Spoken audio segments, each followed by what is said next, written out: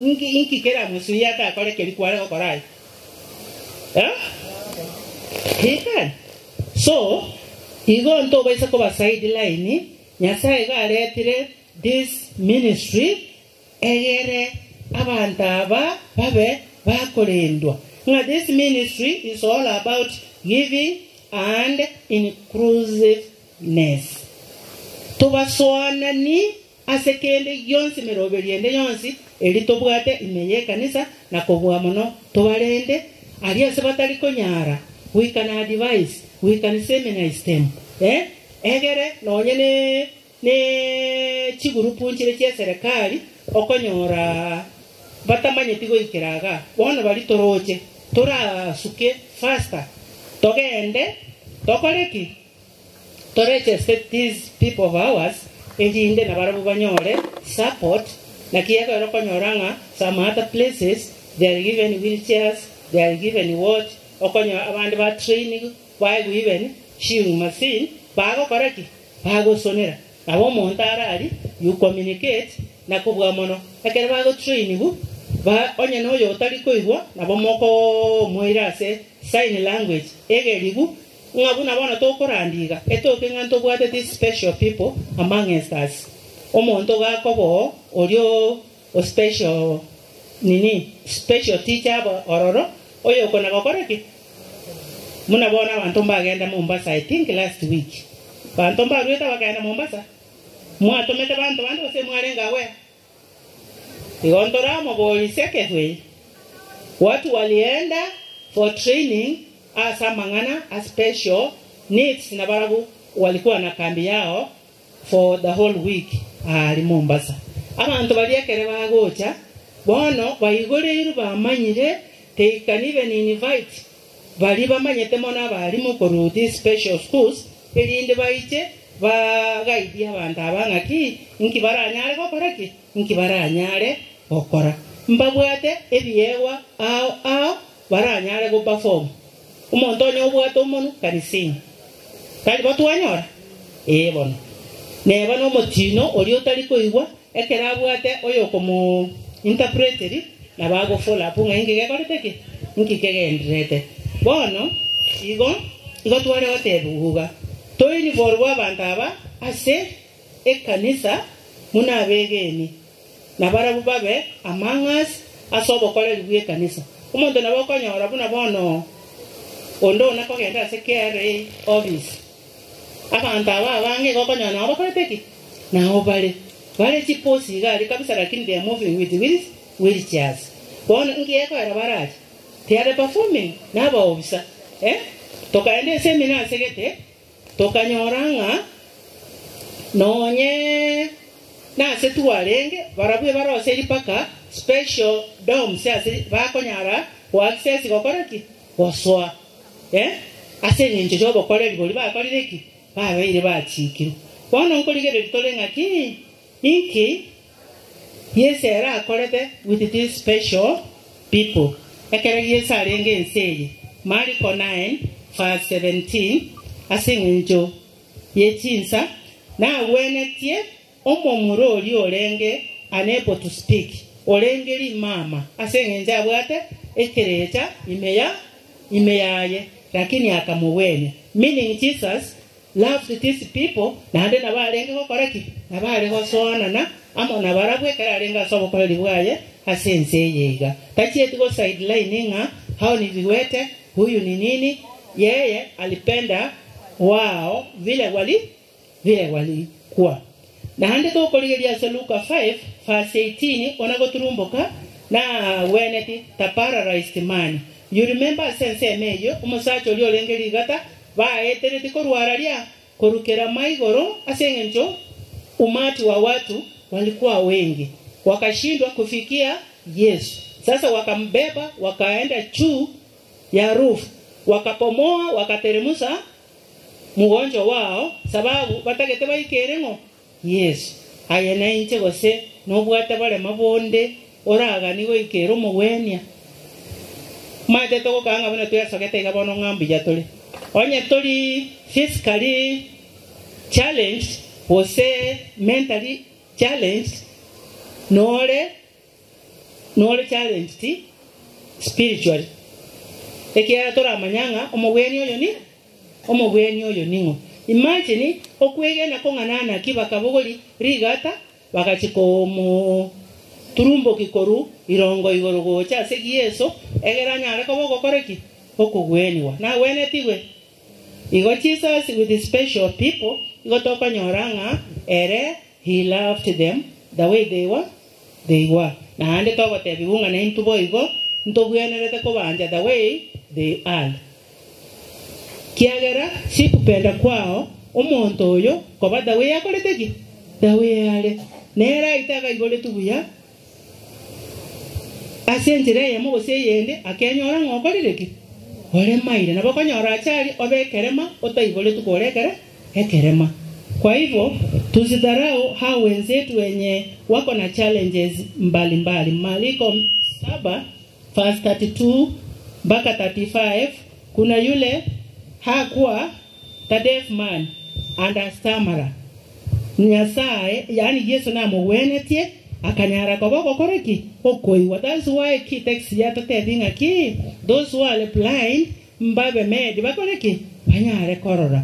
Those who are lame mbabe mbanyare koba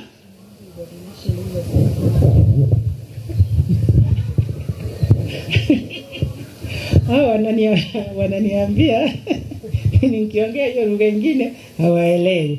Okay, angalia Luka 5 fungu lake ni la 18.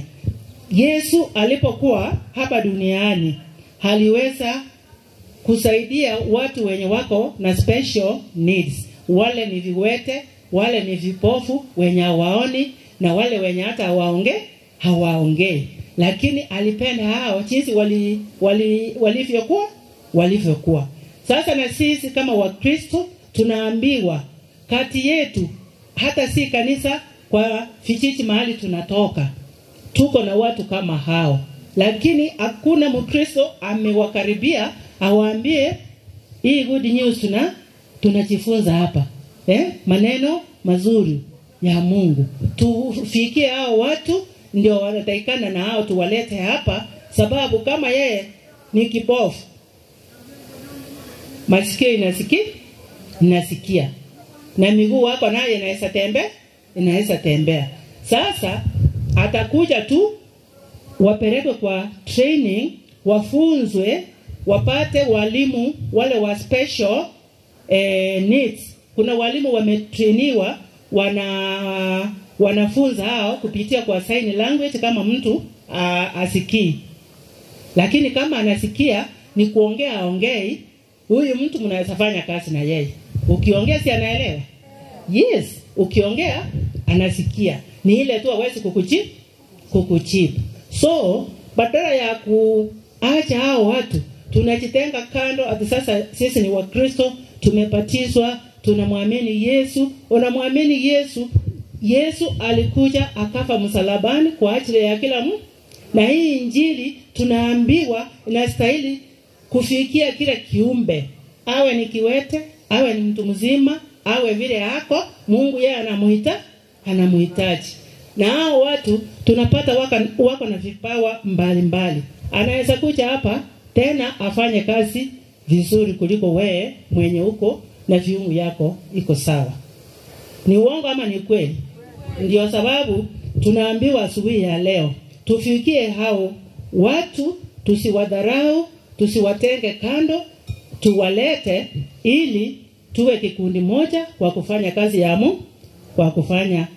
ya Mungu. Tunapata sehemu nyingine bia maana sekengere. Special needs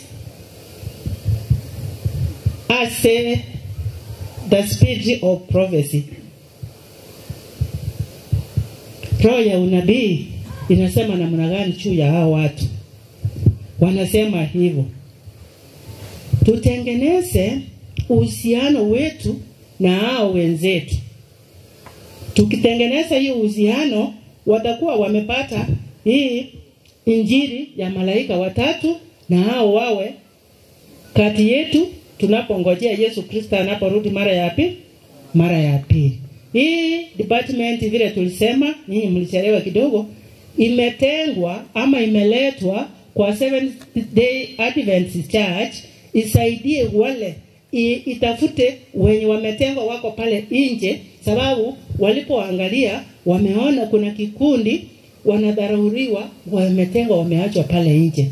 Yenyewe wewe unachomoka, hata ukikutana na yeye umwambie chochote sababu unaona hachiwezi.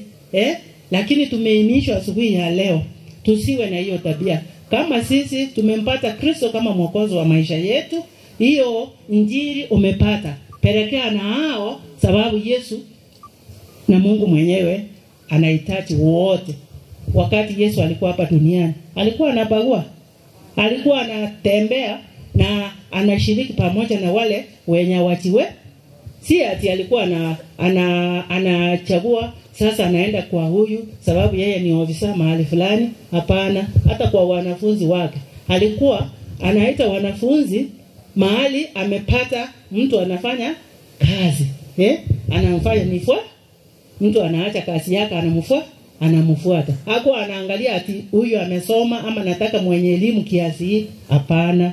Kwa hivyo imisho leo asubuhi tutakuja waendelea tena kuangalia categories ya hao watu. There are in groups. Tuko na deaf, tuko na wale hawaongei, tuko na lame.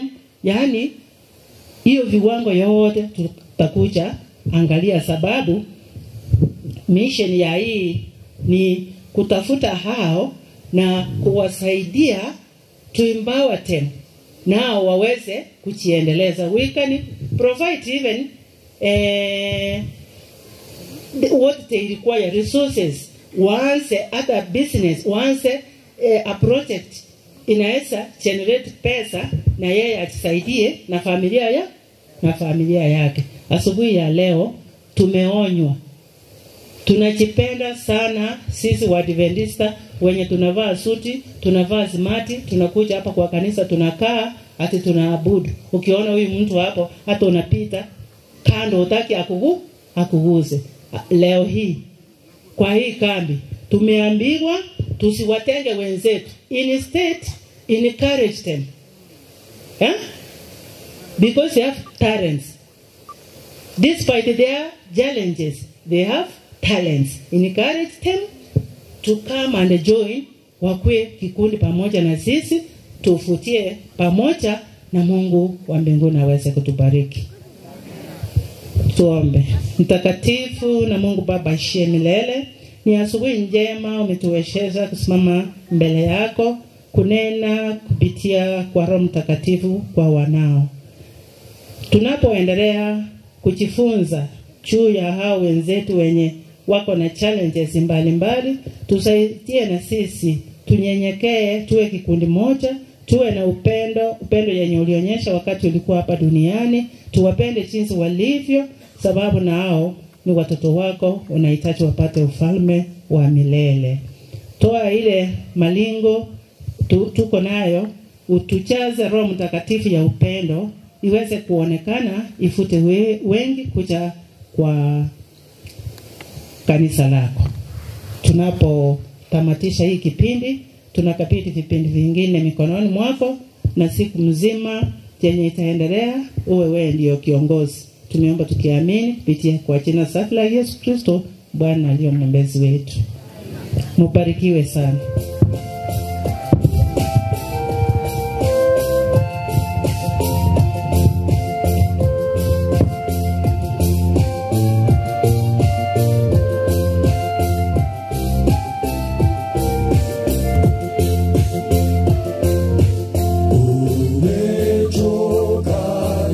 Karibu kwa wimbo moja ndio tupate kipindi. Mwambie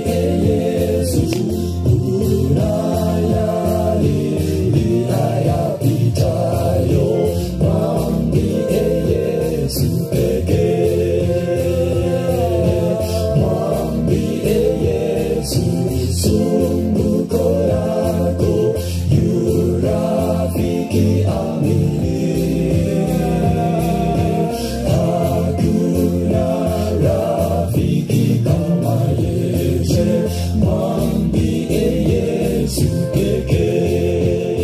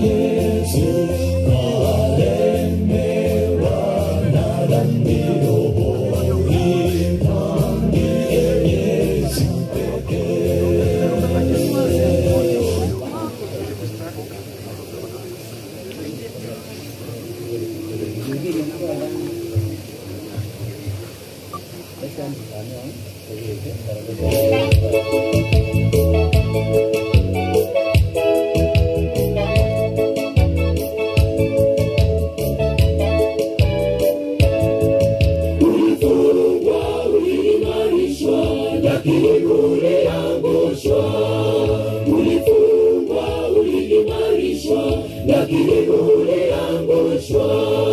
Makuhani 7 kwa imani wakiongozwa na Yoshua waliangusha ngome za Yeriko kwa uweza wake Bwana. Makuhani 7 kwa imani wakiongozwa na Yoshua waliangusha ngome za Yeriko kwa uweza wake Bwana.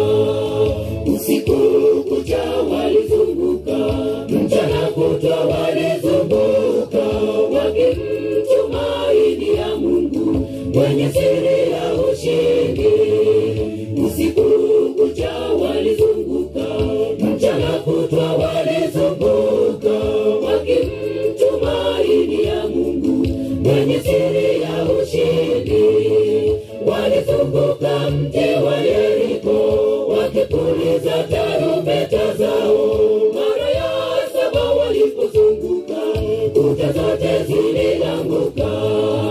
Walipiga kelele za shangwe wakikwea kutwa mji.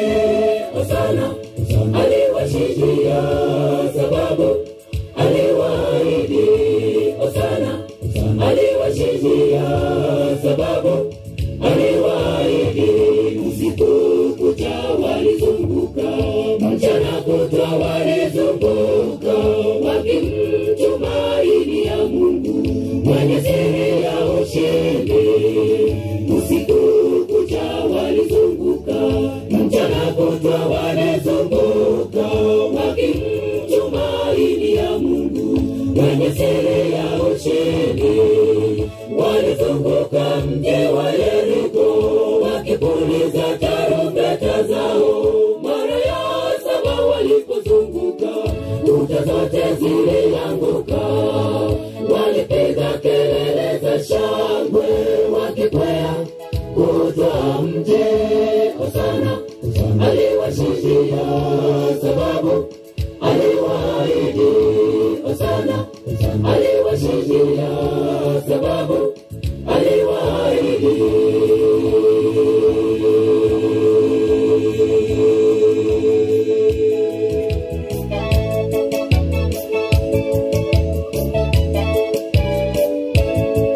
Walishangilia wakimsifu kwa ahadi aliyotimiza, nasi tunapaswa kumshukuru juu ya uweza wake.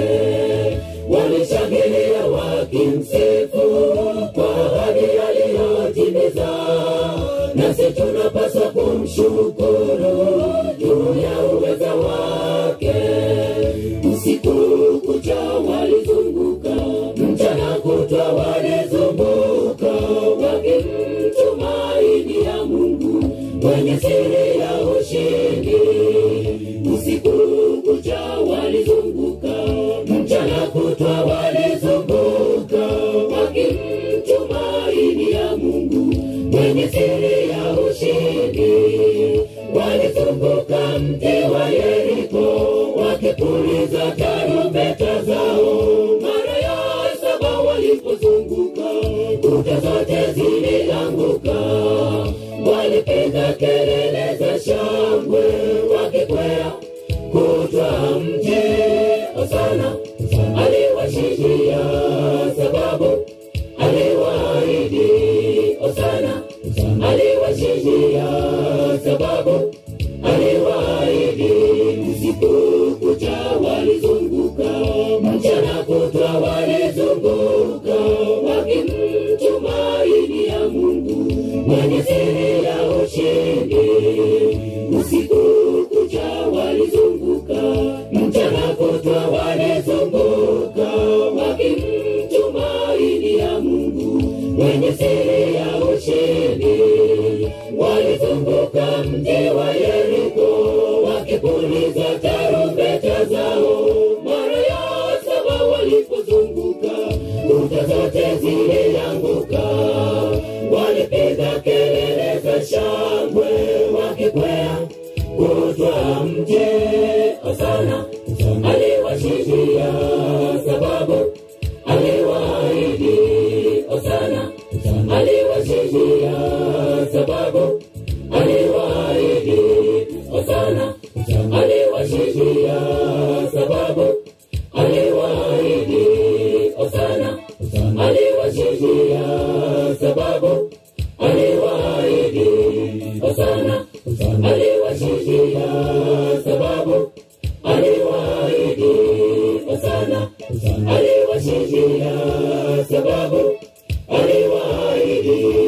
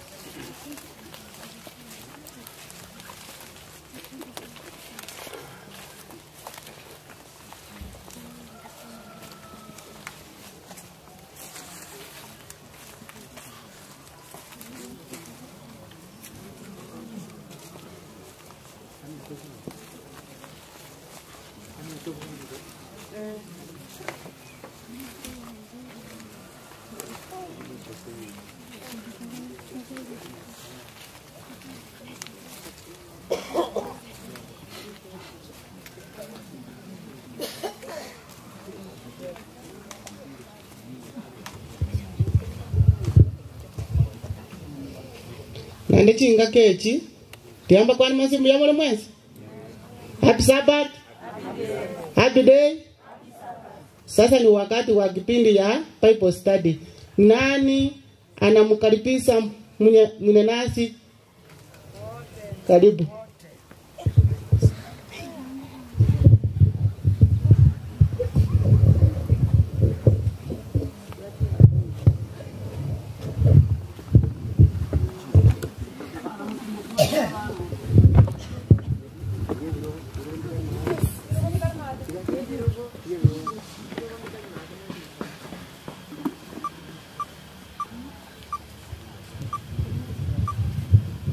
Nami nawakaribisha kwa kipindi hicho ambacho kimetangazwa Bible study.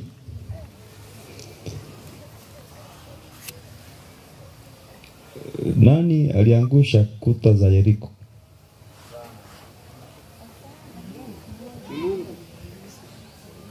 Ni Mungu.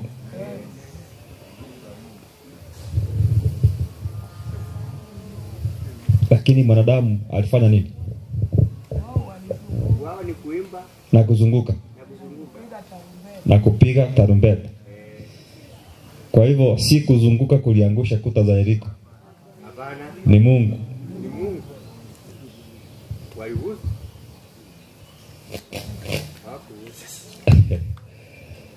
Ndivyo Mungu anafanya mambo yake. Wakati mwingine ukiangalia yanakuwa ni ya katika yetu, mambo ya kijinga, lakini ametuita tufanye jambo.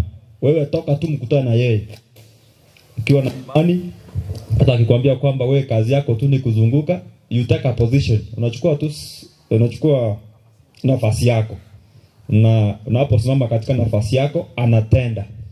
Roho ya nabii nasema kwamba ili mwanadamu aokolewe lazima mbingu na humanity and divinity must cooperate for man to be saved. Kwamba uungu na wanadamu unashirikiana katika kumuokoa nani? Mwanadamu. Kwa hivyo mwanadamu ako na sehemu. Hata hiyo ya kuzunguka peke yake hiyo ndio sehemu yake. Usije kwamba wewe umetulia tu, unatulia. Linga. Umetulia tu, lazima ufanye jambo fulani ili Mungu ajidhihirishe. Mara nyingi ni imani yetu ambayo it's our faith that moves God's hand. Ni imani yetu ambayo inasogeza mkono wa Mungu. Our faith moves God's hand. Dunia kuisha ni hakika. Dunia kuisha ni hakika. Mugapa kweli? I'm trying to bring you back. Jana tuliongea mambo fulani kwa Bible study yetu. Na nakumbuka nikianza kwa firstborn males. Mnakumbuka? I know we have firstborn males here ambao kidogo walikwazika, but msikilize tu tunapoenda kumaliza tunamalizia wapi. Wale ambao tulizungumzia the firstborn males ni wale wa general, wale wa kawaida, wale wa kila siku. But a firstborn male who is in the church is exempted. Haingii hapo kwa sababu yeye amefungamanishwa na Yesu, amefungamanishwa na Mungu. Kwa hivyo damu inayopita ndani yake. Anyway, hapo ndio tutamalizia. Na niliwaonyesha kwamba katika hiyo history ukiangalia Abraham jinsi ambavyo alianza ile udanganyifu. Alikuwa mdanganyifu. Na katika kule kudanganya ikatoka kwa Abraham, ikaingia kwa Isaka, ikatoka kwa Isaka, ikaingia kwa Yakobo. Ikatoka kwa Yakobo, ikaingia kwa watoto wake wote. Wangapi? 10. Unajua mimi nilikuwa nikifikiria ni 11. Nilisoma hiyo kutoka kwako jana kwamba Benjamin hakuepo, walikuwa 10. Kwa hivyo wale wakashiriki katika kule kudanganya. Japo ukiangalia kwa ndani kuna wengine ambao hawakuwa kule sana kama Yuda na Ruben, lakini waliuzishwa. Na hao watoto wakamdanganya, na tuliona ile shida ilipokuwa inaanza ilikuwa tu ni Abraham na watu wa nje. Alafu karudi wapi? Nyumbani sasa. Tunapomwangalia Isaka anadanganywa na mtoto wake Yakobo. Yakobo anapodanganywa yeye alidanganywa zaidi. Unajua Biblia inasema kwamba Yakobo, jina Yakobo linamaanisha skima. Ni mtu ambaye ni mdanganyifu. Tangu kuzaliwa. Sio amezaliwa mapacha. Sasa kule kudanganya alianza, yeye alidanganywa zaidi kwa sababu anadanganya si na mtoto wake tu. Alidanganywa na nani tena? Yakobo amedanganywa na Laban. Ni baba mkwe. Amemdanganya. Na tuliona vile ule udanganyifu ulimgharimu miaka mingapi ile? 20. Miaka 7? Miaka 7? Miaka 6. Kuna kitu watu hawajui. Yakobo anapotaka kumuoa Rachel, anaambiwa afanye kazi miaka 7. Alafu akapewa Lea. Alafu akaambiwa ili ampate Rachel afanye nini? Sasa alipewa Rachel wakati gani? Baada ya miaka ngapi? Si kweli. Si kweli. Yakobo anafanya kazi miaka 7 apewe Rachel. Badala yake akapewa Lea. Alafu akaambiwa ili ampate Rachel atafanya miaka 7, lakini alipewa Rachel ndipo akafanya miaka 7. Soma Biblia. Ni Bible study. Fungua mahali nasema tusome. Fungua. Fungua hapo tusome. Ni Bible study. Fungua hiyo inasema kwamba Jacob akafanya miaka 7 akapewa Lea. Then hiyo fungu ya kufuata uisome. Itafute. Iko wapi? Kipata utuambie usome. Nani ameipata? Tafuta. Ni Bible study.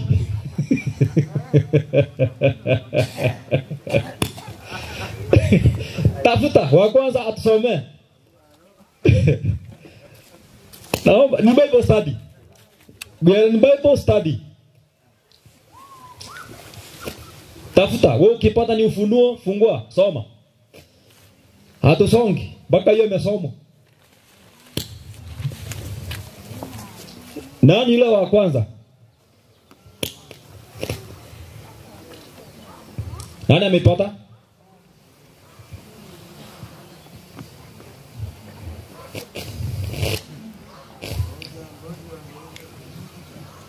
Nani ameifikia?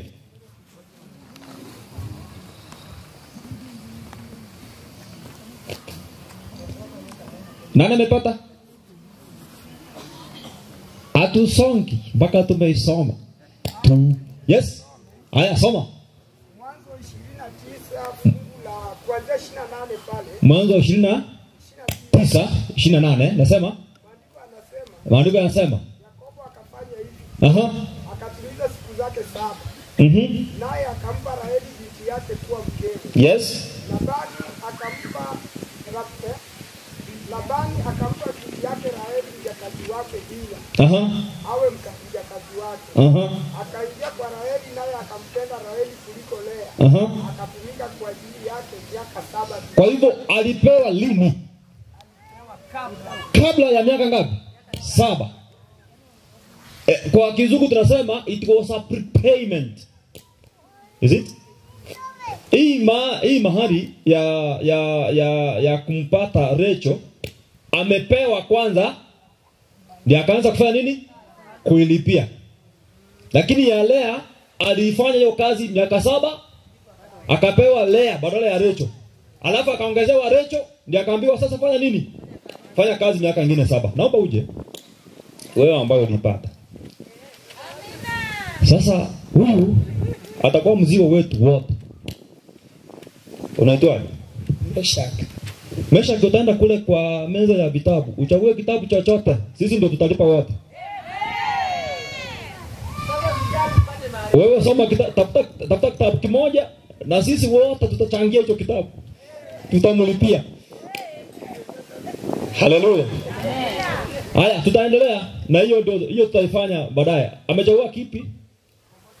Forgotten rest. Hiyo ina pesa ngapi hiyo? 700. Hapo umechagua kidogo tu. Ameturahisishia. Sasa hii tutaichangia. Kama tutachangia wote mimi nitalipa hiyo. Tunashukuru Mungu. Sasa unapoangalia hiyo vile umetiririka hivyo, huyu Abraham tumemwangalia, alafu tukaangalia Daudi. Daudi na yeye akawa ni tunasemaje? Msinzi. Na katika kutenda kwake usinzi akaongezea uuaji. Akamuua nani? Uria. Haya ni mambo ya jana tuliangalia. Na ile shida ikaja kwake kwa sababu Mungu alimwambia haya ambayo umetenda hayatatoka kwako. Biblia inasema kwamba upanga hautatoka kwa nyumba ya nani? Kwa nyumba yako. Kwa hivyo Daudi yale ambayo alitenda, ukisoma ile 2 Samuel chapter 13 ilisema mtoto wake ambaye anaitwa Amnon akampenda mtoto mwenzake ambaye anaitwa nani? Tamari. Na katika kule kumpenda na akafanya akamnajisi. Jinsi ambavyo Biblia inasema ndugu ya yule mwanadada ambaye anaitwa Absalom akapanga akamuua nani? Amnon. Kwa hivyo upanga unaonekana katika nyumba ya Daudi. Baadaye tunamwona Absalom akimsukuma Daudi kutoka uongozini. Lakini ule uharibifu umehesabiwa kwa watoto wao. Na tukasoma Exodus 20:5. Exodus ndio kutoka ikasema kwamba Mungu ubadilisha maovu ya wazazi ya wazazi kwa watoto wao hata kizazi cha 3 hadi cha 4. Ndio tumeangalia. Sasa unapokuja kwetu hapa, kuna mambo yanatendeka katika familia zetu, nasi tunajipata hapa. Tunajikuta kwamba tumeuzishwa kwa sababu tuko katika hiyo line ya hiyo familia. Tufanyeje sasa? Mzungu mmoja anasema hivi, we cannot change our history but we can reshape our destiny. Hallelujah.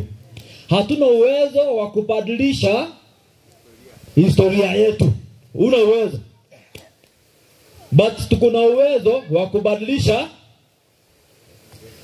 mambo ambayo yanakuja mbele yetu, our destiny, mahali tunaelekea. Huwezi badilisha mahali unatoka, lakini kuna uwezo wa kubadilisha mahali unaenda. Uwezo kubadilisha wazazi wako, lakini kuna uwezo wa kubadilisha vizazi vijavyo kutoka mbele.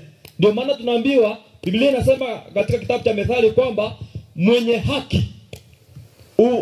mwenye haki anatoa urithi kwa watoto wake, urithi safi.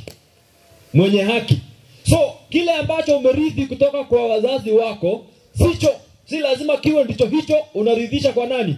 Kwa watoto wako. Wewe kama mwenye haki uko na haki ya kusafisha urithi uliotoka kwa mzazi wako kwenda kwa mtoto wako. So kutoka kwako hapa, kile ambacho kitaendelea inategemea wewe mwenyewe utafanya nini.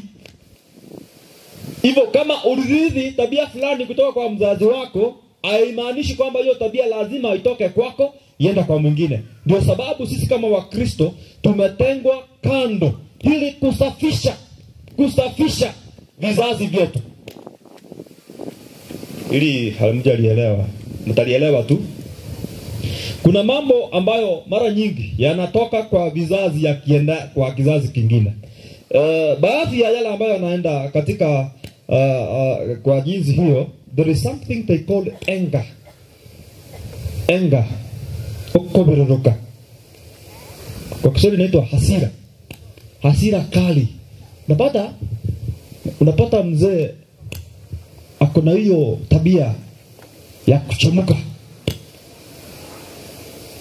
Hata katika vikao vya kanisa, church court, anakuja na fimbo. Wakiingia kanisani, anaiweka huko nje. Wanapoendelea kuongea, unapata huyu mtu misuli imeanza kusimama, macho imekuwa mekundu, na ni mambo ya kanisa wanazungumzia. Alafu huyu mzee ukimwangalia, kama mtoto kake kadogo hapa nje, kanacharaza watoto wengine vikali. Utasikia kina mama wanasema huyo mtoto si yeye mbaya, anafanana nani? Babake. Hasira inayowaka inatoka kwa mzazi inaenda kwa mtoto. Kuna tabia nyingine abagusi akorokango kwa taratoria ama ngana. Sana ni kwa kina mama ama wazee. Kwa mama. Kwa taratoria mangana ni umbea. Unapata kama ni mwanadada amebobea kwa hilo. Wanaongea kama wamepatana wawili njiani, wametoka kwaya. Ile wanatoka wawili. Amesimama kule, huyu amesimama hapa. Wanaongea. Katika kule kuongea, wanabadilisha mada ndani kwa ndani. Yule kuja hapo, huyo ameenda hapo. Ni nini imebadilika? Mada imebadilika. Akikuja hapa, yule anaenda wapi? Kule. Ni nini imebadilika? Mada imebadilika. Na watu wakitoka hapo, ukikuja kupita, unafikiri watu wengi walikuwa wamesimama hapo. Barosi ligendoki. Egetringero.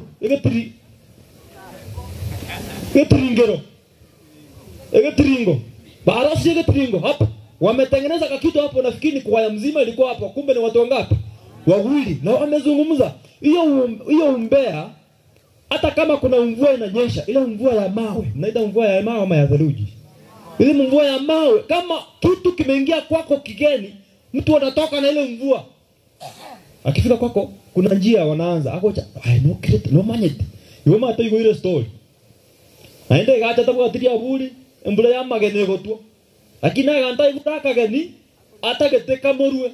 Inakuwa ni spirit, it's a spirit. Ni roho fulani anaingia mtu.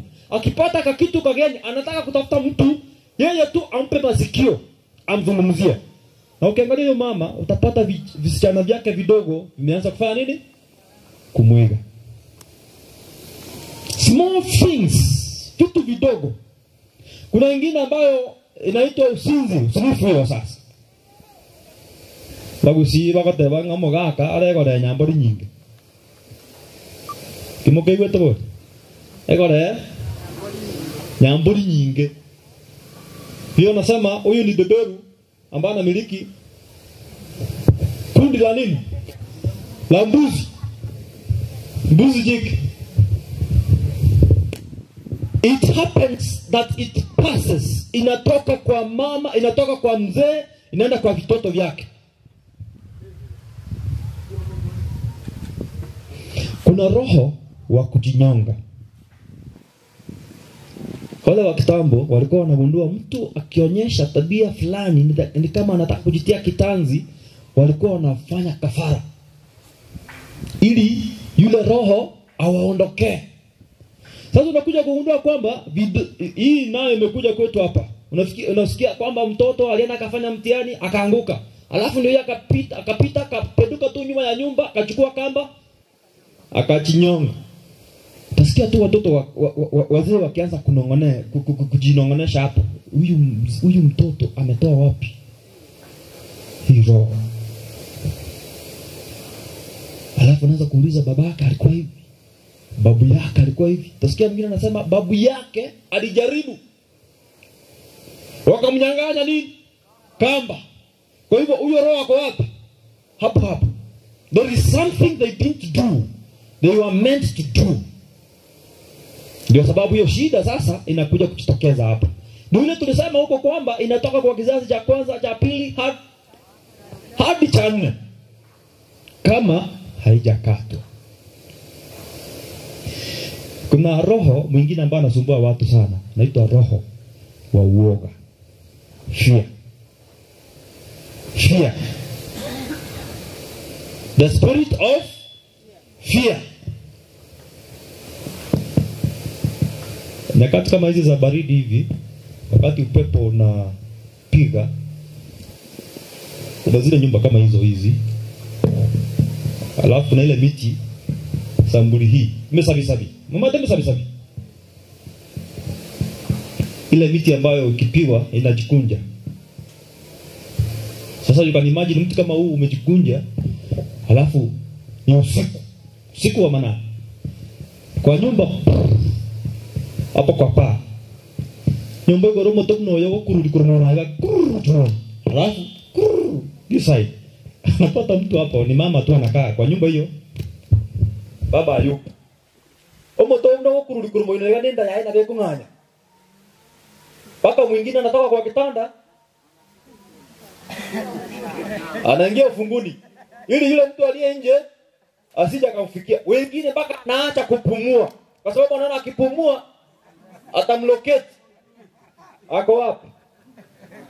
Sasa mtu akiamka asubuhi kuna salamu za kikisio tunasalimiana bwakire. Bwaki agote na kwa bwaki. Na kubwaki. Na maana na waka ndo.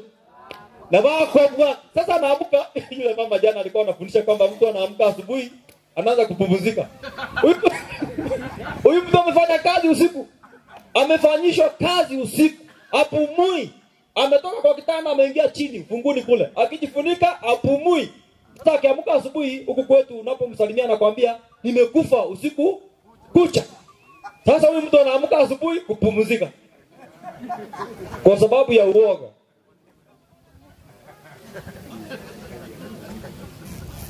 Uoga. And this thing is killing people. Unapata mama na baba wamesomesha mtoto amefusu, ameenda Alliance, ameenda university. Sasa wanamwambia barua ficha. Usiambie watu kwamba umehitimu. Haya mambo tukuje kufanya mchanga hapa utakufa kabla ya wakati. Atakufa kwa nini? Ngiago kweli. Na mzazi anamwambia usiseme kama amepata kazi kama kuna mwingine alipata kazi nzuri tu alafu akaanza kujitayarisha sasa kapanua kwao enchera kapanua njia nini pika hapo gari ambako alimwambia wewe kama unataka kuleta gari zako hapa usileta enda huko nje utafuta shamba kingine huko mbali huko. Kama unataka kujenga nyumba zako permanent houses usikuje kujenga hapa. Ndio wapi? Huko nje. Sisi hatutaki kufa kabla ya wakati. Sasa huyu anaogopa nini? Kifo. Na nani? Ni nini anaogopa haswa? Ngiawote. Kama mtoto amebahatika osomire orikirwe. Alafu anaanza kuogopa ngaga. Ngo igorare gari abantu bekenyoro baje kumurigiribia. Watu wa kijiji hapa, kijijini watu hawatamwangalia vizuri kwa sababu ameenda hatua. The spirit of fear. Uoga.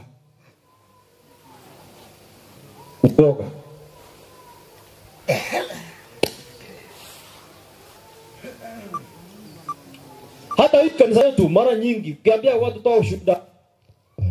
Toa ushuhuda vile Mungu amekusaidia. At times we fear. Tete vevanti. Kuone.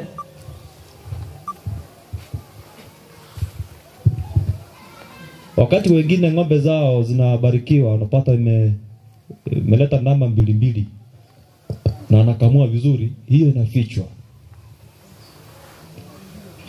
Hawezi kuja kanisani hapa aseme kwamba Mungu amenibariki. Ng'ombe wangu ameleta ndama 2 na tunakamua lita 10 asubuhi, lita 10 jioni. Hawezi sema hiyo. Kwa nini? Uoga. And that is a spirit.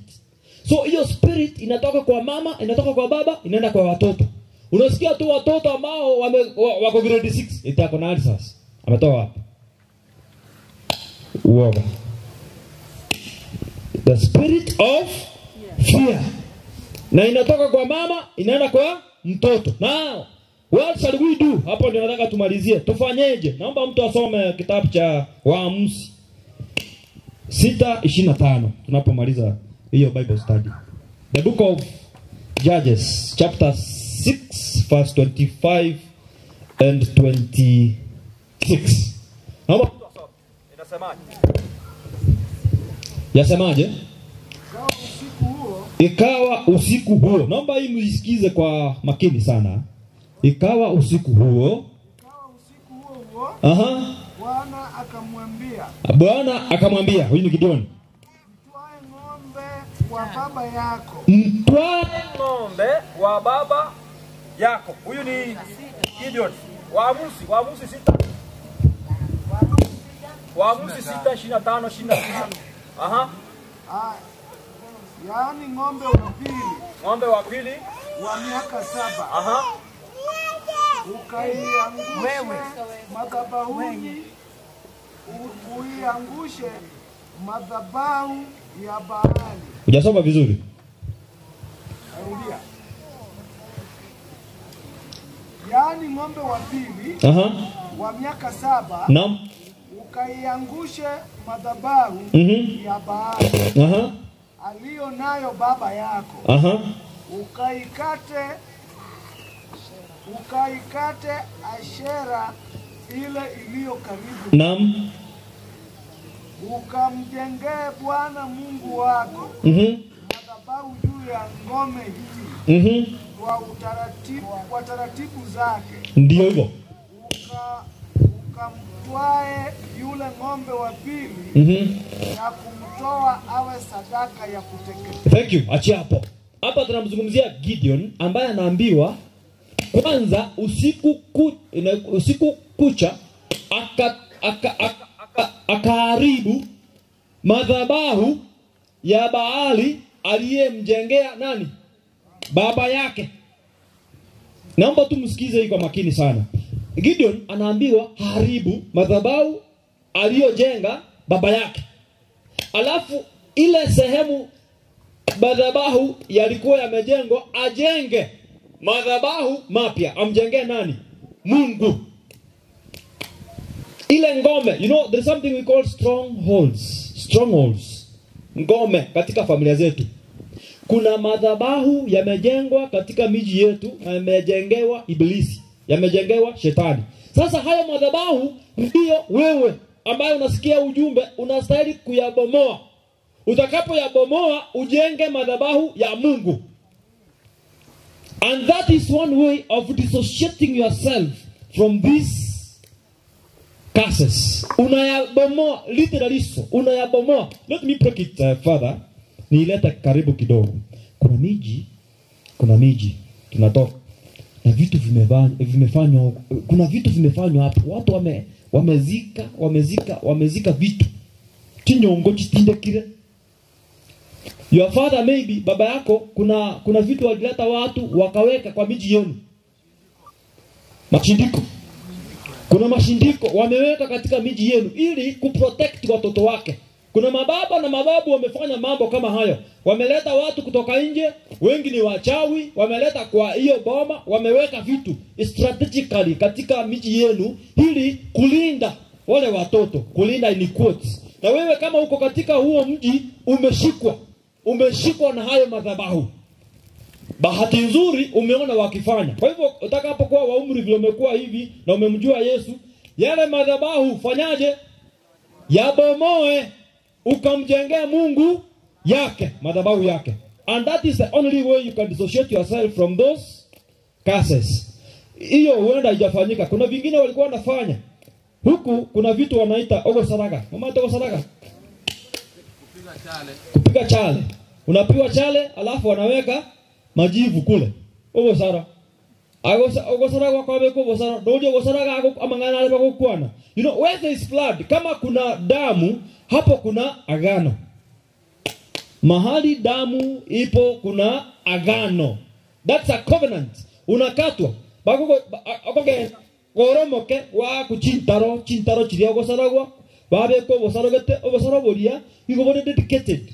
Kuna njia wanazungumzia vile vitu wanazungumza, alafu yale matambiko yanaingia kule. Inapoletwa kwako, wewe unakuwa ni mtu wa Baal. So you will find yourself behaving in funny ways you don't even understand. It's because you are being propelled with those spirits. Na utafanya jinsi walikuwa wanafanya. So ukigundua haya yamefanyika, wewe kama Mkristo una nafasi ya kubomoa yale madhabahu na kumjengea Mungu yake. Ndio maana wanasema kwamba ile tabia ambayo unadhihirisha kwako, ile tabia ambayo ni kama inakuwa jumla ni ya kwenu huko, hiyo tabia mko nayo kwa sababu kuna madhabahu yamejengwa kwenu. Yale madhabahu ndio yanafanya muwe jinsi mlivyo. Napata mtu anafika kama ni msichana, anafika form 2 anatoka. Anaenda anaolewa. Akiolewa anamaliza miaka 2 anarudi kwao. Yule mwenzake ambaye anamfuata na yeye anafika pale penye alifika, anaolewa. Akiolewa anarudi kutoka kwake tena anakuja huko. Yule wa tatu unapata wamama wa village wanaanza kumpangia, wanasema huyu akifika kule na yeye atafanya vile. Na hakika akifika kule anafanya vile vile. Ni kwa nini? Madhabahu yaliyojengwa kwao. Hata kuna magonjwa fulani unapata yanaonekana, familiar spirits zinaonekana kwa jamii yenu. Mnakuwa wagonjwa jinsi moja. Unaenda unafika umri fulani unaambiwa wewe ni mgonjwa kwa sababu unaulizwa history ya huo mji wenu. Kule kwenu kuna mtu amewahi kuwa mgonjwa hivi, anaambia yes, babangu alikufa akiwa umri huu na alikufa kwa sababu hii na hii na hii. Ni madhabahu yaliyojengwa kwa mji wenu. Wewe kama Mkristo uko na nafasi ya kubomoa yale madhabahu, na utakapobomoa uachi pale. Unafanya nini?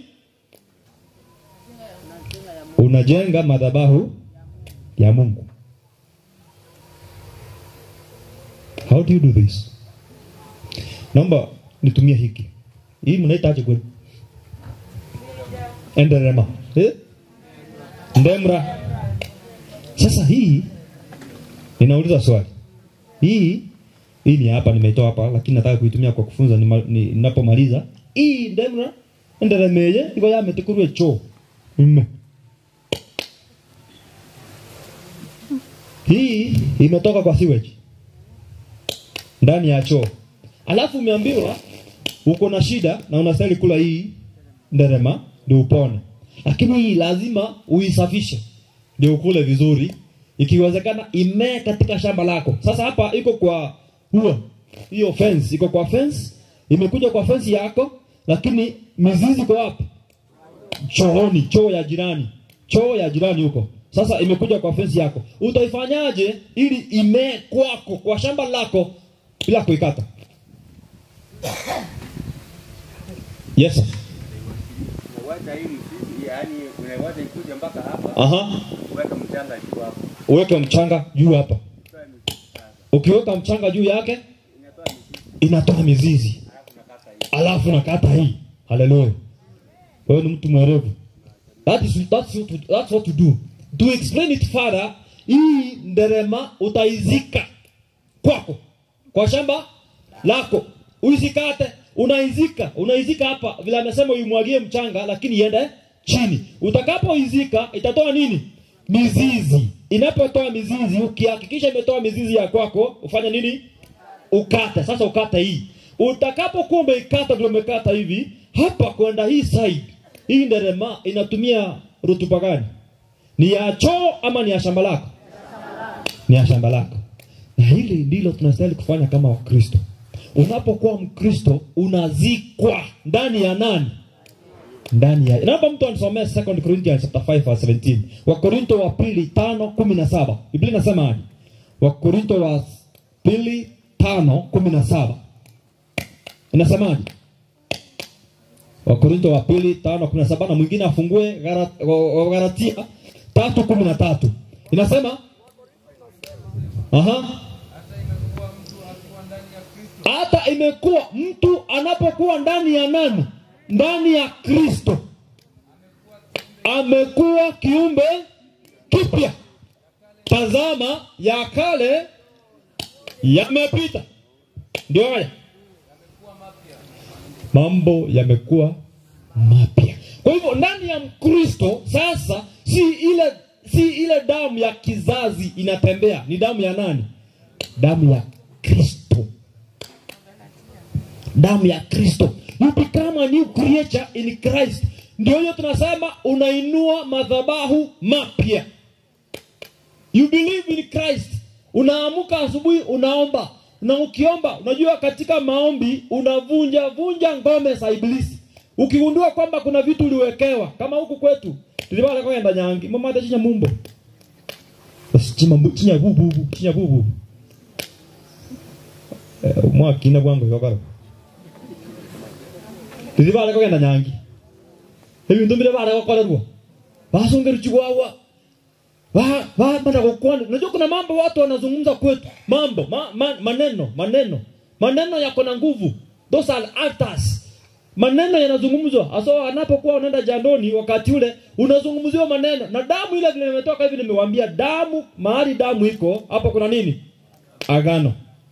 Unazungumziwa maneno fulani, wewe uelewi. Alafu unaanza kubehave differently. Unashindwa imekwaje? Ni spirits. Halafu napata watu wa rika moja wako na tabia moja, watu wa marika. Kwa sababu walienda jandoni wakati mmoja, wako na tabia moja. Spirits. Nasemaje wa Galatia tunapomaliza? Galatia 3:13. Inasema Christ redeemed us sikiza hiyo, Christ redeemed us. Achia hapa, from the curse of the law. Kwa hivyo Kristo alitukomboa kutoka kwa laana zote. Sasa turudi kule tulikoanzia. Ezekiel chapter 18. Mtu asome verse 4. Ezekiel 18 fungu la 4. Tulisoma ile ya pili ambayo ikasema mababa wamekula masabibu kumba mukwa mabichi machungu na meno ya watoto wao imetiwa ganzi. Sasa soma verse 4 inasema behold all souls are mine, the soul of the Father as well as the soul of the Son. the soul that sins Ndio hiyo. shall die. The soul that sins shall die. Naomba usome Kiswahili. Tazama roho ya baba. Tazama roho zote ni mali yangu. Kama vile roho ya baba ni mali yangu. Ndivyo ilivyo roho ya mwana mali yangu. Ndio. Roho ile itendayo dhambi itakufa. Roho ile itendayo dhambi ndio itafanya nini? Itakufa. Sasa hapa hakuna kwamba kama baba alifanya dhambi na mtoto ahesabiwe dhambi. Ile roho imefanya dhambi ndio inafanya nini? Ndio inakufa. Kwa hivyo kama wewe ni Mkristo na umemwamini Kristo, unajitoa. Ndio hii tumekata hapa. You dissociate yourself from generational flow. Unajitoa, unajikata kutoka kwa kizazi chenu. Unakuwa kiumbe kipya ndani ya nani? May God bless us in Jesus' name. Nataka kufanya ombi. Naomba tusimame.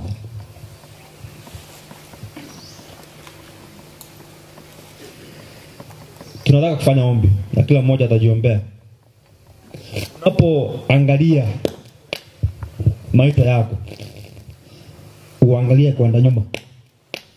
Kuna vitu wewe ukiangalia ni kama ni za kawaida. Unaona ni kama ukijiangalia wewe na ndugu yako na yule mwingine, kuna mambo mnajipata mnafanya yanafanana na si ya kawaida. Hivyo inamaanisha kwamba kuna spirit ya kizazi ambayo imewaleta pamoja. Lakini wewe kama Mkristo inastahili ifike mahali mpaka watu wanatoa ushuhuda wanasema katika ule mji huyu anaonekana kuwa tofauti kwa wengine kwa sababu yeye ni nani? Ni Mkristo.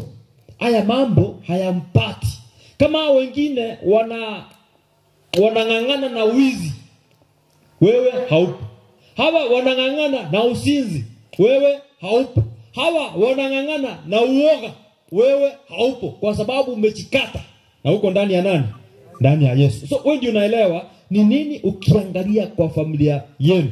Wala niwaambia firstborn males they suffer because wale wanaume wa kiume, wale watoto wa kiume wa kwanza wanapozaliwa, wale ndio wanaanza kung'ang'ana na roho za yule mji. Ndio maana niliwaambia ukiangalia firstborn male ambaye ameendelea sana, utagundua alifanyaje? Kumbe aliletwa. Sasa kule kuletwa inamaanisha huyo hahesabiwi na roho za huo mji. Yeye ametoka kwingine. Kwa hivyo asitamdhuru. Lakini huyu Mkristo ambaye ni firstborn male hata hahesabiwa hapo, kwa sababu roho ambaye ako ndani yake ni wa mbinguni. Atakuwa ni tofauti. Kwa hivyo nao hautahesabiwa kwa huo mji.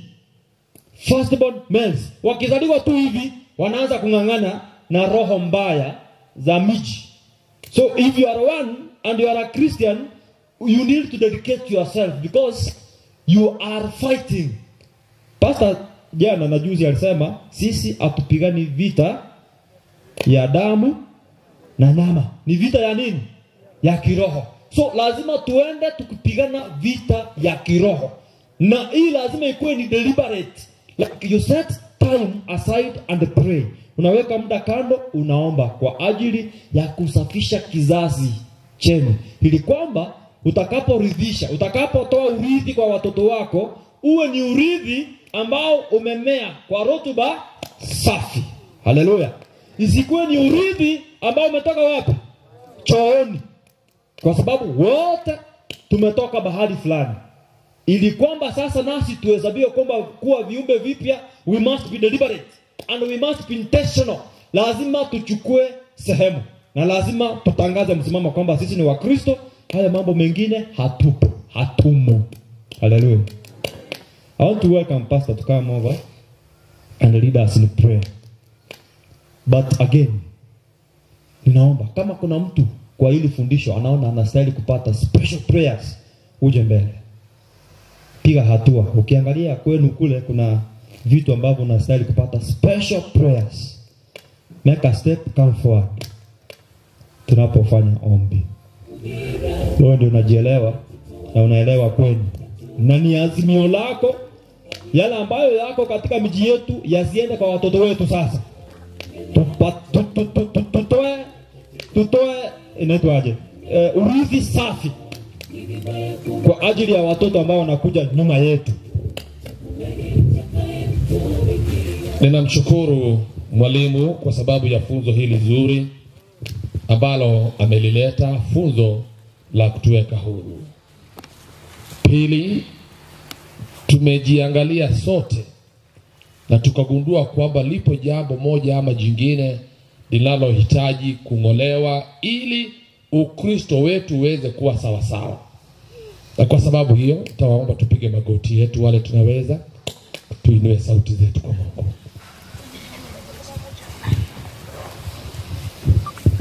Mungu wetu na Baba yetu, asubuhi ya leo tena umetuamsha wazima. Jina lako lipewe sifa.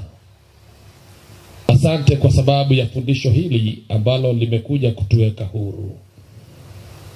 Kwa sababu ya kuzaliwa kwetu katika dhambi, kuna mambo mengine magumu ambayo yametuandama katika maisha yetu.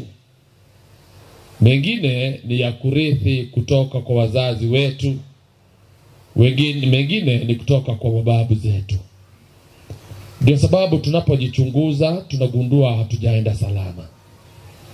Haya yataendelea kutufuata hadi siku ile tutakapoamini kwamba Yesu Kristo ulikuja ukafa msalabani, ukatoa kafara moja iliyosimamia kafara zote. Na kwa sababu hiyo, sisi tuliokuja mbele zako asubuhi ya leo, tumepiga magoti yetu chini kukupa heshima na utukufu ili kukiri kwamba wewe ni Bwana. Umesema kwamba wale ambao watakuamini utawaweka huru na watakuwa huru kweli. Ndio sababu leo hii tumekuja. Makambi haya ulioandaa ya Bikeri, umetuita kutoka mbali na karibu tuje kuwekwa huru. Katika jina la Yesu naomba kwamba uweze kutufungulia sisi sote. pale ambapo tumefungiwa pamoja na minyororo ya shetani, leo hii ivunjike katika jina la Yesu. Tunaomba kwamba utufanye viumbe vipya. Tunapoanza tena mwaka mwingine, uende nasi, utembee nasi. Katika familia zetu unatuona vyema, tuna wagonjwa wanaokuhitaji. Katika jina la Yesu uwape uponyaji. Katika familia zetu kuna matatizo mbali. Unayaelewa yale ambayo tunaweza kutamka hapa na yale ambayo hatuwezi kutamka. Kwa sababu wewe unaona kwa siri, tunaomba kwamba utujibu kwa wazi. Ili wale ambao watatuona waseme kwa kweli hawa ni wabarikiwa. Na tutakapobarikiwa utupatie nafasi ya kufanya kazi yako. Maana umetutia huru, tutende itakavyo kupendeza. Tembea nasi katika safari hii ya maisha hadi pale ambapo utatupatia nafasi kuurithi ufalme. Na iwapo yeyote atalala hapa katikati, asilale bila tumaini. Hapa duniani tutapumzika, lakini mbinguni ufalme wa mbingu ni wetu. Mengi yale utatutendea tutayaona na tutakiri kwamba wewe ni Bwana. Yatendeke yote katika maisha yetu itakavyo kupendeza. Tumeomba katika jina la Yesu aliye mwombezi wetu. Amina.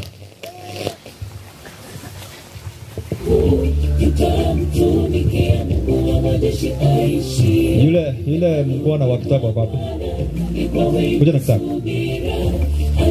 Nataka kumaliza deni ndio nimalize hivi. Dakika 2 tu. Unasimama hapa?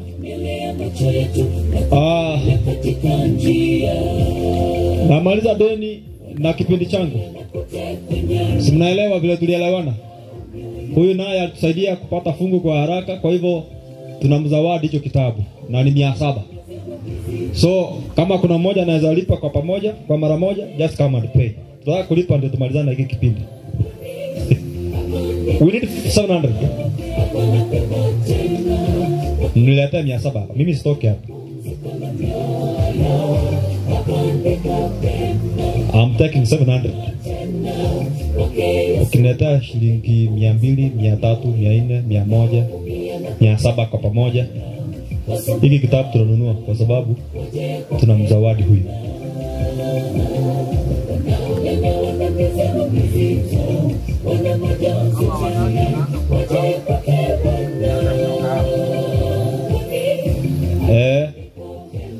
Thank you, sir. This is imebaki 650. 650. I have 2 minutes only. 2 minutes remaining. Kumbe nyinyi watu mnakuwa na wivu. You know, this is on merit. This is on merit. This is 650. Mia ni ya madam. Imebaki 100.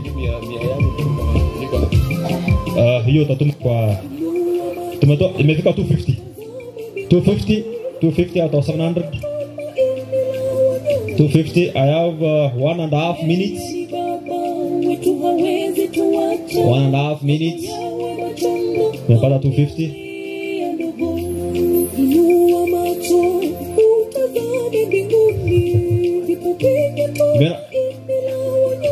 Daktari unasemaje? Yeye ni baba, hawezi kata hiyo kwanza. Nimeongezea shilingi 200. So imefika 250 plus 100. 450. Nimebaki ngapi? 450 from 700. 250 remaining. Nataka 250 peke yake. Hiki kitabu aturudishi. Madam ametuletea 50. Imebaki ngapi? 200. Yes madam. 200 imekuwa cleared. Kwa kitabu imekuwa yako bwana. Thank you. God bless you. Kulikuwa na wengine hapa. Atuachi pesa. Thank you. Kuna mwingine tena tunafungia. Just bring it. Bring it. 10, 20, bring it. Kama ulikuwa umekusudia kutoa, leta tu. Na kitabu tunaweza kuzawadi yule rafiki yangu, huyo Jakwat. Jakwat ni Huyo rafiki yetu. huyu. Huyo. Yes, come. So, niko na if you had an intention to give, just bring. Kwa sababu hata mimi sijatoa.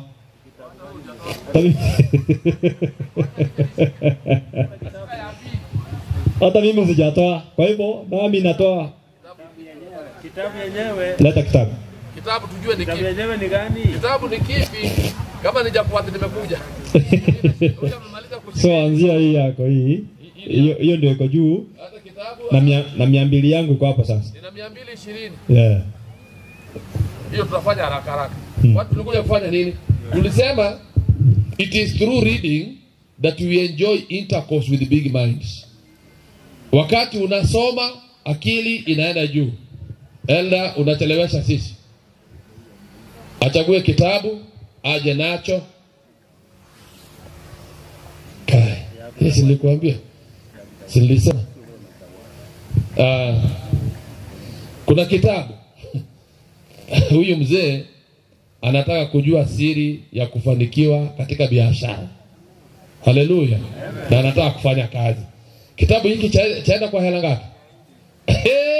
Ni kidogo tu. 400. Tuna 220. Tunabakisha ngapi?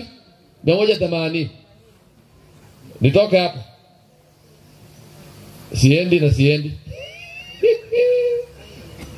Siendi. Siniko hapa. Wana kumwasema hili. Moko niko mikomi. Okay. Badengo yetaka mtenga toa ndugu, toa dada. Nimalize. Hiyo ninatoa. Naona mwalimu amejitoa.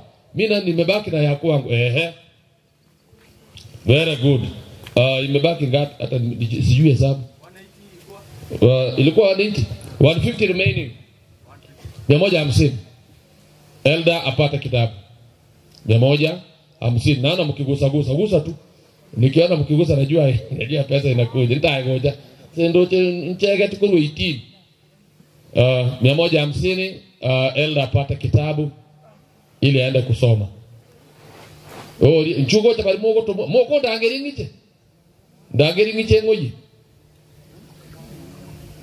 Hiki lazima kiende.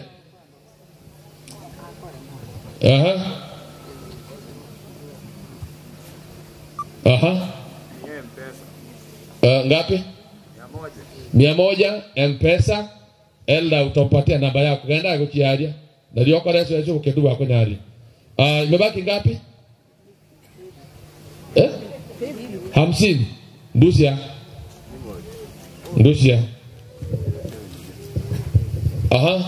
Imebaki shilingi 50. Nitoe hapa tafadhali. Kai. Kitabu kimenunuliwa. Elda, shika kitabu, pesa ni mimi namalizana na yule deni. Mungu awabariki. Ikonda kiliko kwa Kiswahili. Neto maiki.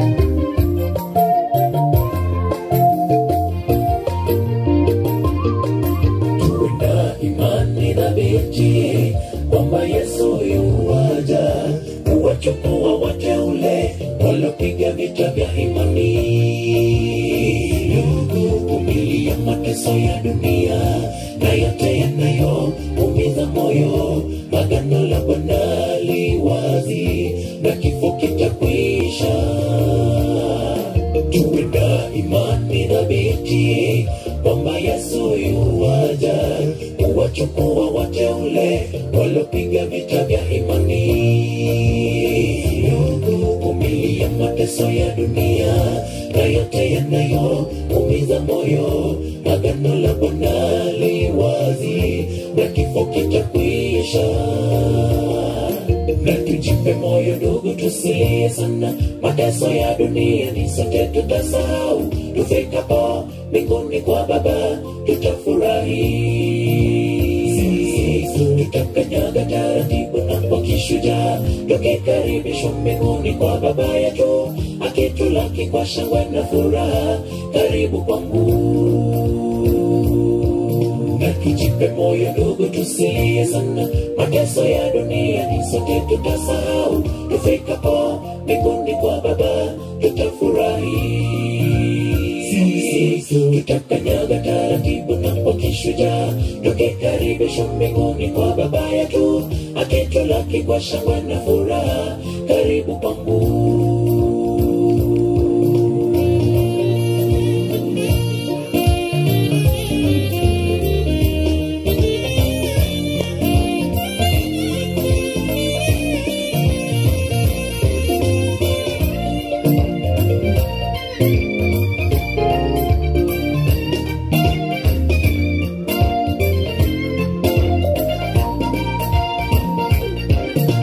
Sisi tu wana wako, ulituumba kwa mfano wako, unatupitia majaribu, nawe ni kinga letu. Tuyaonayo ni ya muda kitambo, arejeapo Bwana mara ya pili, atatukomboa sisi sote, tuende naye mbinguni. Bwana, sisi tu wana wako, ulituumba kwa mfano wako, Mola tupitia majaribu, nawe ni kinga letu. Tuyaonayo ni ya muda kitambo, arejeapo Bwana mara ya pili, atatukomboa sisi sote, tuende naye mbinguni. Na tujipe moyo ndugu, tusilie sana, mateso ya dunia ni sote tutasahau. Tufikapo mbinguni kwa Baba tutafurahi. Tutakanyaga taratibu na kwa kishujaa, tukikaribishwa mbinguni kwa Baba yetu, akitulaki kwa shangwe na furaha. Karibu kwangu. Na tujipe moyo ndugu, tusilie sana, mateso ya dunia ni sote tutasahau. Tufikapo mbinguni kwa Baba tutafurahi. Tutakanyaga taratibu na kwa kishujaa, tukikaribishwa mbinguni kwa Baba yetu, akitulaki kwa shangwe na furaha. Karibu kwangu.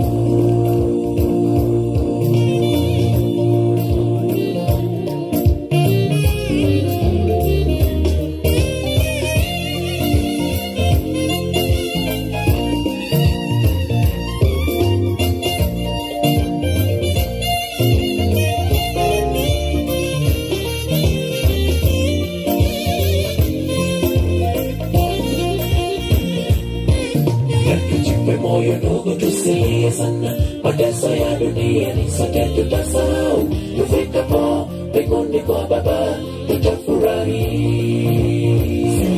Tutakanyaga taratibu na kwa kishujaa, tukikaribishwa mbinguni kwa Baba yetu, akitulaki kwa shangwe na furaha.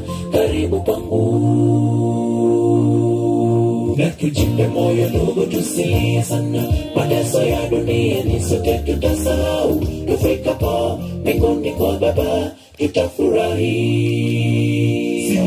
Tutakanyaga taratibu na kwa kishujaa, tukikaribishwa mbinguni kwa Baba yetu, akitulaki kwa shangwe na furaha. Karibu kwangu. Na tujipe moyo ndugu, tusilie sana, mateso ya dunia ni sote tutasahau. Tufikapo mbinguni kwa Baba tutafurahi. Tutakanyaga taratibu na kwa kishujaa, tukikaribishwa mbinguni kwa Baba yetu, akitulaki kwa shangwe na furaha. Karibu kwangu.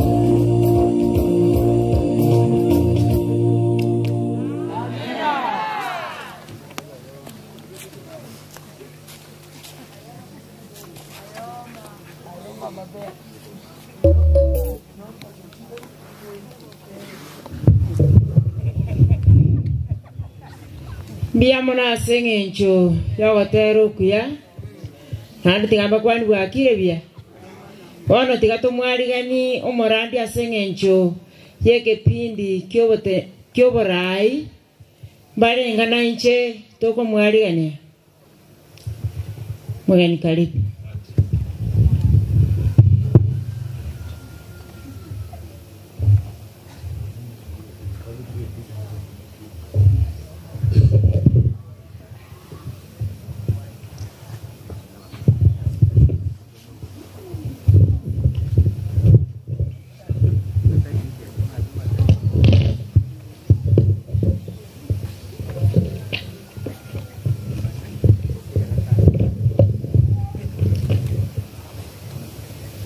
Bwana na binti za mfalme, Bwana asifiwe. Asifiwe tena. Ingawa ni baridi kiasi, lakini Mungu atatupa joto lake. Nami mnitafutie leso. Hiyo mmejifunga inaitwaje? Inaitwa kitenge. Nanyi mnitafutie, mniachie naye niendelee. Tunatamatisha kipindi chetu cha uongozi na tumejifunza mambo mengi. Tulipoanzia tukasema kwamba kanisa litakuwa zuri, litafanikiwa jinsi kiongozi alivyo. Waingereza wanasema samaki huanza kuharibika kutoka wapi? Kichwa. Anaanzia hapo. Si tumbo, kichwa ndicho kinaoza kwanza. Hivyo ukiona mahali unaongoza ama mtu anaongoza hapaendi vyema, muangalie nani? Kiongozi. Pili, tukasema kwamba kazi hii tunayofanya si yetu, ni ya Mungu. Kiongozi lazima awe na uhusiano na mwenye kazi ili amtendee ama watende na mwenye kazi.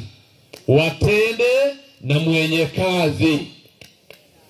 Ili ufanikiwe ni lazima uwe na uhusiano wa karibu na Mungu.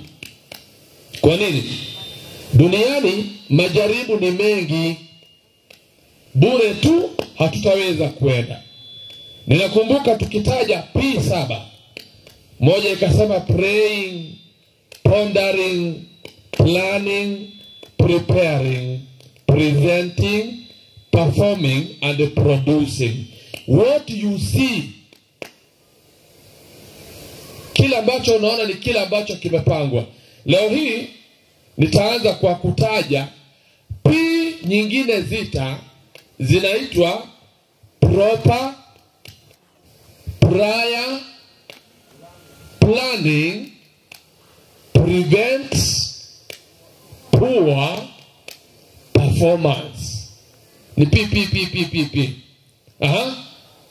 Wale ambao walinipata tuseme proper, prior, planning, prevent, poor, performance. Hata kwa wanafunzi ndivyo hilivyo. Unapopanga mapema, tunajiepusha na mambo ya aibu. Sizungumzii shuleni tu, nazungumzia hata katika makanisa yetu. Hata katika maisha yako wewe mwenyewe, panga mapema. Nikasema ni juu ya kiongozi kuhakikisha kwamba kundi la Mungu linalishwa.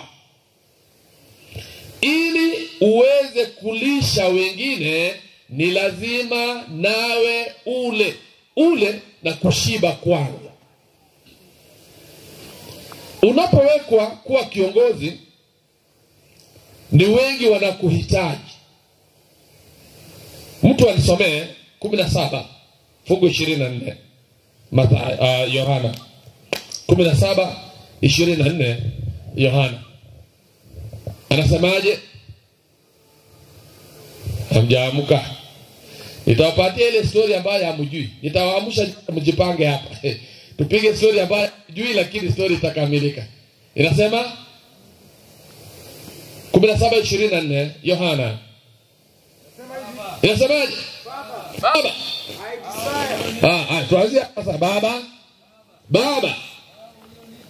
Hao ulionipa ninataka wawe pamoja nami popote pale nilipo, ili wapate kutazama utukufu wangu ulionipa. Maana wewe ulinipenda kabla ya kuwekwa misingi ya ulimwengu. Ili uwe kiongozi mzuri, inataraji kwamba wale ambao umepewa na Mungu, kundi ambalo unaongoza. Tukapiga hesabu juzi ile, nakumbuka majibu yalikuwa mawili. Tukasema ulianza na mtaji wa watu 30 ulipoingia uongozi. Unamaliza na 25. Watano walienda wapi? Mwingine akasema amemaliza na 35. Huyo amefanyaje? Kama viongozi, wakati mwingine tumeua wengine walio mikononi mwetu. Hebu niulize, je, kuna vijana ambao wameacha kanisa kwa sababu ya viongozi? Walifanya nini? Waliwaingilia sana. Vijana hawa wanahitaji kuongozwa. Ninajua kwaya moja mahali fulani, kwaya ilikuwa nzuri tu. Kwaya hii ikaalikwa iende kuhudumu jinsi wageni wetu mlikuja. Mzee wa kanisa akasema hamuendi mahali. Vijana wamejipanga, wamejiandaa, wanaenda kuhubiri. Kasema hamuendi mahali. Wakamwachia kanisa. Roho zile zitakapopotea, nani atahesabiwa damu yao? Yule kiongozi. Hivyo kuna mambo mengine tutajiletea balaa. Kwa nini? Kwa kuifanya kazi hii kama yetu. Najaribu kusema nini? Kiongozi amepewa jukumu, na kazi yetu kama viongozi ni kutangaza. Ndio utakapoona jambo baya, Ezekiel anasema 33 ama 3 hapo chini, anasema wewe mwanadamu, nimekutuma uende wakati wa vita. Kule kwetu tumewahi kushuhudia vita nyakati za ujinga, nyakati za kijinga, vita vya kikabila. Hata ukifuatilia sababu ya kupigana, hata sisi hatukuijua. Hivyo basi vita vinapopiganwa, kuna yule ambaye anawatangazia kuambia hapo msiende, hapo muende. Tumeletwa na tumepewa ujumbe, tunahitaji kutangazia ulimwengu. Ulimwengu ambao watu wa kwake hapa Kenya tunasema, kina mama wamewahi kusema my dress my choice. Sijui kama niliona vizuri. Juzi tu nimeona kwenye mtandao eti kuna mwanadada mmoja karibu amekuja kwenye mkutano karibu uchi. Nyinyi mliona? Ama nyinyi habari hizo fikii? Mliona? Wale waliangalia kwenye mkutano. Sasa kutaja jina la mtu, maana niko kwenye televisheni. Hairuhusiwi kwamba utaje jina la mtu. Lakini pia anaamua kusema mimi jinsi ambavyo ninavalia ni juu yangu, nawe valia kivyako. Kiongozi lililo baya liseme hili ni baya. Tangaza. Maana Biblia inasema hivi, iwapo nitatangaza, nitasema ninaleta upanga. Iwapo kuna jambo baya na jambo hili litamfanya mtu afe, wewe nenda mtangazie, mwambie hili Bwana amekataa. Kwa nini? Iwapo umetumwa kutangaza, usitangaze. Mtu yule atakufa akiwa kwenye dhambi, damu yake itahesabiwa kwako. Iwapo utamuonya aendelee mbele, aangamie, wewe utakuwa umenawa mikono yako, damu yake itahesabiwa kwake. Viongozi wanahitaji kuwa na uhusiano mzuri. Watoto wa baba wamepotea. Hosea 4:6. Watu wangu wanafanya namna gani? Kwa kukosa nini? Maarifa. Haya ndiyo haya tumetoa ya vitabu. Hivyo kiongozi lazima usome mambo haya, ujue jinsi ambavyo utaelekeza kanisa. Imesema fungu lake la 6. Watu wangu wanapotea kwa kukosa maarifa. Wanapotea? Una uhakika? Watu wangu wanaangamia. Wanafanya nini? Wanaangamia. Kwa kukosa nini? Maarifa. Haya tutayapata wapi? Sasa wameangamia. Wameangamizwa kwa kukosa maarifa. Yanapatikana wapi? Ukikataa maarifa, Mungu atakukataa wewe, usiwe kuhani. Itakuwa vibaya iwapo utakataliwa. Ametuelekeza, na kama familia tunahitaji uongozi huu unapofanyika ili uweze kufanikiwa. Tuanzie nyumbani. Kiongozi mzuri, wakati mwingine tunaongoza vizuri hapa nje, nyumbani hatujaelekeza. Ndio sababu nikimwangalia Nuhu nilivyomtaja jana, yeye muda wake wote, ingawa hakufaulu katika kile tunaita foreign diplomacy, yani kwenda kutangazia walio nje, nafurahi kwa sababu aliweza kutangaza na watu wa kwake. Sikiliza, hili nalo nilisema hapa nje tuko tofauti. Kama kuna mtu anajua kwamba umeokoka kweli, ni mke wako ama mume wako ama watoto wako. Wanajua baba ukweli yuko sawa hapa. Ya nje isikudanganye. Hivyo Nuhu anapojaribu, hakuweza kuwaleta wazee wenzake wakubali ujumbe wake. Hata yule mama hakuweza kuwarai wanawake wenzake waje. Lakini kinachonifurahisha, aliweza kuokoa familia yake. Kwa sababu tutakuja kutoa hesabu. Kiongozi lazima ujue pia jinsi ya kuendesha. Unajua si watu wote wanafikiria kwa njia moja. Saikolojia yako Mungu akusaidie iwe ya juu, ujue jinsi utaenda kwa huyu na kwa huyu. Wakati mmoja kuna mama aliyekuwa mfanyabiashara, Elda amechukua kitabu cha kufaulu, jinsi ya kufaulu kwenye biashara. Hivyo walikuwa wakiuza mahindi. Na hawa sijui Mungu alikuwa amembariki mwili, amekula vizuri. Mmoja kuona mtu amekula vizuri. Amekula vizuri. Siku moja wakitoka sokoni kwenda nyumbani, wamekabwa na kiu. Era ngemo agete iliyo mwaka. Hivyo wanapovuka mto,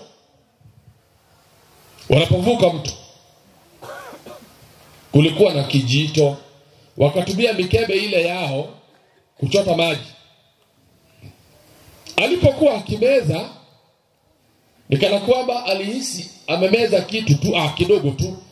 Wengine wote wamemaliza kunywa, ndipo akasema sijui kama nilimeza nini. Rafiki yake akasema, yani wakati huo huo kukasikika sauti za vyura, wara wara wara wara. Mwenzake akasema, umemeza nini? Chura. Kuna watu hawaogopi nyoka hapa, lakini muonyeshe chura, atakuachia nguo kesi baadaye. Hivyo mama nikana kama hii, akasema nimemeza chura, akaanza kutapika, akatapika yale maji yote, hata yale ambayo hayakuwepo akatapika. Akifika nyumbani aliweza kula? Maana hakumuona yule chura akitoka, anajua kesho yake siku inakuja, siku nyingine. Mama afya yake imeanza kudhoofika. Mama aliyekuwa na mwili pandikizi la mtu, sasa hivi amekuwa mnyonge, hawezi kufanya chochote, haendi sokoni. Akajaribu kupelekwa hospitalini, madaktari nomo. Anakuuliza una shida gani? Nasema nilimeza nini? Siku ngapi zimepita? Sasa ni wiki moja. Nomo daktari anajua, je, huyo chura yuko tumboni mwako kweli? Kasagwa. Ngoja, amesagwa ndani ya tumbo la nani? Mimi. Chura akasagiwa ndani ya tumbo langu. Hapo sasa ndipo mnamuua zaidi. Siku moja akapata kiongozi, alikuwa kiongozi wa kanisa na amesomea saikolojia. Kaambia mpeleke hospitali fulani, kule kuna mtu najua anaweza kumsaidia. Mama akapelekwa huko, akaambiwa, akaingia kwa daktari. Alipomuona akamweleza vizuri jinsi ambavyo anahisi.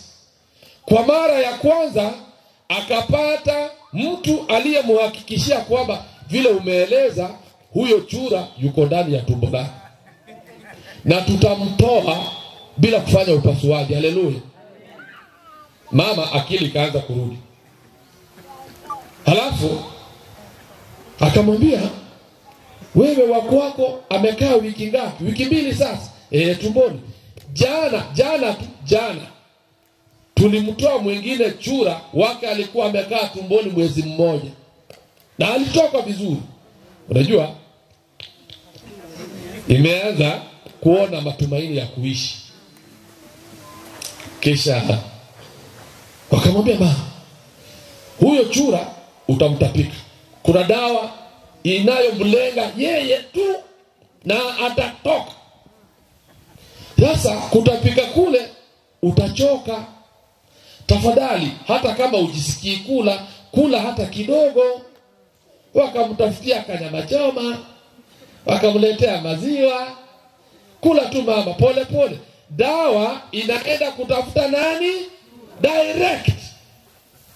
Mama akala. Meanwhile, wametuma mtu hapo mtoni, ashike tu, mdogo tu, ashike. No. Jamaa akatafuta, akapata. Mama anaendelea kula tu mama, atatoka.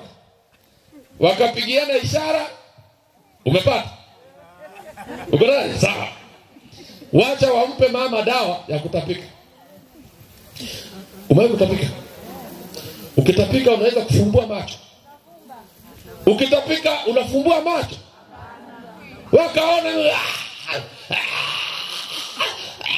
Wakaona kasi imeshika. Yule jamaa aliyekuwa na kitu chake akarusha ndani ya matapishi. Haya wacha mama, ametoka. Ukweli wakagusa hivi, wakatoa chura na usilete kukubwa. Unajua aliyemezwa kuwa mkubwa tunajua. Wakashika. Mama akaenda nyumbani bila hata panado. Hallelujah. It is By the way, kupona kwako is also psychological. Nenda hospitalini kawaone watu wawili wameugua sawa, ndio kwa majaliwa ya Mungu watapona, ndio. Mmoja anatembelewa na marafiki, wanacheka hata, na mwingine amejifunika blanketi lake, hakuna anayemtembelea. Nani atapona haraka? Anayetembelea. Hivyo kama viongozi tujue jinsi ya kuenenda na watu kisaikolojia. Utajuaje kama wewe usomi?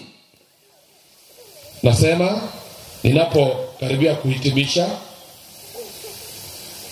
mambo haya, hizi ni ahadi ambazo Mungu anatupa kama viongozi. Joshua 1:5.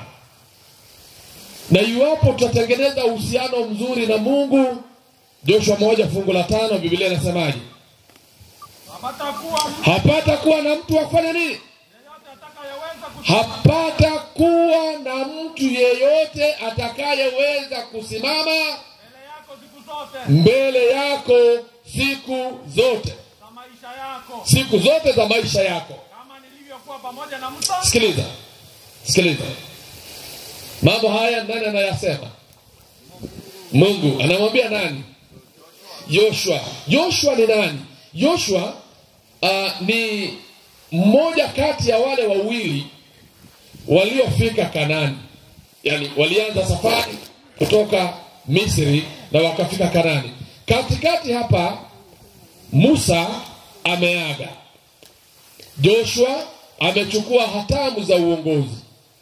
Mungu anamwambia mambo yafuatayo. Anamwambiaje? Soma vizuri sasa. Hapata kuwa mtu yeyote atakayeweza simama mbele yako. Hapata kuwa na mtu yeyote atakayeweza kusimama mbele yako. Siku zote za maisha yako. Siku zote za maisha yako. Kama nilivyokuwa pamoja na Musa. Kama nilivyokuwa pamoja na Musa. Ndivyo nitakavyokuwa pamoja na wewe. Ndivyo nitakavyokuwa pamoja na wewe. Sitakupungukia wala sitakuacha. Ninaahidi kwamba sitakupungukia wala sitakuacha. Haleluya. Maneno mazuri. Na kiongozi huyu kila wakati, sikiliza, ningewauliza hapa kila mmoja anipe ahadi moja anajua Mungu amesema. Kiongozi ajue fungu hili. Mungu amesema hamna atakayeweza kusimama mbele yako siku zote za maisha yako. Jinsi nilivyokuwa na Musa, hivyo ndivyo nitakuwa na wewe. Hakuna atakaye kushinda. Bora tu utakuwa na uhusiano na mimi. Hatusemi kwamba ukiwa kiongozi, ajua wewe, hata kama utakuwa kiongozi mzuri, lazima upate pingamizi. Ni kweli? Watakupinga. Lakini Mungu anasemaje? Sitakuacha, nitakuwa nawe. Na kwa sababu sitakuacha, Deuteronomy 28 verse number 7. Deuteronomy ni nini? Kumbukumbu la Torati 28 fungu lake la 7. Inasema ndio wafanya adui zako wainukao juu yako kupiwa mbele yako. Sema tena. Bwana atawafanya adui zako wainukao juu yako kupiwa mbele yako. Bwana anazungumza na kiongozi, anasema atawafanya adui zako wanaoinuka dhidi yako wafanye nini? Kupiwa mbele yako. Wapigwe mbele yako. Endelea. Watakutokea kwa njia moja. Ndio, katika uongozi wako watakutokea kwa njia moja wakitaka kukuharibia. Lakini watakimbia mbele yako kwa njia 7. Lakini watatoroka kutoka kwako kwa njia ngapi? 7. Sikiliza, watakuja. Tumeandaliwa tukaambiwa hapa tulipo lazima tutakuwa na maadui. Wengine wanapanga. Sikiliza, la ajabu. Mjomba wangu mmoja alikuwa na tatizo na familia yake. Na tatizo hilo linatokana na nini? Kuna watu nimekuja kuamini eti wanaketi kupanga jinsi ya kukusemea uongo. Yaani wanaketi. Wamekuwa wakiambia mke wake, unajua nini? Mume wako leo yuko na cheki. Hata ameingia ndani ya mama akifika nyumbani amefura kama andazi, na siku hiyo tutaonana. Siku moja wakafika mahali panaitwa Nyakienge huko kwetu, wanaelekea Sirare. Wameketi viti vilivyokaribiana pamoja kwenye gari. Kisha mama akapigiwa simu na marafiki zake. Halo, unajua nini? Sasa hivi vile tunaongea na wewe, mume wako kaingia mahali fulani. Mna uhakika? Tunakuambia tu. Na wameketi pamoja na yeye. Ndipo alikuja kuamini kwamba kuna watu wanaoketi kupanga jinsi ya kuvuruga familia za watu. Wapo wanaketi. Sikiliza, itakuwa vibaya jinsi ilivyo katika kitabu cha Samueli, kitabu cha mwisho, Samueli wa kwanza 7. Hapa Waisraeli wameona makosa yao, kama mimi na wewe kama viongozi tumejiona kwenye makosa yetu. Wakamwambia Musa, wakamwambia Samueli, sasa tuombee kwa Mungu. Hivyo akawafanyia maombi na akawatolea kafara. Wakati huu fungu la 10 inasema Samueli alipokuwa anatoa kafara ile ya kuchomwa,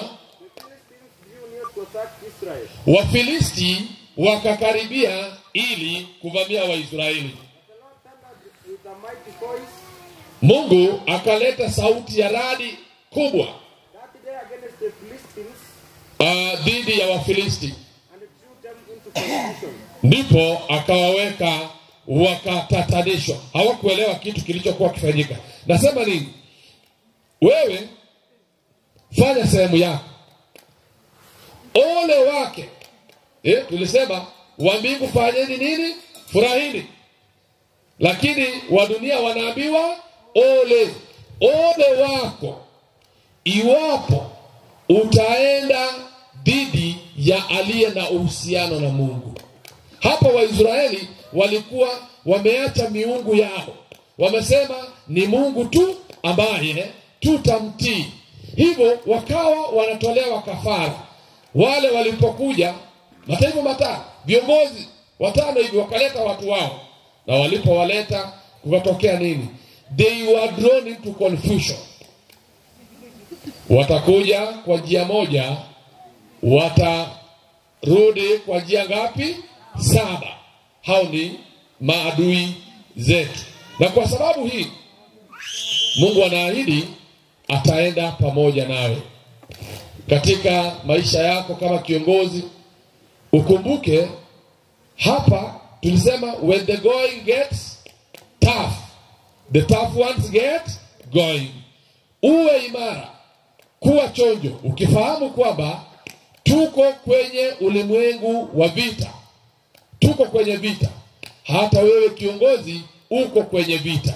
Vita ambavyo utashinda iwapo utamfahamu aliyekuita. Wengine tumebadilisha kazi ya Mungu kuwa kama biashara zetu sisi wenyewe. Nawe usidhani kwamba utaenda salama. Ni vizuri tumtambue aliyetuita, tufanye anavyotaka. Kwa kusoma neno lake tutamfahamu na tumfahamu vyema. Mbarikiwe katika jina la Yesu aliye mwombezi wetu. Mungu wetu Baba yetu, umetupatia nafasi kama viongozi. Lakini kwa unyonge wetu tumeanguka mara si moja. Msamaha wako unatosha.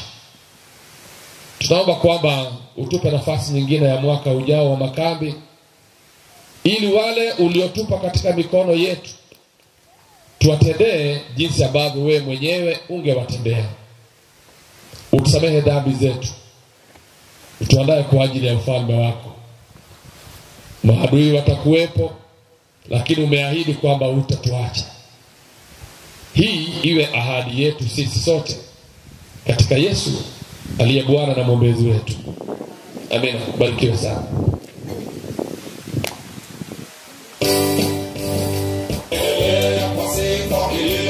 Siri kwamba kwa Yesu kuna uhuru, nitazima sauti zinazofu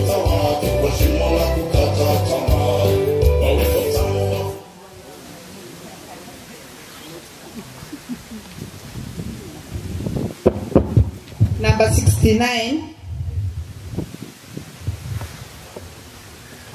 Namba 69 Mikaeli Mkikucha kwa wimbo moja.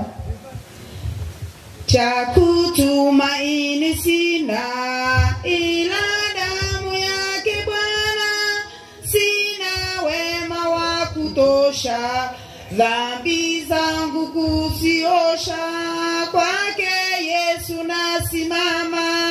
Ndiye mwamba ni salama, ndiye mwamba ni salama, ndiye mwamba ni salama.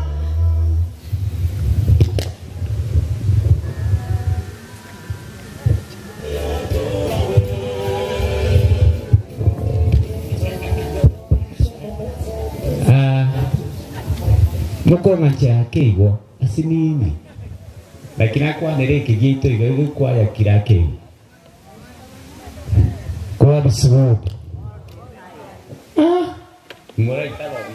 God is good. Ngwale langoya. God is good. All the time.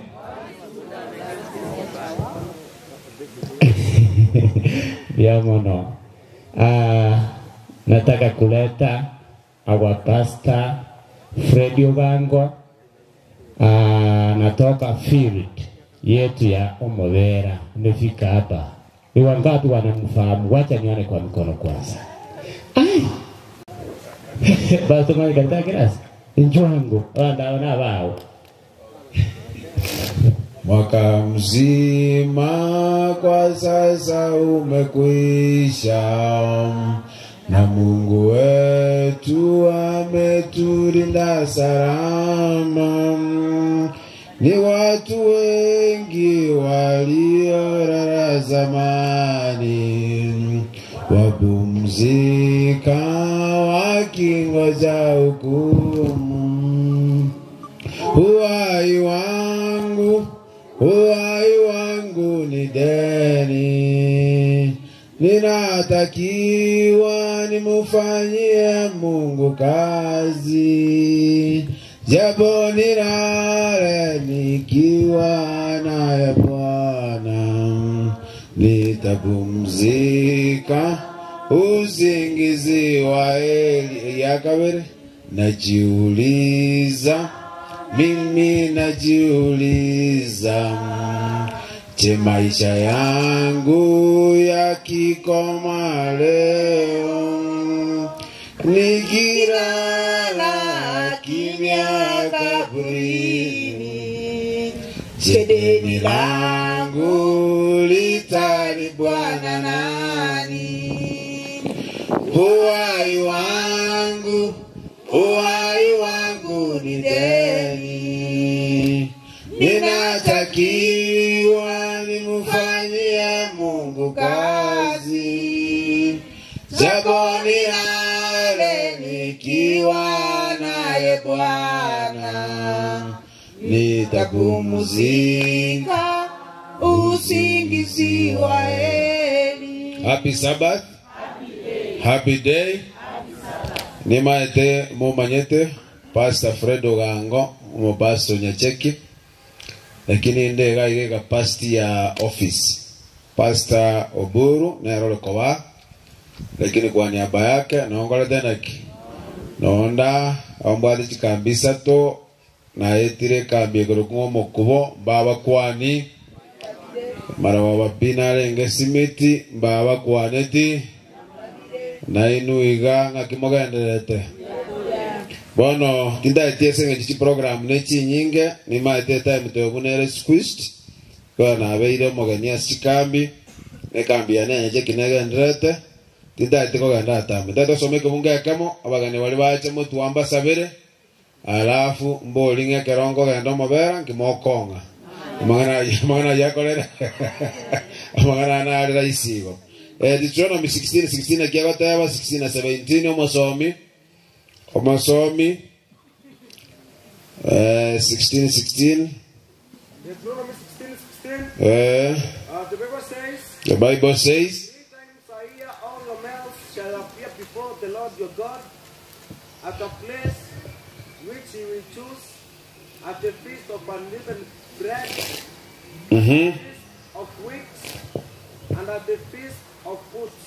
Mhm. They shall not appear before the Lord empty-handed. Mhm. Every man shall give as he is able, according to the blessings of the Lord your God, which he has given you. Thank you so much. Na nimeambiwa kwamba ni Waswahili na watu wa Kiingereza wako hapa. Ndio sababu nikakimya wasikize Kiingereza vile kimesomwa. Nataka kusema hivi, Biblia imesema tunapokuja katika makambi tusiche mikono mitupu.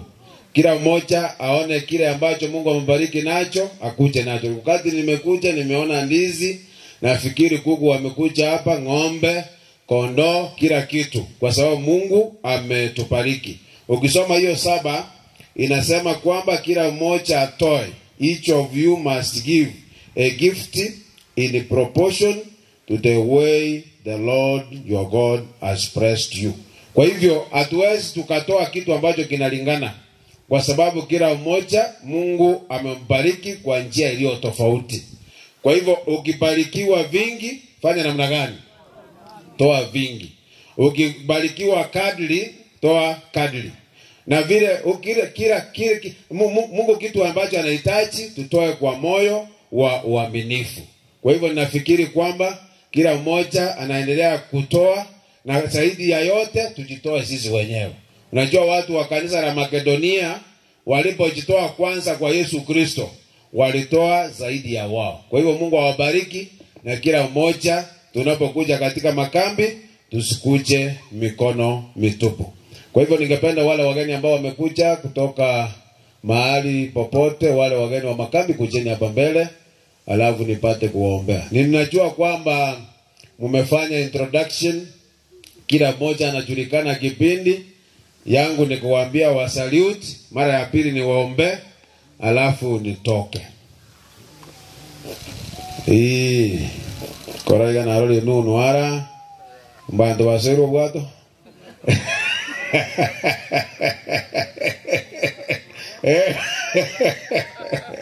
Ndo chakole la kurasa mga nunu toiguliri majingu tuitali nunu toiguliri majingu tuitali ndo chakole la boigo akala nunu akala tena dodo ara. Sasa tunataka tuombe ndio nitatoka. Sasa tuamini na tuombe. Mtakatifu Baba na Mungu wetu, asante kwa sababu umetulinda, tumefika makambi haya. Ni wengi ambao walitarajia kufika makambi haya, lakini kwa njia moja au nyingine wamepumzika.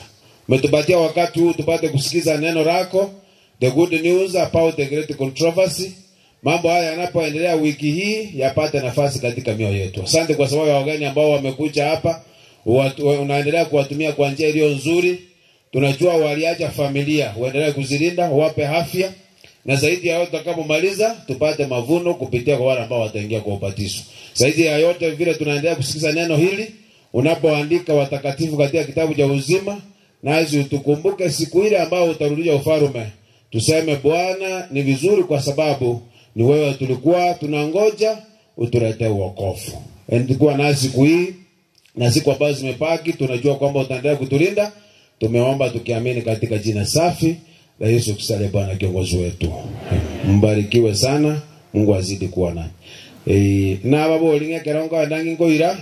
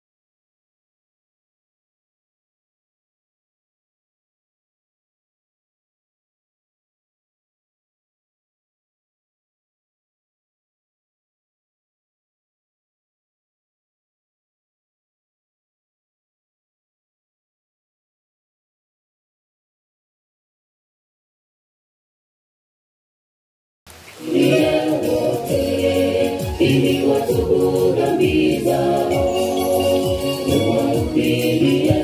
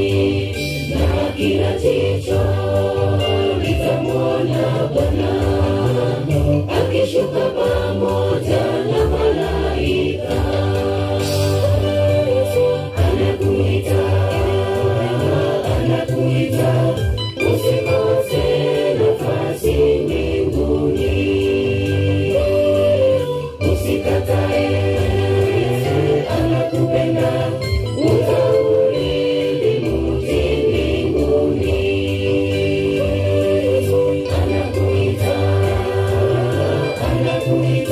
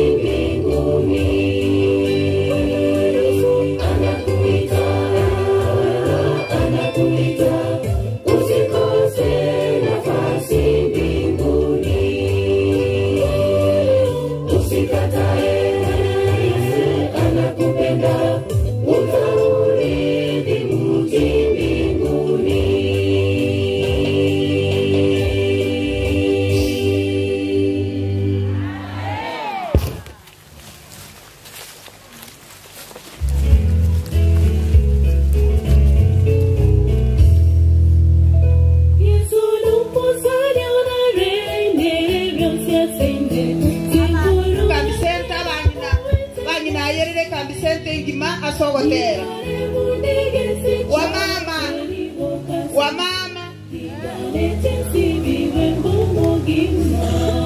Wamama kwa wimbo. Togende nichi sala chinchu bwangu.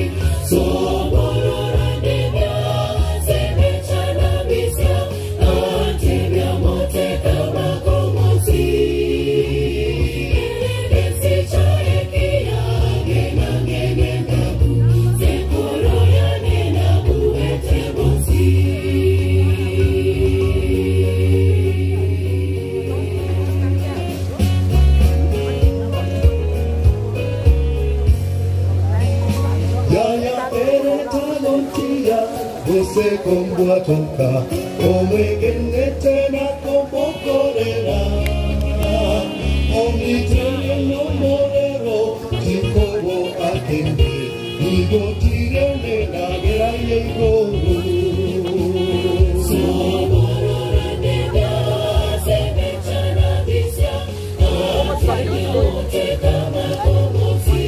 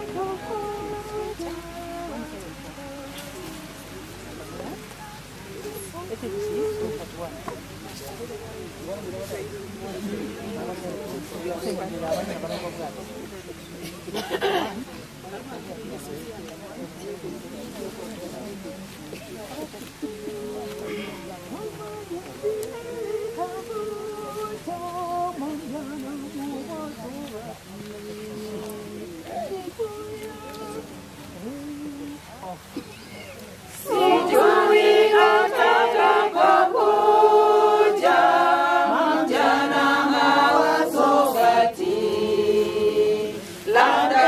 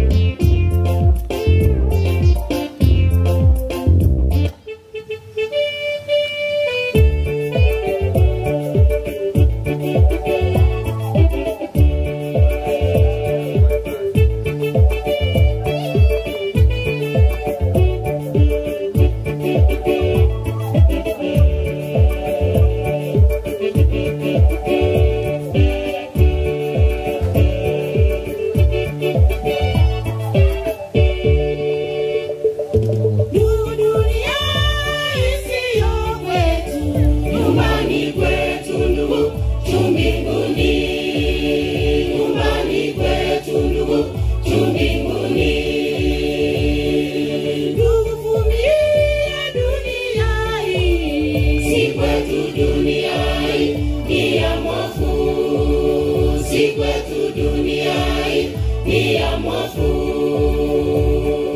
Dunia isiyo kwetu, nyumbani kwetu ndugu, juu mbinguni. Nyumbani kwetu ndugu, juu mbinguni.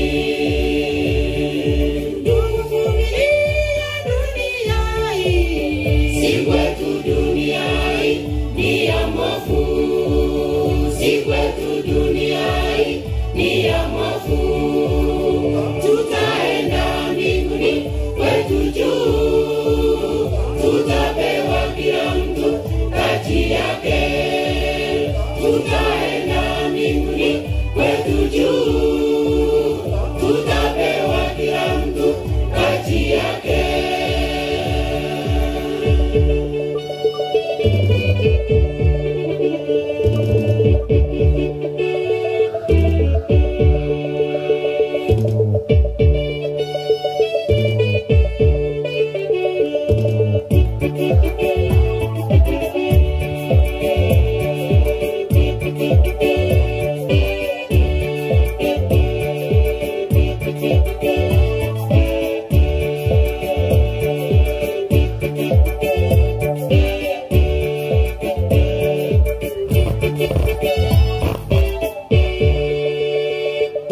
Yesu Mwokozi alikuja dunia, walimsulubisha bila kosa.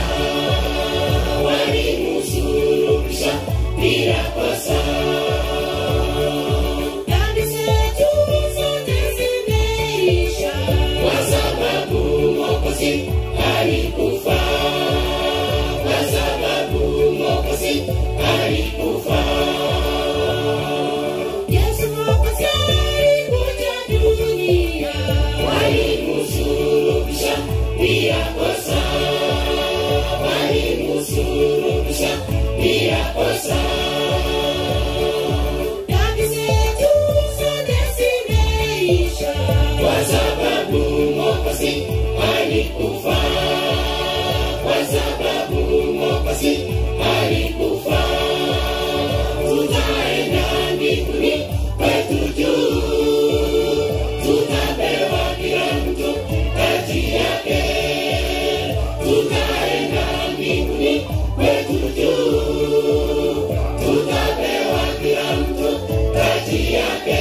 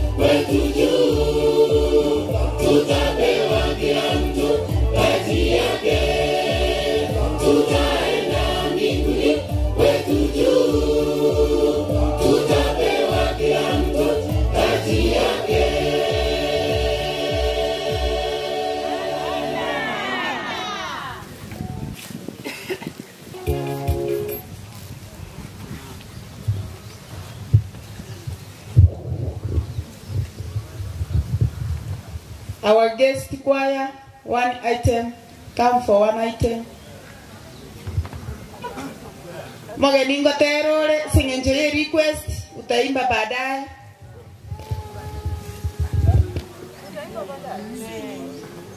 Ni mgeni nimeambia.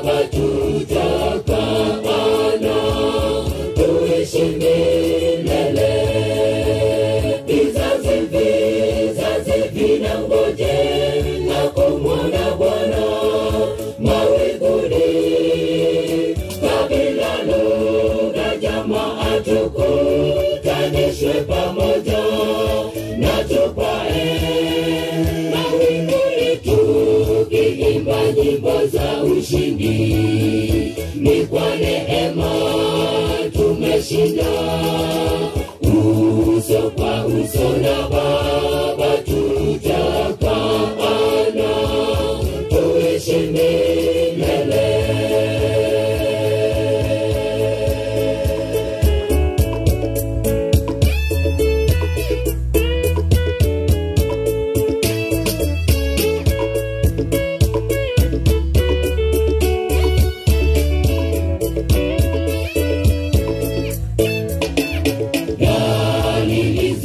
Zinaonyesha sio mbali tena, yuwaja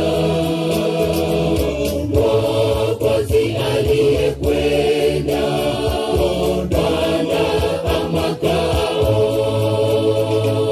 Baragumu italia, Bwana anakuja.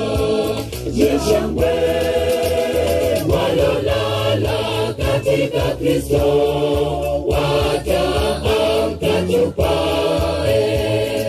Bwana kati ya washindi hawa, na mimi niwepo. Dalili zinaonyesha sio mbali tena, yuwaja Mwokozi aliyekwenda kuandaa makao. Baragumu italia, Bwana anakuja. Je, shangwe walolala katika Kristo wataamka tupae.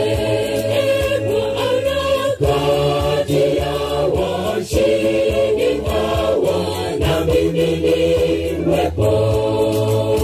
Vizazi vinangoje na kumwona Bwana mawinguni. Kabila, lugha, jamaa tukutanishwe pamoja na tupae mawinguni, tukiimba nyimbo za ushindi. Ni kwa neema tumeshinda, uso kwa uso na Baba tutakaana, tuishi milele. Vizazi vinangoje na kumwona Bwana mawinguni. Kabila, lugha, jamaa tukutanishwe pamoja na tupae mawinguni, tukiimba nyimbo za ushindi. Ni kwa neema tumeshinda, uso kwa uso na Baba tutakaana, tuishi milele. Vizazi vinangoje na kumwona Bwana mawinguni. Kabila, lugha, jamaa tukutanishwe pamoja na tupae mawinguni, tukiimba nyimbo za ushindi. Ni kwa neema tumeshinda, uso kwa uso na Baba tutakaana, tuishi milele.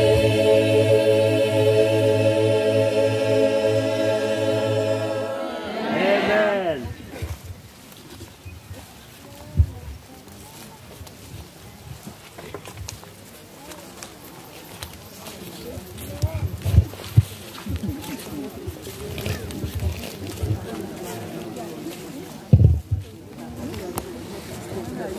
Thank you.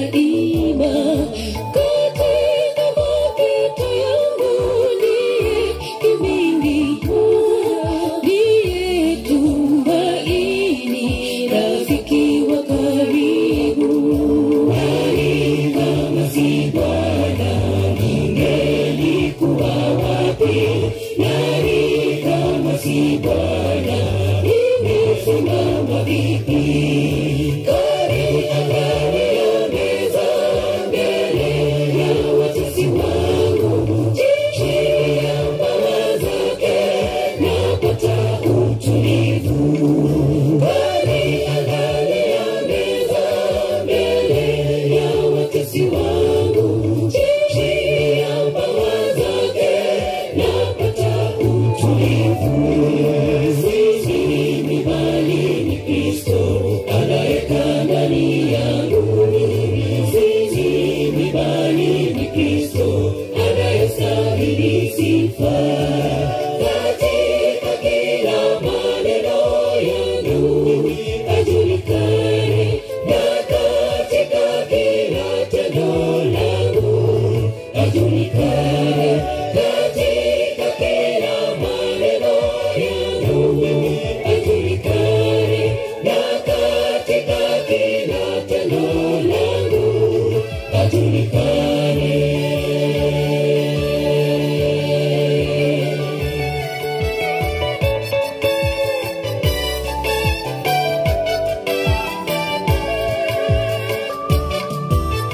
Wale wasiomkumbuka wanasahau alikowatoa, ipo siku watamtafuta, lakini wasimwone. Kumbuka alikokutoa na sasa uliko wewe, inuka ukamsifu, umshukuru Mwokozi. Wale wasiomkumbuka wanasahau alikowatoa, ipo siku watamtafuta, lakini wasimwone. Kumbuka alikokutoa na sasa uliko wewe, inuka ukamsifu, umshukuru Mwokozi. Sisi ni bali ni Kristo anayekaa ndani yangu. Sisi ni bali ni Kristo anayestahili sifa. Katika kila maneno yangu ajulikane, na katika kila tendo langu ajulikane.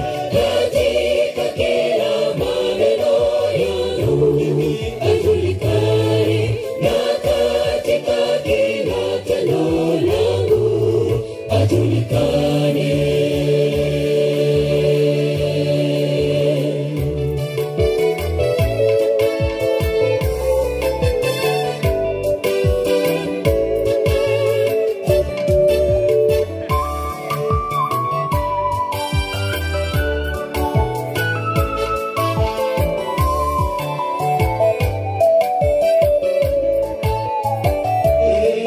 Sisi ni bali ni Kristo anayekaa ndani yangu.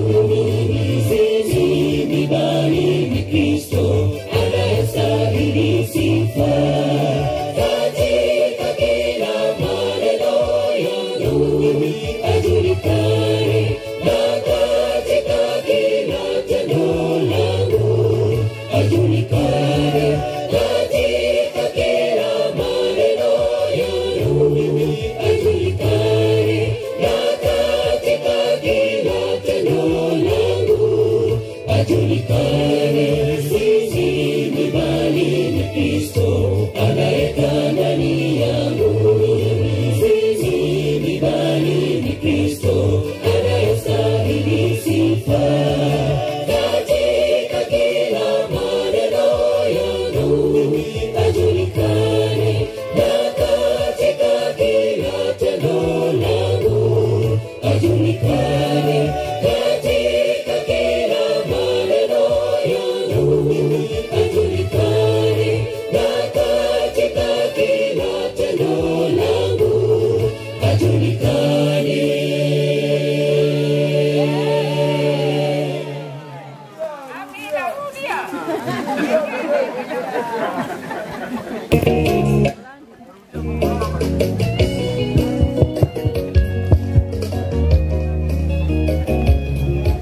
Tuachie hapo, tuombe kwa kukaribisha mnenaji Mungu wetu na Bwana wetu, tumesema ni asante kwa maana umekuwa nasi. Endelea kuwa nasi kwa siku yote, kwa jina la Yesu aliye Bwana na Mwokozi wetu.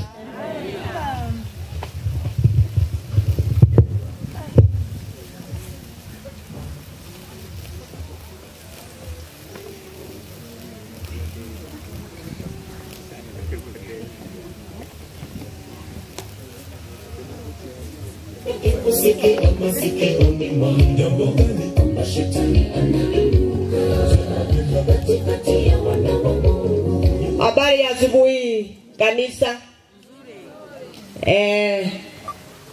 Tunataka kusoma katika kitabu cha Yeremia, Timotheo ya pili, 2 Timothy 3:16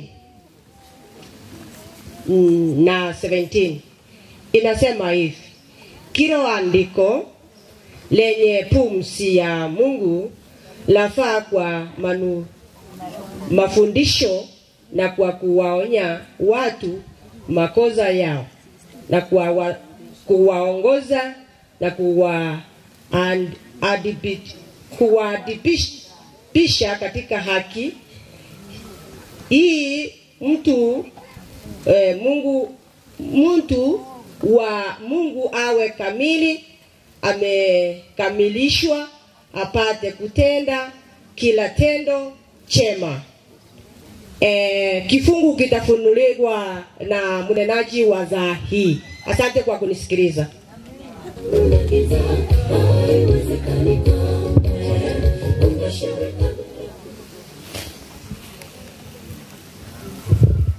Hamjambo.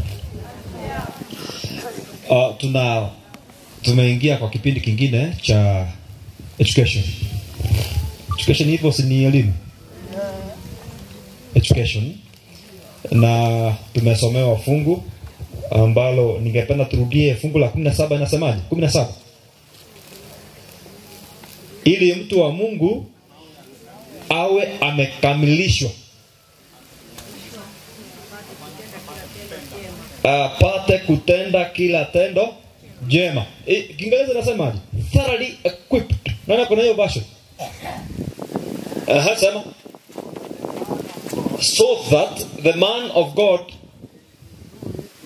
may be truly equipped for every good work. May be truly equipped. Ili kwamba mtu wa Mungu akamilike katika kutenda kwake, akamilike. Tunapozungumzia education, especially Adventist education, biblical education, ni jambo ambalo kila mtu anastahili kufundishwa.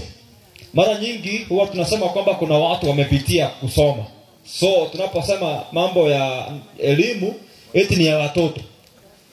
Sasa kama ni wazazi wanazungumziwa, tunasisitiza kwamba mzazi hakikisha kwamba watoto wako wamepitishwa kwa elimu fulani. Hii elimu ambayo tunazungumzia hapa si kwamba wazazi wamewekwa kando, kwamba wao si watu wa kuelimishwa. Ni ya watu wote. Na nataka tu kueleza kwa kimuhtasari, kwa namna fulani kila mtu aielewe elimu ambayo tunazungumzia, elimu ya kibiblia, elimu ya kiadventista. Kuna mtu katika Biblia ambaye anaitwa Musa. Hata ndio tunamsoma katika lesoni zetu. Musa alikufa akiwa na miaka ngapi? Mwingine ataniambia kwa lesoni atakufa. Hatujafika hiyo lesson. Alikufa akiwa na miaka ngapi? 120. Na Haruni alikufa akiwa na miaka ngapi?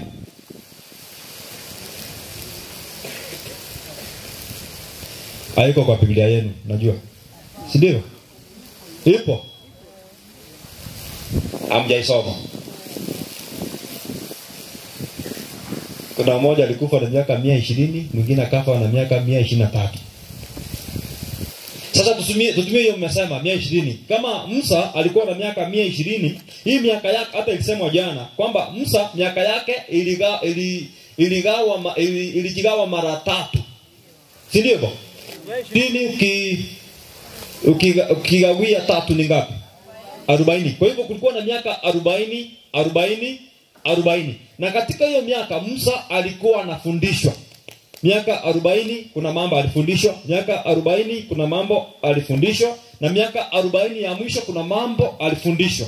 Na katika mafundisho haya kwa Kiingereza wanasema hivi: mtu ambaye anapitia darasani ili uwe umeelewa mambo vizuri, na ili uwe katika hali ya kuelewa mambo vizuri, lazima utayarishe akili kwa kufanya haya matatu: to learn, to unlearn, and to relearn.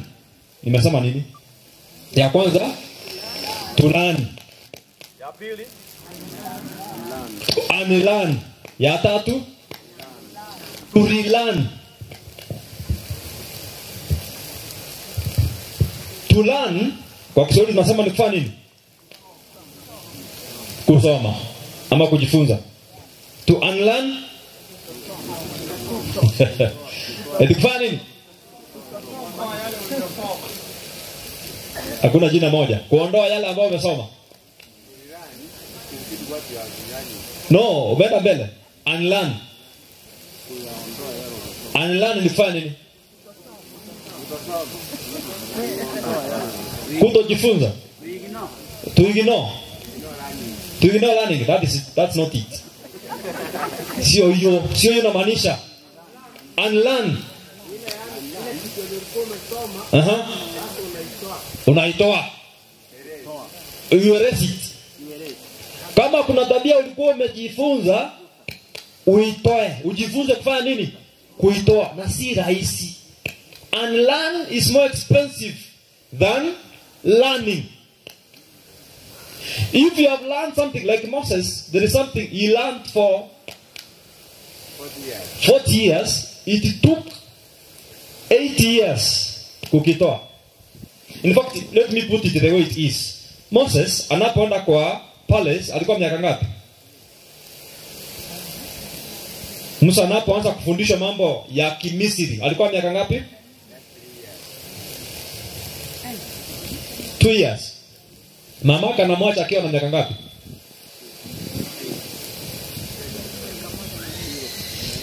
Mtasema na wasumbua, lakini nyinyi hamsomi Biblia. Tunajifunza.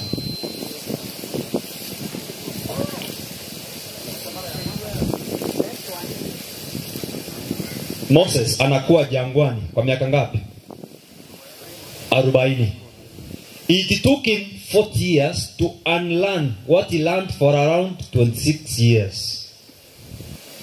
So unlearning takes more time than learning. Ndio maana tunaambiwa kuna kitu nilifundishwa shuleni kwamba it's good if you did the right thing the first time. It will save you time going forward. Yani ukifanya kitu kizuri mara ya kwanza, kitu ambacho kinastahili kufanywa mara ya kwanza, inaitwa best practice. You do right things first time. It will save you more time to explain why you did it wrong. Kama uko na nafasi ya kufanya mambo yanavyostahili kufanywa mara ya kwanza, itakusaidia kutojieleza baadaye kwa nini uliyafanya visivyo mara ya kwanza. Inaitwa total quality management. So yale mambo ambayo tunastahili kusoma, tukiyasoma mara ya kwanza vile tunastahili kuyafanya, itatusaidia ule muda tungejieleza kwa nini tuliyasoma visivyo kufanya mambo mengine. Like unlearning is not necessary to an Adventist child. Let them learn right things first time. Hallelujah. And that is what we get from people like Shadrach, Meshach and Abednego and Daniel. Walisoma mambo wanastahili kusoma mara ya kwanza. Unlike when you are subjecting yourself, unajiweka katika kujifunza mambo ustahili kujifunza. I wish I had enough time niwaambie the greatest asset to a human being is his soul. Soul ndio nini kwa Kiswahili? Soul. Si moyo. Kila kitu ambacho unafundisha moyo wako ni cha maana sana. Ujue ni nini unakifundisha hicho kitu. Ni nini unafundisha hiyo moyo wako mara ya kwanza. Mara ya kwanza. Kwa nini? Angalia Mwadventista. Unapofundisha kama huyu Mwadventista amezoea kunywa soya, alafu uanza kumfundisha kunywa whisky, haita kuchukua siku nyingi. Kama ako tayari siku moja mbili amekuwa mshiriki wa whisky. Sasa baadaye kuja anza kumfundisha aache kunywa whisky, aache whisky, anza kunywa nini? Soya. Itakuchukua siku ngapi? Siku nyingi, hata miaka. So what huyu mtu kama angejifunza abaki huku anakostahili kuwa, hangekuwa na sababu ya kujieleza baadaye kwa nini alitoka hapa akaenda kule. Hiyo ni lesson nyingine ya wakati mwingine. Kwa sasa naomba niwaletee mambo matatu. Kwa true education mtu Mkristo anastahili kuwa nayo, iko katika vitengo vitatu. Naomba tu tuizungumzie kwa leo vitengo vitatu. 3 levels of education. Ya kwanza zote zinaanza na H. Letter H. There is something we call head knowledge. Nimesema nini? Head knowledge. Ya pili inaitwa heart knowledge. Atiaje? Heart knowledge. Sasa simujaza ya tatu. Imeanza na H. Ni gani? Hand knowledge. Nimesema nini? Hand knowledge. So ya kwanza ni gani? Hand inaende. Ya kwanza ni head knowledge, inafuatwa na heart knowledge. Na ya mwisho hand knowledge. So ili kwamba tusemwe kwamba we are thoroughly equipped. We are, kuna jina ilitumia si thoroughly, ilisema yule alisoma huko. Before equipped, truly equipped. Ili kwamba mimi nawe na watoto wetu wote tuwe kwamba tunasema we are truly equipped. Katika maisha haya imetupasa basi tuwe na these 3 levels, ili kwamba our education ikue perfect na ikue complete. Head knowledge, heart knowledge and hand knowledge. Head knowledge ni ya logic ya kwenda darasani. Kama umepata nafasi ya kwenda shule, soma. Kama umepata nafasi ya kusoma basic, you are able to read and write. Mungu amekuwezesha, kuna wazazi ambao wamekulipia karo, unaenda shule kusoma. Nazungumzia watoto, soma. Na wacha kusoma tu, soma vizuri. Soma. Ile wanasema as you go through school, allow the school to go through you. Yaani tunasema kwamba tunasema aje Kiswahili? Pastor unasema when you go through the school, allow the school to go through you. Unapopitia shuleni, ruhusu shule pia ipitie kwako. Hiyo sasa. Yaani shule ikipita kwako, ukitoka hapo, somebody can say huyu mtu hakika ni msomi. Na ndivyo unasema kwamba Waadventista ni wasomi. Sasa wanaposema Waadventista ni wasomi na wewe ni mmoja wa wasomi, na wewe ni mmoja wa Waadventista, ni kitu kirekebishe. Are you part of wasomi? Ndio tunasema head knowledge. Jaribu kujua mambo, jaribu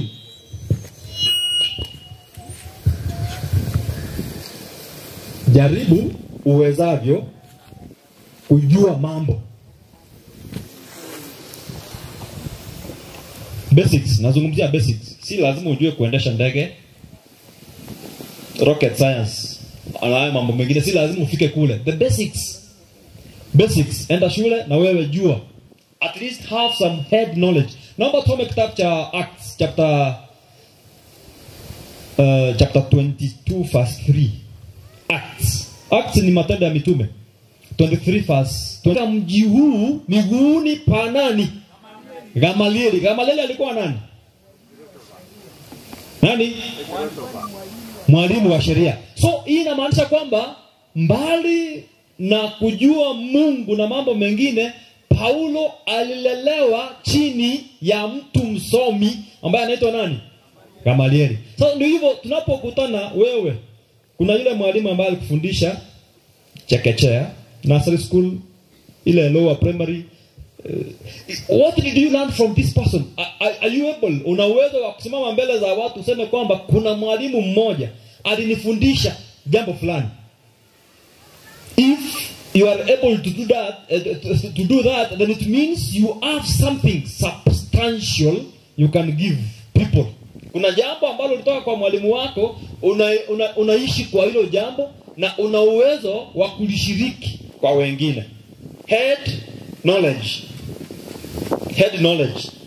Kuna kitu pastor alisema hapa, alifanya hapa. Kitu na chura. Simulana yule mama alienda kwa hospitali lakini akamalizia kwa nyingine ambayo mtu alitumia nini? Akili. Akaleta chura kutoka wapi? Mtoni. Biblia inasema tusidanganye. Yule alidanganya.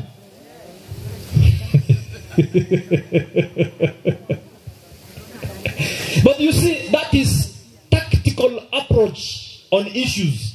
Si mtu wa kawaida atafanya hivyo. Huyu ni mtu amesoma na amesomea nini? Akili ya mtu, psychology.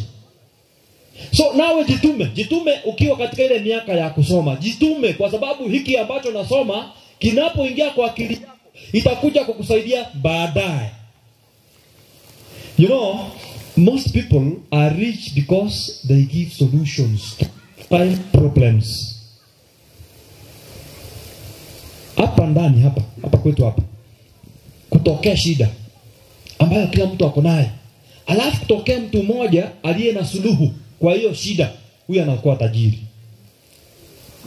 Na huwezi kuwa na suluhu kama hujaenda wapi? Shule, kama hujafundisha akili yako. Head knowledge. Head knowledge. Sasa daktari anakujaje kuwa mtu ambaye anapewa pesa kama hakusoma? Mwalimu anakujaje kuwa mtu ambaye analipwa kama hakwenda shule?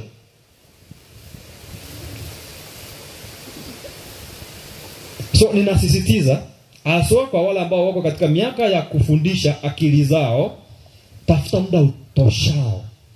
Jaza mafundisho kwa akili yako sababu itakusaidia wewe baadaye.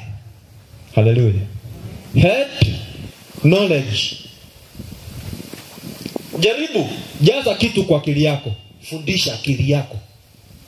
Head knowledge ni ya maana sana. And it is biblical. Unajua mtu ambaye amesomea sheria, anaposoma Biblia, jinsi ambavyo ataielewa ni tofauti kuliko mtu ambaye hajasomea chochote. Kama umesubject akili yako kwa mafunzo na umezoea kupokea hivyo, the capacity of your brain will process ya akili yako itakuwa juu kidogo. Wala ambao kuna simu, kuna simu zingine ambazo ukiweka kama unataka kufikia jambo fulani inaenda haraka, simu kubwa wanasema. Na kuna simu ndogo zinaenda polepole mpaka sifike pale. Inamaanisha ile simu kubwa imekuwa subjected, akili yake ni kubwa kidogo. So nasi tunaweza panua akili zetu kwa mafundisho. Kila mtu akili zetu zinatoshana, lakini inategemea umeisubject kwa mafundisho gani? Head knowledge. So as an Adventist, kama wa Adventista, tusije tukawa sijui kuna tofauti kati ya mjinga na mpumbavu. Gani mbaya zaidi? Ni mpumbavu. Tusije tukawa wajinga ama wapumbavu. Tuelimishwe. Kama ni mzazi uko na uwezo, kama hukuenda sana, hakikisha watoto wako at least wamepiga hatua katika head knowledge. I want to move to the second one. Tulisema ni gani? Heart knowledge. Sasa head knowledge haitoshi. Uiongezee heart knowledge. Nimewambia head knowledge ni ile ya darasani. The logic, ile ya darasani tu, ya darasani. Unasoma mambo ya kiufundi, mambo ya kibiashara, mambo ya kidaktari. Head knowledge. Hiyo haitoshi. Tuiongezee heart knowledge. Naomba tusome Matthew chapter 9 verse 36. Mathayo 9:26. Yasemaje? Mtu asome. Matthew chapter 9 verse 36. Nasemaje?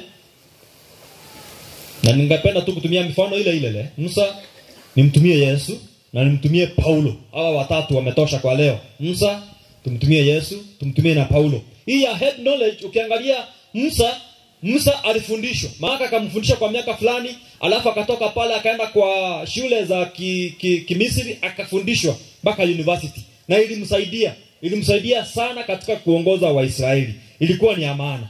Paul tumemsoma yeye mwenyewe aliketi katika miguu ya Gamaliel. Gamaliel alikuwa ni mwalimu mkuu kwa wakati huo, profesa. Na alimfundisha. Alipokaa na yeye alijifunza kwake.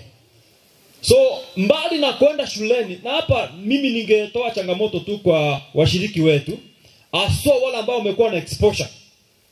Kuna walimu, kuna madaktari, chochote kile ambacho umesomea, hakikisha katika kanisa letu hili huko na mentees, ni wale ambao wanasoma kwa nani? Kwako. Kama wewe ni mwalimu na uko kanisani, does any person has do you have a child who has a role model in you? Yani kama wewe ni mwalimu, kuna mtoto katika kanisa lako ambaye anasema nami ningependa kuwa kama mwalimu fulani. Kile ambacho umesomea, kuna mtu katika kanisa yako ambaye amekushika koti kutoka nyuma anataka kusema kwamba nami napenda kuwa kama so and so. Hiyo inamaanisha kwamba at least utaacha some trail nyuma yako. That's why Paul anasema aliketi katika miguu ya Gamaliel. Inasemaje hiyo Biblia? Alipowaona makutano, huyo ni Yesu. Aliwahurumia. Hiyo sasa. Kwa sababu walikuwa wamechoka na kutawanyika kama kondoo wasio na mchungaji. Aliwafanyia nini? Ndipo Hapana, tuko hapo. Aliwafanyia nini?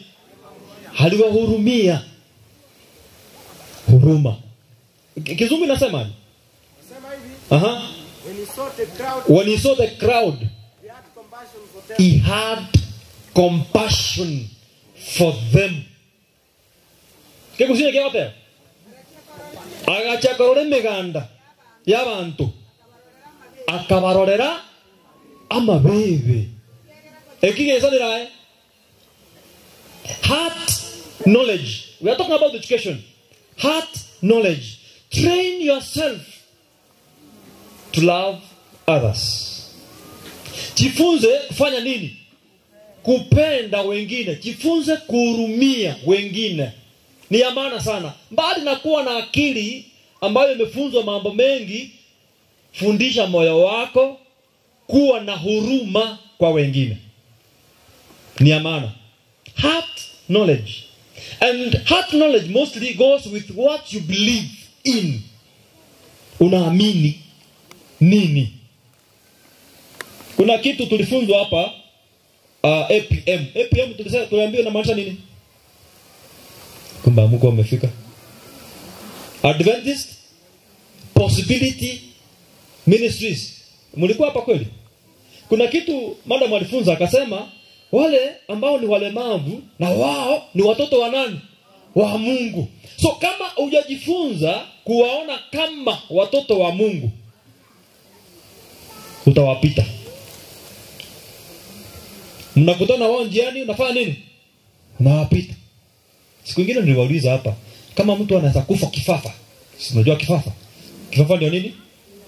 Ndume mtu akianguka hapo saa hizi kabisa, hiyo ndume hiyo haujui ndio hiyo sasa ndio hiyo. Tunafanya aje? Ukitoroka unataka kwenda kuleta maji umpatie. Asikuambukize. Unatoroka. Hivyo ukitoroka uko na huruma. Ndio hiyo sasa tunastahili kufunzwa. We are supposed to be trained. Kama ni mzazi, chukua watoto wako, wabebe. Ikiwezekana, wachukue mahali kama ni orphanage, wachukue huko. At least wakuwe na ile exposure to people who are vulnerable. Watu ambao hawana kile mko nacho. Alafu wafundishe kuwatreat kama watu wengine. Sijui kama nyinyi mmeona watoto ambao wamekulia town, alafu wanaleta ushago. Then wanapofika wanakutana na shosho wa ushago. Wanakutana na yule mama. mama mkongwe kabisa. Fanya nini mara nyingi? Wanakimbia. Kwa nini wanakimbia?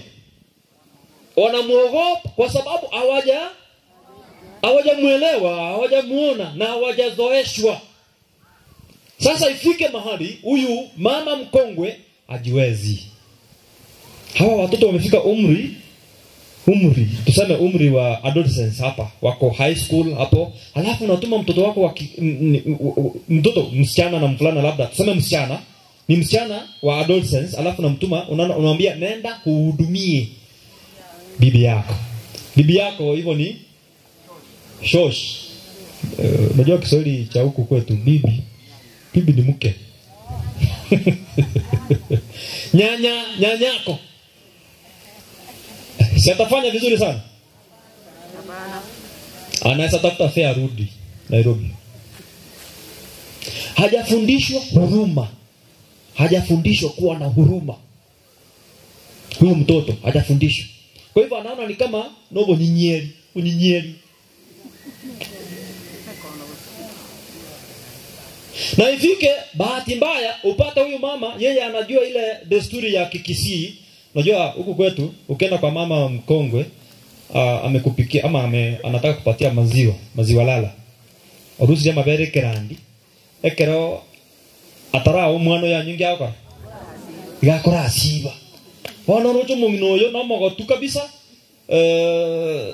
Na diba rule town bijaiga muminoyo rende na bakoranga nabare bunare omane koleto mabere adine kikombe mbire biria byategete njira gete birie rangi byategete bono koranga kibote pages kire njira gete iga na kyabwatete obekira mabere amana ko mwana oja ore first year asibe amana ko mwa utana wako ni kabisa baka kule. Huyu ni mtoto amezoea kutumia straw kwa kunywa yogurt. Halafu amekutana na huyu anafanya hivi. So huyu mtoto kwa sababu hajafundishwa heart knowledge itakuwa ni mzigo kwake.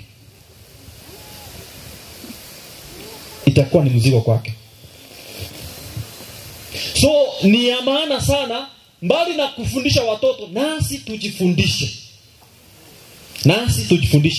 Last week I was in some camp. Alafu tukawa tunaomba. Tukapiga magoti tunaomba. Vile tupiga magoti hapa tunaomba. Na nilikuwa tu ni uwanjani hivi. Sasa vile tunaomba, mimi nilikuwa mgeni hapo. Vile tunaomba, kulikuwa na mzee hapo ambaye ni kama aliharibikiwa, akaanguka. Alipoanguka akatapika. Kama alikuwa amekunywa maziwa. So akatapika maziwa tu kaingia kwa koti lake. Watu wanafanya nini? Wako magotini wanaomba. Na mzee anakufa hapa. Nobody on there was able to do it. Ni watu wa wenyewe. Mimi sikumjua. So nikasogea, nikamshika, nikamwambia keti. Igaretura akora kwa sababu tumanakora leningi karansa. Akasaba maji. Watu wanachokota kuleta maji. Haya tumeomba, tumemaliza, kila mtu amefungua macho. Naona kila mtu anasimama anaenda. Mimi ni mgeni hapo, sijui mtu. Huyu mzee ni kama ni mgeni hapa, hawamjui. So ikabidi nauliza head deacon ambaye alikuwa karibu, kuna shida hapa. Huyu mzee hajihisi vizuri, imekwaje? Huyo sasa ndiye alielewa huyu ni fulani. Akakimbia kutata kitambaa kumpanguza. But hawa wengine wana heart knowledge. So if you have head knowledge without heart knowledge, utaona watu kama vitu. Kuna Mtanzania mmoja aliniambia watu siku hizi wanapenda vitu, wanachukia watu. Hiyo ndio kusema nini? Ngabanje teki ebinto bakangaki abantu. Hao ni watu ambao wako na head knowledge, hawana heart knowledge. Sijui kama hebu inua mkono kama tunapatana kufikia hapa. At least I'm moving with some people. Nataka kuenda ya mwisho. Tulisema ni gani? Hand knowledge. Nizungumzie kidogo nimalizie hapo. Tutakutana kesho tuendelee kutoka hapo. Hand knowledge.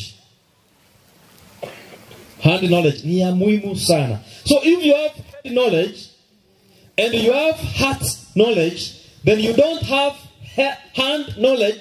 Wewe ni kama yule Paul alisema kwamba mtu aliye na imani isiyokuwa na nini? Na matendo. So hand knowledge mara nyingi ni vitu tunajifundisha outside the school in most cases, but CPC sasa imeileta hata iko katika curriculum. Hand knowledge, it's what we do, the action. Naomba mtu asome First Thessalonians, wa Thessalonike wa kwanza 4:11. First Thessalonians chapter 4 verse 11. Biblia inasema aje? Kwa karibu kumaliza.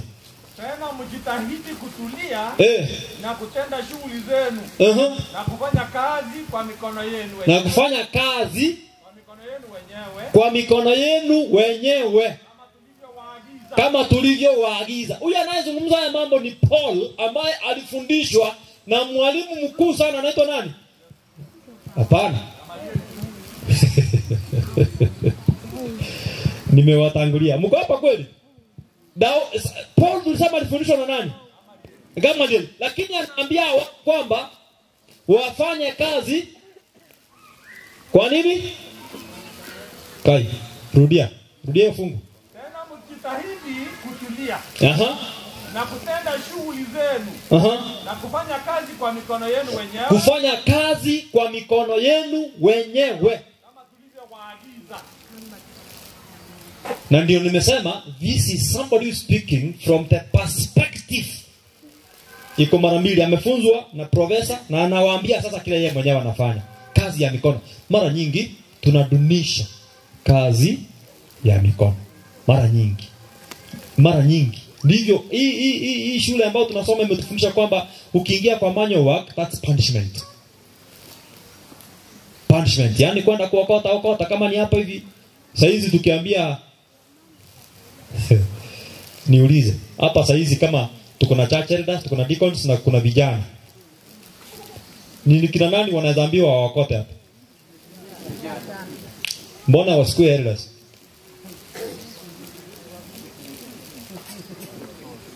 Hiyo ni nini? Sisi tunawachokoza hao. Inaonekana tu ni kama ni punishment. Anyway, I'm just giving an example. Kazi ya mikono.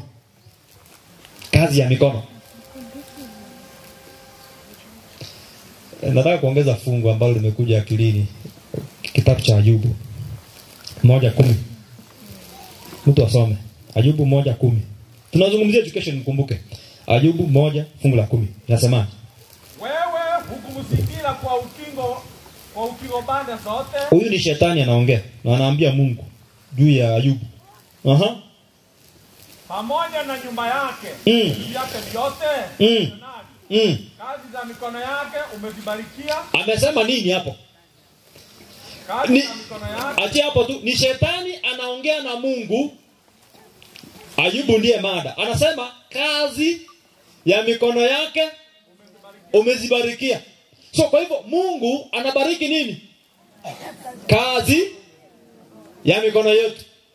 If today you are praying for blessings from God, just know it that in most cases God blesses the work of our hands. Mungu anabariki kazi ya mikono yetu. Si kwamba anatubariki direct, anabariki kazi ya mikono yetu. Unaona mti? Mungu ameumba kiti. Akakiweka hapa ndani, kiti. Akakupa akili utoe kiti hapa ndani ukitumia nini? Mkono. Kwa hivyo Mungu anabariki kazi ya mkono wako. Lazima ukitoe hapa kwa huo mkono kutumia ufundi ambao umekupa. Baadaye utasema kwamba umebarikiwa. Umebarikiwa kwa nini? Mungu amebariki kazi ya mikono yako. Kwa hivyo ile Biblia ambayo inasema ni Ecclesiastes, I think, si ndio mhubiri hiyo. Inasema kwamba chochote nini inafanya? mkono wako unapata kufanya, kifanye kwa nguvu zako zote. Kwa hizo siku ambazo naishi. Ni la maana sana. Nimalizie kwa kusema hivi. Mara nyingi tunadunisha kazi ya mikono. Lakini ukiangalia vizuri, watu wengi wamebarikiwa sana kwa sababu ya kazi wamefanya kwa mikono yao.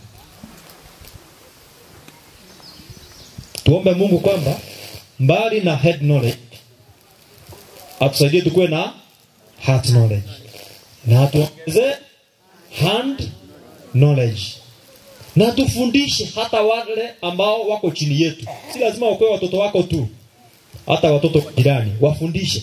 If you have a career, add to it a skill.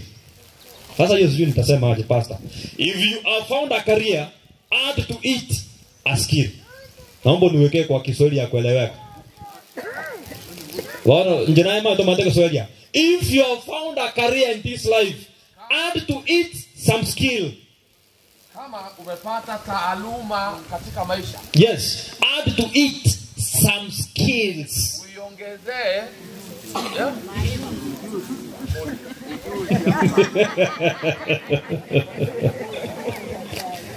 Let me use this example ya hawa wanakwaya hapa. Hawa wanakwaya wako na career. Na career yao ni kuimba.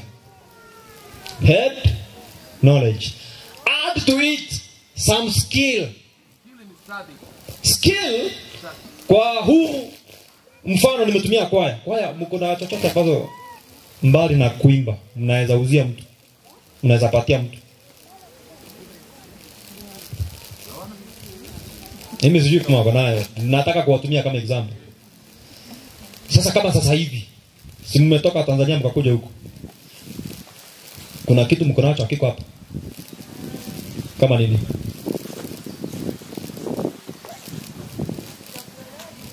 Mtanielewa? Vikoi, kuna mtu amezungumza sijui vikoi. Mko nazo? Mko na vikoi na nini? Sasa si ndio hiyo inamaanisha? Kwani mnafikiri hao wanajua vikoi, wanajua kutengeneza vikoi hao? Flash. Mnajua kutengeneza dera, mnajua dera kwanza ni nini? Isikia vile wanauliza. Mko nazo? Hiyo ndio ninamaanisha. Mimi sikujua kama mko nazo, maana nimeona wengine wakifanya. Watu wakitoka Tanzania, wa Tanzania wako na ufundi wa kutengeneza nini? Nguo. Simesema mko na vikoi, vikoi zile zozengi. Kuna vitambaa tuseme wako navyo na wako na madera. Huo ndio ufundi na maanisha skill. You have a skill. Kuna there is something you do, not everybody is doing it. Kiongozi wangu huko. Ni nini ile? Hiyo inaitwa that's a skill. That's a skill. Ila ukimfanyia unamwambia aenda uote moto. Si unalipa. That's what I mean. So mbali na career ile umepata, education tunaambiwa have what? Hamjanielewa. Have a skill. Mimi namalizia hapa. Nikiingia hapa Kisii Town, nimeingia shule.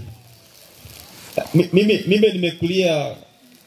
nimekulia kwa familia, tumelelewa na mama. Mimi ni mtoto wa mama. I was brought up single-handedly by a mother. Mimi natoka kwa familia ya single mother.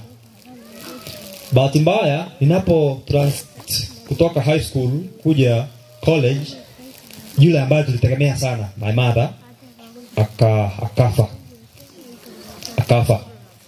So alipokufa ikabaki kwamba I didn't have any other support from anybody.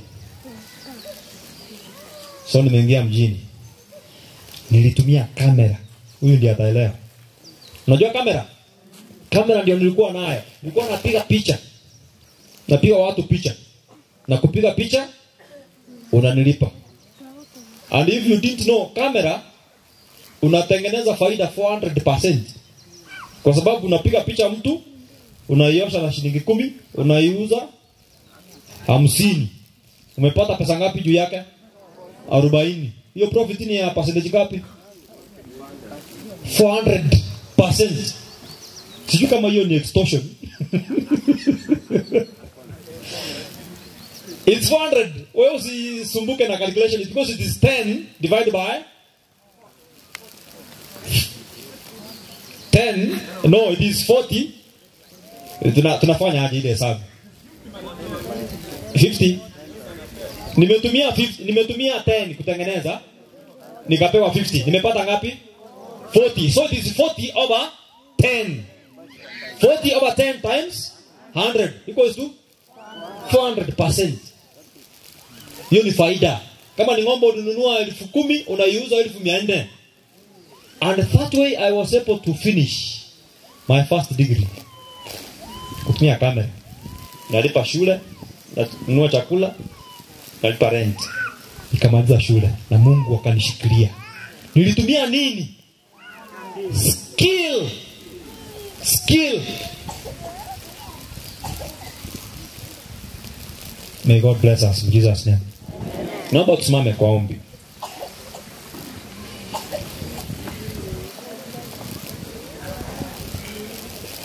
Hivyo mmesikia hawa wako na dera, mna nini mmesema tena?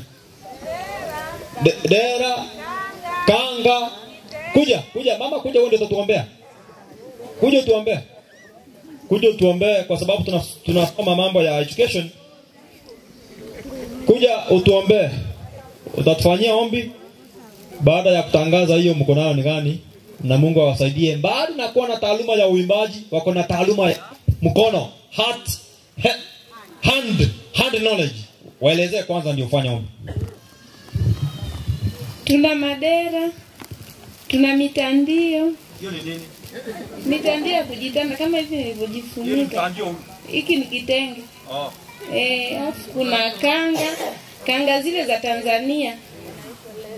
Enyewe mnaita leso.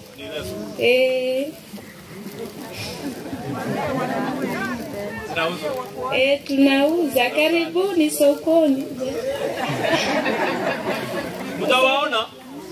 Mtawaona wako na hizo at least utajua na wewe umepata kitu kutoka Tanzania. Na flash zipo.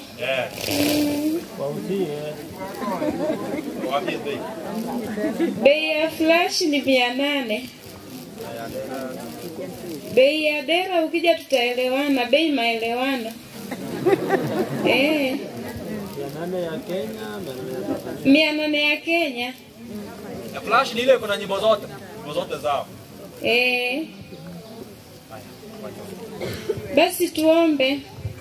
Haleluya. Mungu wetu mtakatifu, uketie mahala pasiri juu mbinguni, tunasema ni asante Baba kwa mapenzi yako. Umekaa nasi toka mwanzo tulivyoanza mpaka masaa haya.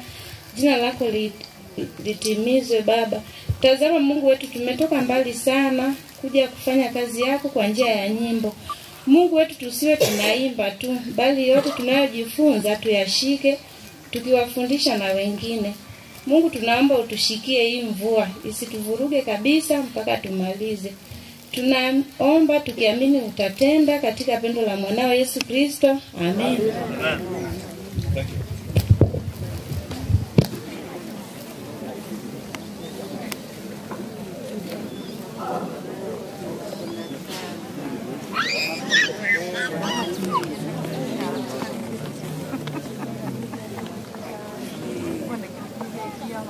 Sitaki kusikiza masikio mambo kama shetani ananinuka katikati ya wanadamu.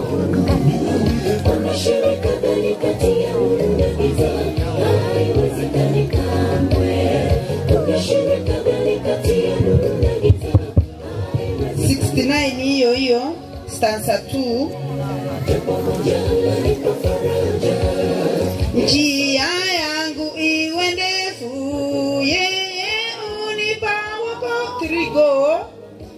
Njia yangu iwe ndefu, yeye unipa wokovu.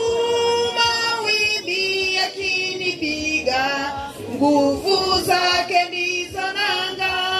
Kwake Yesu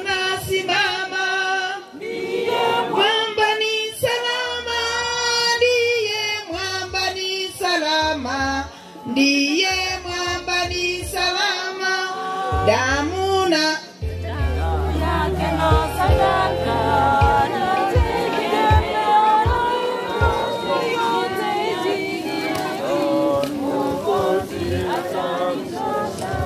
kwake Yesu nasimama, ndiye mwamba ni salama, ndiye mwamba ni salama, ndiye mwamba ni salama. Mogonga Youth.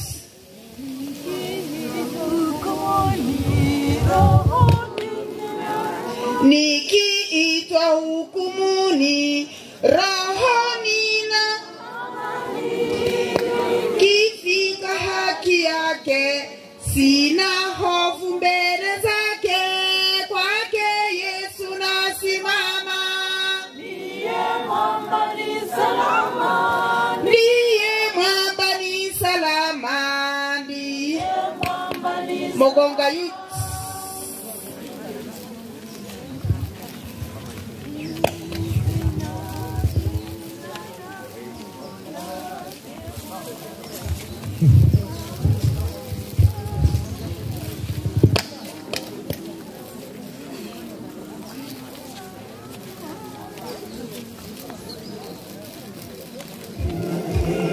Alitangulia mbele Bwana akiwaongoza safarini, mkono wake ulikuwa juu yao, safari ikawa inafika.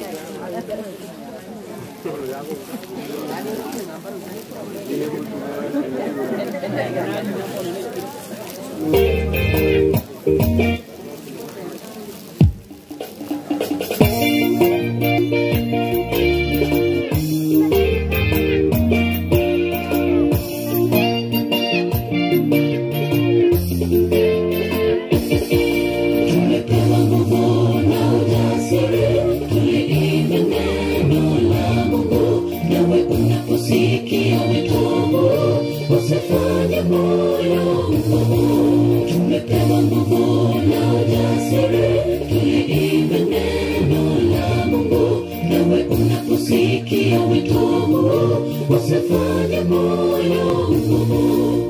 Fanyeni matengenezo, rekebisha mambo yako sawa sawa, maana ni furaha kwa waliompokea.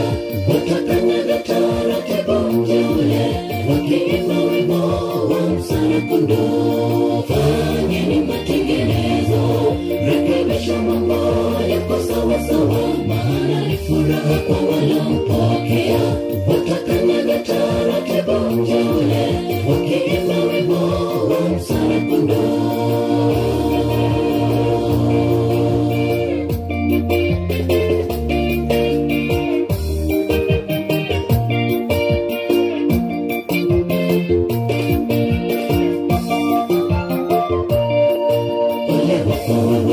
Usiposikia mitomo tunaoimba, msitulaumu ukipotea, lawama juu yako. Ole wako wewe usiposikia mitomo tunaoimba, msitulaumu ukipotea, lawama juu yako. Fanyeni matengenezo, rekebisha mambo yako sawa sawa, maana ni furaha kwa waliompokea. Watakanyaga taratibu mteule, wakiimba wimbo wa mwana-kondoo. Fanyeni matengenezo, rekebisha mambo yako sawa sawa, maana ni furaha kwa waliompokea. Watakanyaga taratibu mteule, wakiimba wimbo wa mwana-kondoo. Fanyeni matengenezo, rekebisha mambo yako sawa sawa, maana ni furaha kwa waliompokea. Watakanyaga taratibu mteule, wakiimba wimbo wa mwana-kondoo. Fanyeni matengenezo, rekebisha mambo yako sawa sawa, maana ni furaha kwa waliompokea.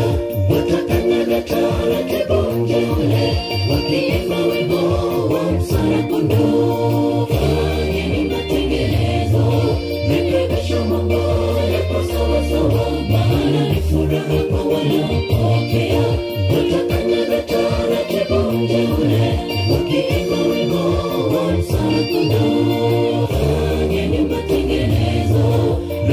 kesho mambo yako sawa sawa, maana ni furaha kwa wanaopokea. Watakanya taratibu mteule, wakiimba wimbo wa msana-kondoo.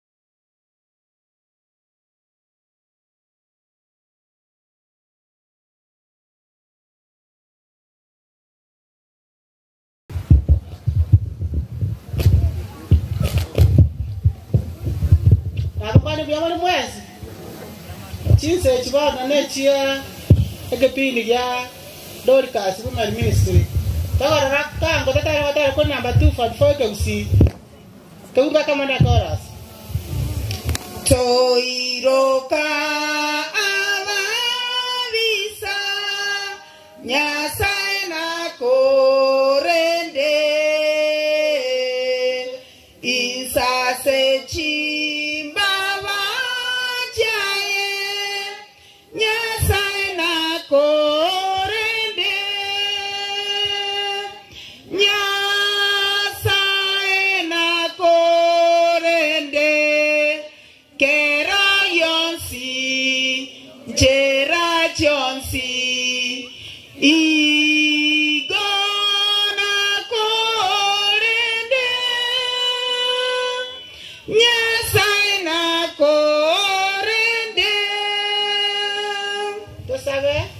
Nyasaye ndio maana sechize Nyasaye ito wana mukoni ngo chale moto tonge gasa kwao onse to asabira sama nyage siko motorio ito. Amen.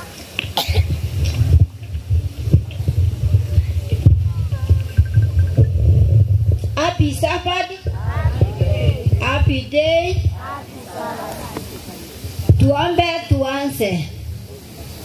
Tuombe. Omojenu oyolegoro mono twakwira ni rubia na inde biamona singejeke wakyo bagima biamone kyara gwatolendire korutwa asoete gaiga bakalera iga torange gokore kambi boneke totigo chake ke pindi kya bakungu onyale ko bamona intwe koruna togo chaka bakatwakore nande pindi biragenderere onyale ko bagogotolenda bakatwakore byonsi gwikemara go banasabire na kwegena na serie tari ya Yesu Kristo yoromo bali ito.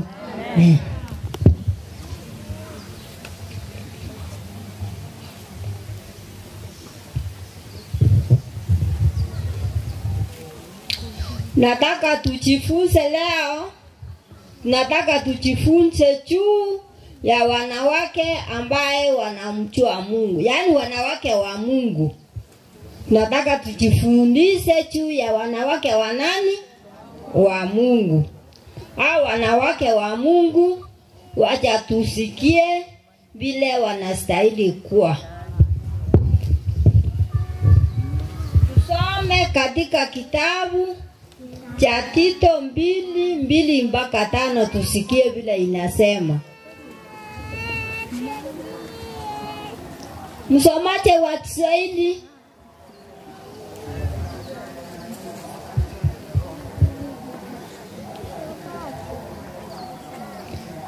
Soma kikisia akiendelea kutafuta. Abagakamba gwenerete babe aberiti abale nogosi Titus 2:3 nabo igona abakungu abagotu babe norogendo rw'obochenu ngana baigona abakungu abagotu babe norogendo rorenaki orochenu tibaba abang'achi osaba somba sokonywe divai abana banyasaye ngakimwe iwete twatebi gutotale abakungu banyasaye ngakimwe iwete twatebi gutotale totale norogendo rororochenu titoba abang'achi lakini abana banyasaye titori abang'achi abange sana toabanga abang'achi okong'ainereria egento gwake mumuro esinyo mutenga gakio musibati kwaretaga tari kwenyegera na nyegere korwa asaraire korwa arareta korara korumambi baka nando kanyarangi otorira njira no chikorara njebo kimobati ngonyara twabere wengi ose titorawa twabeire malisha ndio mswahili asome wacha korende babe korende babe aborokia bayaramaya korende aborokia yaramaya elinde borokereria abakungu abasubati bancha basacha babo elinde borokereria abakungu abasubati bancha basacha babo n'abana babo abana banyasaye ngorokera litole goseri bagalio kuorokera lingo toko na kubagamba kuko chakonyoro mwana bo montore tetubo mara goba webire yani tama itiko sekoruka bo kumabo yete igogo chaka kwa machoringa nkieke ninatale kumubundisa ngasikiale gokora tomanye tingo mwana yo neta oni arerera tu mwabo mepie babwate meiti keregendo chikoni ne meiti awa wanaonana na chakula kwa mesa unaanza kumutusi alilelewa wapi huyu ako aje mimi simtaki hapa kwangu na wewe sio wewe ulimleta ni kijana wako alimpenda akamleta na alipomleta sio meti yako ni mtu mwenye anatumikia bwana yake wewe atakusaidia tu kama mzazi endelea nainde babe abarende tasonsi wala bakareki abarende tasonsi abana banyasaye ingotonyorale aita igotanyora nturi korenda to riba gukora tu mwana uri omwagata mubekenda ino motereri baba tomanye tieke yaya nigo gego ruga naiga kwamenya gosoka isike para rogorari kwabeka ekobokoiga baba oyo nakaretere tubwonabu no muntu gosinga yatie tagachorukoro baba tamanye tigende tigangenda chikori chinyeni bekeriko kakinarorire mechando kwaenda sasa hapo umemsaidia ama hujamsaidia wakolie abachenu abagokora emirimo asinga chiabo moba abachenu mokora emirimo asinga chino moko abachenu mokora emirimo asinga chino tobwatisa yo chikogambo mwana kwarekere tu tamanye tikende tobwatisa yo komorokereri nera wenere abaya abaigwereta abasacha baba abanyene abaya muigwereta abasacha baina abalinaki abanyene tali abangina bagata yo mwaka narasi amajali tena kaule babutari jeno masomba lakini tababaya toigwereta abagaka balinaki baito elinde lingana lya nyasaye tiriramwa Mswahili atatusomea hapo, hebu soma. Kwamba wazee wawe wenye kiasi. Sio hiyo. Tatu. Anza vizuri. Wazee wa kike wawe na mwendo wa utakatifu, wasio wasingiziaji, wasiwe wenye kutumia mvinyo nyingi, bali wafundishayo mema, ili wawetie wanawake vijana akili, wapende waume zao, na wapende watoto wao. Sasa tukiambiwa hivyo na Biblia, na hii jambo ya kusema sisi hatutaki hawa watoto wetu wenye tumeletewa kwa boma inatoka wapi? Ni shauri sisi wa mama hatujatii Biblia vile inasema. Tungekuwa tungetii, hayo mambo angekuja kwa maboma yetu. Naendelea. Nawe wawe wenye kiasi. Wakwe wasafi. Wawe wakifanya kazi manyumbani kwao. Wawe wema. Wawe wakiwatii waume zao wenyewe.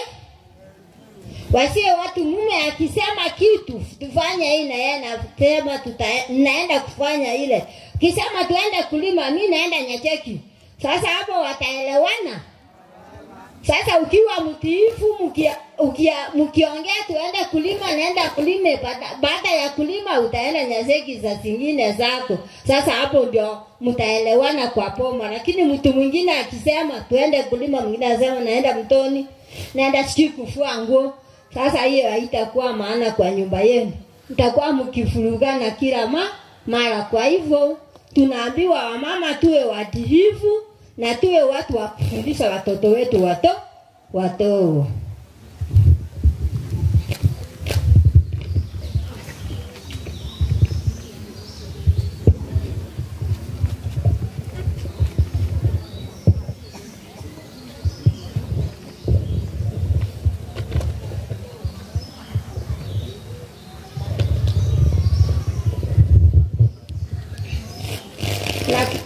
Tukiendelea kusonga tutasoma kitabu ya Ephesians 4:22.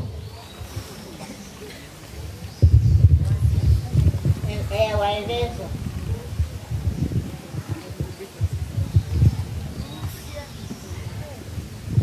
Rusia chingencho cheino cheli tangani chobo mwanya banto Rusia chingencho cheino cheli tangani chali chobo mwanya banto. Yani dilifanya rotaraga disio kwalengeke mwanya banto. Obwasaliwe soko bwatia okoganikwo bangainereria. Obwasaliwe soko bwatia okoganikwo bangainereria.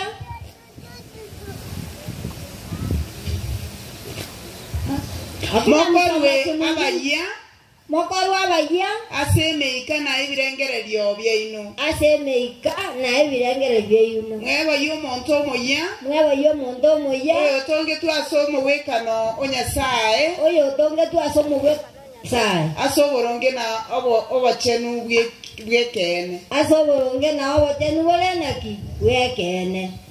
Abana banyasaye ekere tora unjo lutamenya asoboronge na obachenu bwekene emetie tinga jeito nsaleke. Jitu alelio mana. Lakini bado nyatakendelea takona kuomana totali kuonjoka. Na wande kanisa vikeli omwaka koruo yonde pato nana gotel chinga cheito tichiga koraki tichiko bwene. Abana banyasaye gotaka chinga cheito chibwene tigatonjoleri tobe mna kolengana Biblia akoriki yate yako yara mna abantu itwa bangina gosaline kagekeyemo na kwagateta ikeyamo na wakata gaki ngano na tindochi gaki otakobera omwaka ndasoke motigega ndasoke motigega mwako gochikonga kiba no mongina ateba lori mwana nero rakoreki urarwa umumurajari gyo ndo bwenere onde naga bweneta bana nyesa onde yo bwenere abantu mbali kutatikani gotokoremererania esenjera ya masaba tobasabera na kobabundiza bambiene na bakonyora twakoreki twawene Mswahili soma uwe kwa pali ya mwenendo wa kwanza sio wa zamani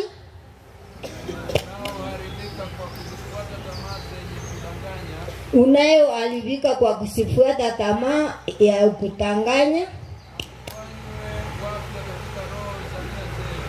na tufanywe wapya katika roho za nia zetu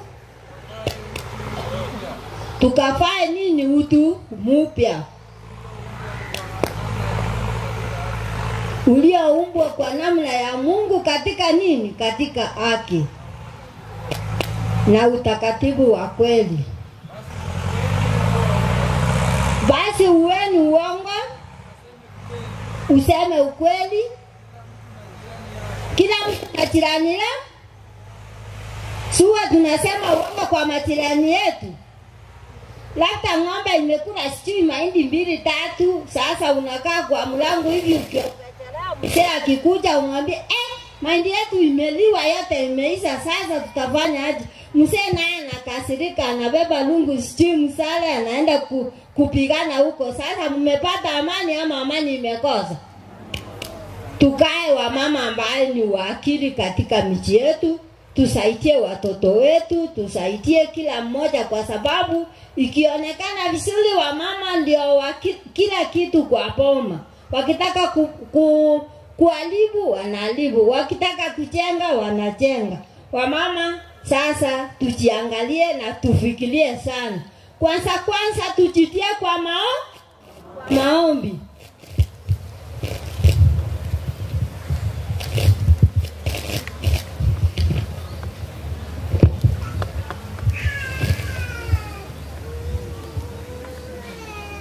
Na tukienda Ephesians 5:22 na tusikie vile inasema. Yani Proverbs 15:5. Enyi wake watieni waume zenu kama siasikia kama kumutii Bwana wetu.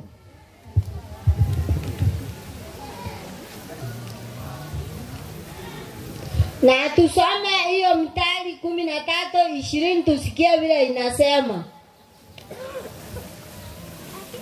Mithali 13:20 nisome. 13:20 anasema enenda pamoja na wenye hekima, nawe utakuwa na hekima. Bali rafiki wafumbavu wataumia.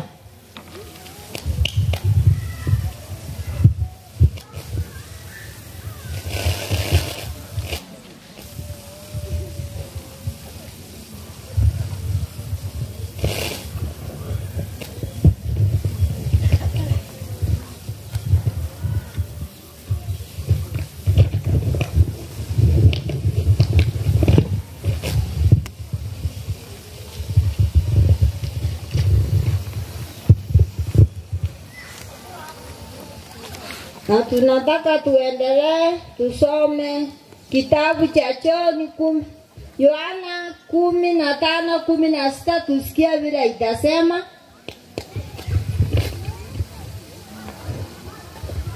15:16.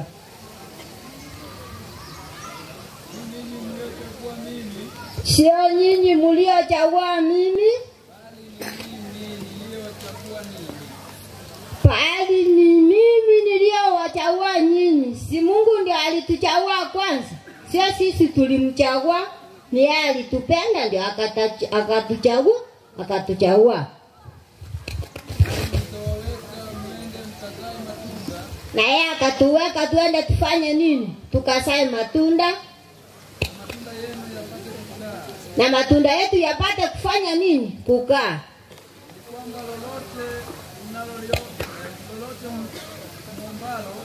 Ili kwamba lolote tuombalo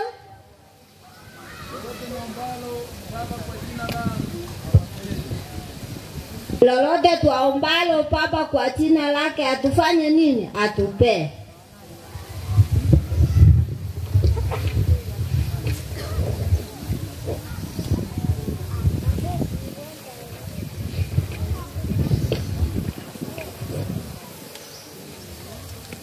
Na sasa hapo tutapata mfano ya mtu kama Rutu vile alikuwa Mnajua story ya Rutu hatutasoma, lakini mnajua story ya Rutu, mtu kama Abigail. Mnajua story yake. Hiyo tutasoma katika kitabu ya Samueli 25:2-3. Samueli ya kwanza 25:2-3.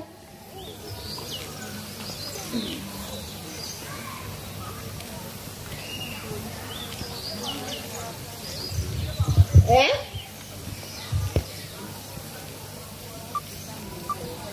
Eh.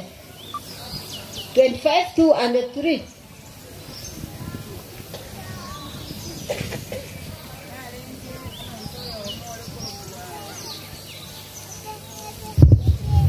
Narenge umuntu oyo mo korwa Naoni obwata maicho ayawo Karimel.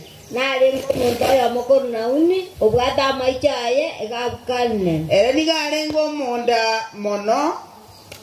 Era nigarengo munda mono. Nabwate chingondi chirifu isano ne chimboli chirifu elfemo. Nabwate chingondi chirifu isano ne chimboli elfemo. Nigarenge koba okonacha chingondi chiaya marionya. Nigarenge koba okonacha chingondi chiaya marionya. Awo Karimel. Abo Karimel. Omuntu oyo noyo bwororeri arwa Caleb. Omuntu oyo noyo roreri rwa Caleb. Nigare korokwa Nabali. Nigare korokwa Nabali. Na mukaye Abigail. Na mukaye Abigail. Omukungu oyo nigare ngomongaini mono. Omukungu oyo nigakorete kigare ngomongaini mono. Na omonyakieni. Na omonyakieni. Korendo musacho oria nigare ngomonto mutindi. Na umunyandamwamu. Ole no musacho igale ngo mutindi na indo umunyandamwamu. Toya ndango 27 ye 3 to kunego ta.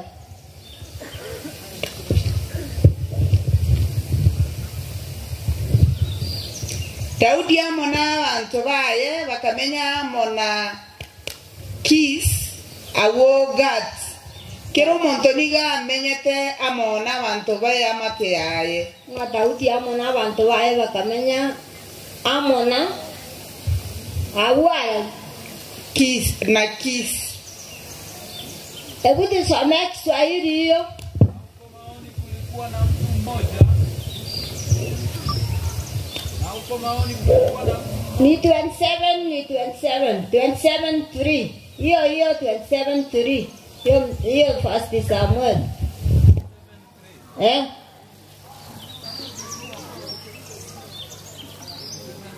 anasema hivi. Daudi akakaa huko Gathi pamoja na Akishi. Daudi akakaa huko Gathi pamoja na Akishi. Yeye na watu wake. Na watu wa nyumbani mwake. Kila mtu na watu wa nyumbani mwake. Naye alikuwa na wakeze wawili. Na Daudi naye alikuwa na wakeze wawili. Ainoham na Jezreel na Abigaili wa Karmeli aliyekuwa mkewe Nabali. Na tutasonga tu kidogo tusome moja. 1 Corinthians 3:1-2. Wakorintho wa kwanza 3:1-2. Lakini ndugu zangu mimi sikuweza kusema nanyi kama na watu wenye tabia ya rohoni, kama na watu wenye tabia ya rohoni, bali kama na watu wenye tabia ya mwilini, kama na watoto wachanga katika Kristo, kama na watoto wachanga katika nini? Katika Kristo. na aliwanyesha maziwa sikuwalisha nini. Kwa hivyo sisi tumefananishwa watoto wadogo, kwa sababu tuko wakubwa hivi, lakini tuko kama watoto wadogo. Kwa imani yetu iko ndogo, hatujakuwa wakubwa ndio tupewe nini? tupewe chakula. Kwa hivyo vikilieni, tuko wapi? Uko mkubwa lakini akili ni kidogo, ama imani ni kidogo. Fikirieni sana, tuone tutoke hapo, halafu tuingie kwenye kwa watu wakufa, tukule chakula. Tukiambiwa tuko watogo, sio watogo, ni imani. Hatujajua Mungu sana, tusiti kusoma ndiposa tukue kiroho.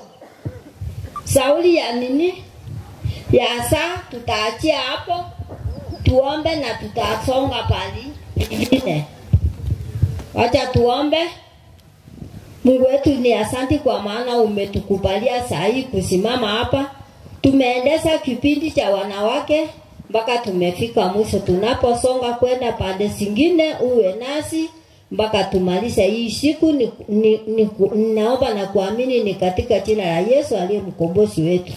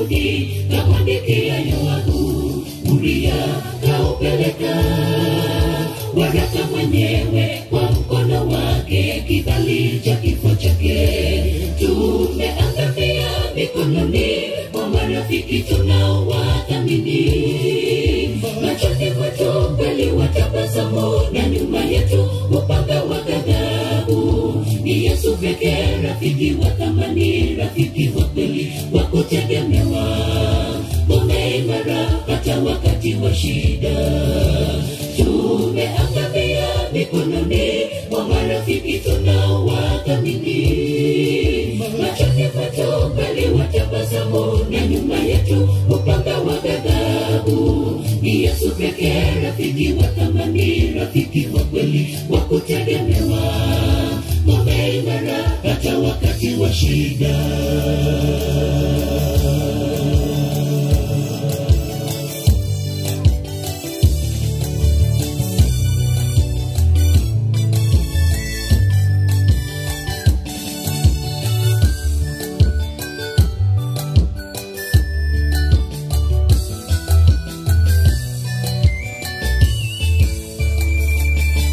Mara nyingi tunasema kwamba tunajali wenzetu na tunaelewa shida zao, na kweli sisi wanafiki. Maneno yetu ya wavunja moyo tunaposema juu yao. Sisi kama makaburi yalopakwa choka na yakapendeza, na ndani yake mifupa. Mara nyingi tunasema kwamba tunajali wenzetu na tunaelewa shida zao, na kweli sisi wanafiki. Maneno yetu ya wavunja moyo tunaposema juu yao. Sisi kama makaburi yalopakwa choka na yakapendeza, na ndani yake mifupa. Tumeangamia mikononi mwa marafiki tunaowathamini. Machoni mwetu mbali watabasamu, na nyuma yetu upanga wa ghadhabu. Ni Yesu pekee rafiki wa thamani, rafiki wa kweli wa kutegemewa, ngome imara hata wakati wa shida. Tumeangamia mikononi mwa marafiki tunaowathamini. Machoni mwetu mbali watabasamu, na nyuma yetu upanga wa ghadhabu. Ni Yesu pekee rafiki wa thamani, rafiki wa kweli wa kutegemewa, ngome imara hata wakati wa shida. Tumeangamia mikononi mwa marafiki tunaowathamini. Machoni mwetu mbali watabasamu, na nyuma yetu upanga wa ghadhabu. Ni Yesu pekee rafiki wa thamani, rafiki wa kweli wa kutegemewa, ngome imara hata wakati wa shida. Tumeangamia mikononi mwa marafiki tunaowathamini. Machoni mwetu mbali watabasamu, na nyuma yetu upanga wa ghadhabu. Ni Yesu pekee rafiki wa thamani, rafiki wa kweli wa kutegemewa, ngome imara hata wakati wa shida.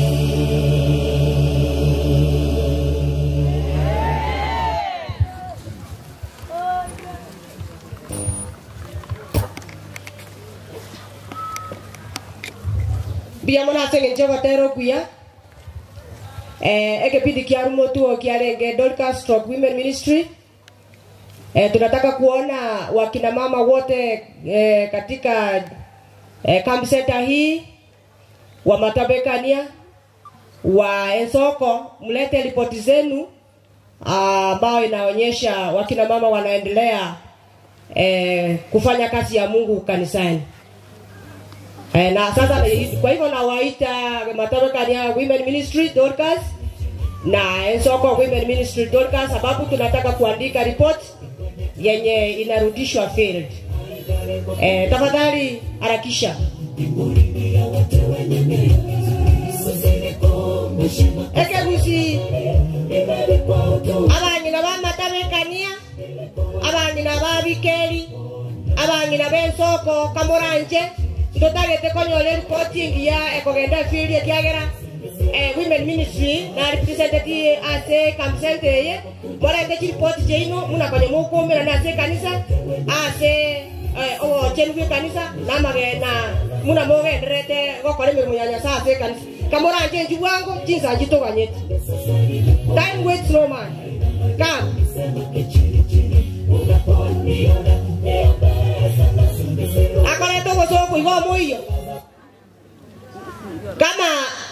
matebekania hawako, soko hawako. Wacha tuone Bikeli ripoti wako nayo. Karibu madam. Na wakwa ni masimbia moyo. Na ile ripoti ya Bikeli Dorcas. Dorcas ngwate nditu arenge ang didukori ya Tumaine. Wacha tu arenge una wangina. Twana kwa bato kwegera. Twara kwa wangina 5 to 10. Ekara tware gocha. Ase ekiombe kia Dorcas. Ngonya na tware ngata kwa some buku. Ka twasome buku twakorire, twana kwa bato takotera matera. Kala twakorira matera. Tokanya kwa bato gosanga ebirangare na wangina nga, abangina muri tubwate chinga cheito. Batari goche kanisa, baruare te batari kwenyara. Bagwana te bagenda koyune ne chigwiricha. Umangina naro randiga igoro ya disability. Ndogwata bangina abo. Batari kwenyara baruare te batari goche kanisa. Tokara una abangina badorikasi ba Bikeli. Tokarige obabesa gosinini tokanda tokabatarira. Kala twabatarire twabairete esabuni, echumbi, amone kebiriti, epacket twabairete kera yo mabangina twatarete mbadatu. Nakala twacheta arona abangina badorikasi ya Bikeli. Abangina na bayiwote biya bakagoka, badando chimutu inyorete na torenka gaiga. Bono eto kusabana sa tokonye egera togendere korra bande bari batari kwenyara egera tubaikire amangana ya mayayese na bari bamanyenga mbaramo naintu egera mukwani orugo igoro ya disability ate wanga ne gwene tunya ko batawa kora kitoko banja ndunya ko batoko baumbia tubaikange na bari maru bakoranga mbuya bara se family ina ile report yenyenye tu abate ya Bikeli.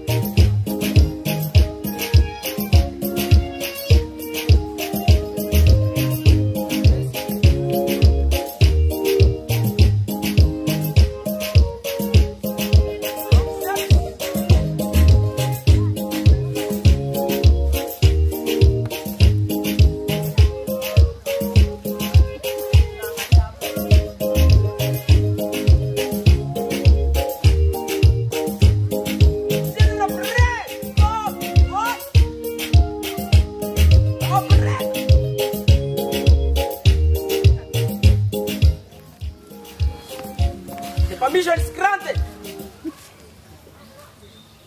The sweeter time of raising the flags. In it by the generals, by the commands overall, the honor of the commands of the flags. The whole church, the general church, we request tunasimama.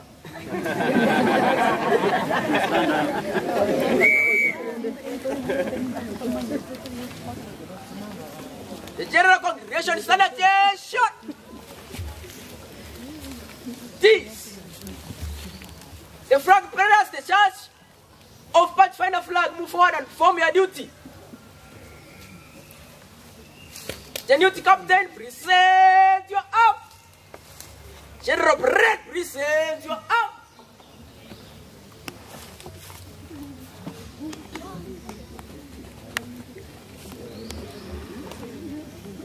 Pathfinder song.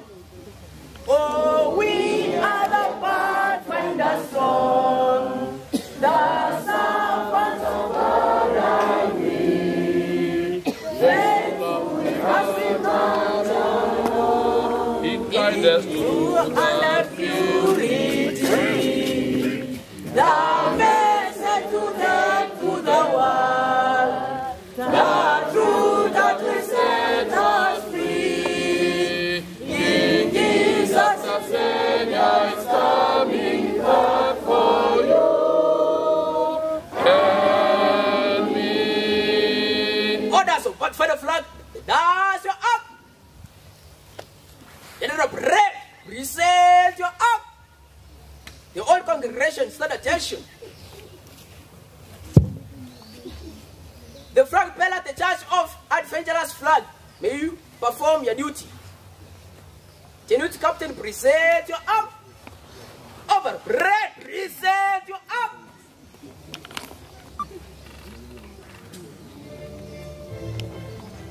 By the honors, together with the song of Adventurous song, let's sing together. Oh, we are adventurous. As long as we pray, we are adventurous. Learning every day to be honest and true, to be like Jesus, true and true. We are adventurous. You're ready, as your arm. With the commands of the youth captains, the flag bearers, may you bar left leg up, red. DJ. On. Fire play. On. Fire play. One, two. Right. Long steps.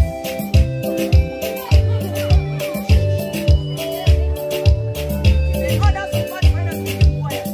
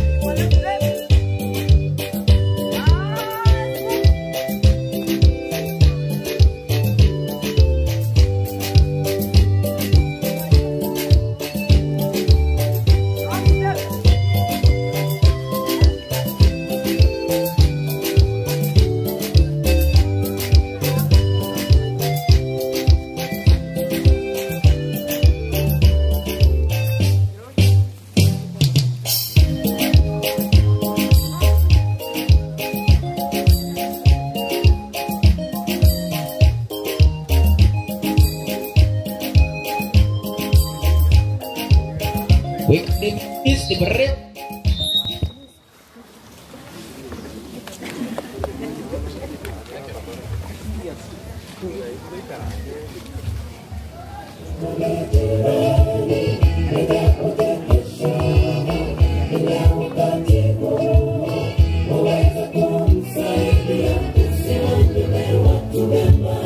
Yaliyo hakio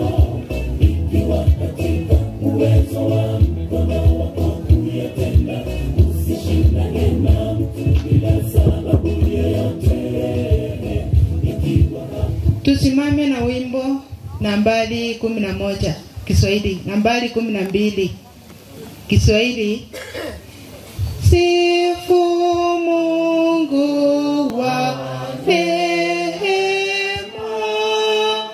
enyi viumbe popote, wajuu pia sifuni Baba, Mwana naye Roho. Amen. Ulivyonena nasi awali, Mungu wetu, nena nasi tena leo itakavyokupendeza. Katika Yesu tumeomba na kuamini. Wapenzi wa Bwana, wasalimu wa mchambo. Wana wa Mungu wa mchambo. Heno kwa gongwe. Heno kwa gongwe.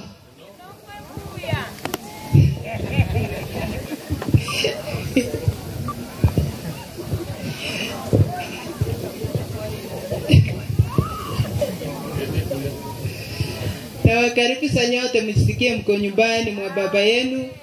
Kwa majina mimi ni Phyllis Kefa ama Mkweli kutoka Pikel Church. Sasa ninaenda kuwakaribisha wenzetu ambao tunasaidiana na wao hapa mbele. Nikianza kutoka hapa, mkono wangu wa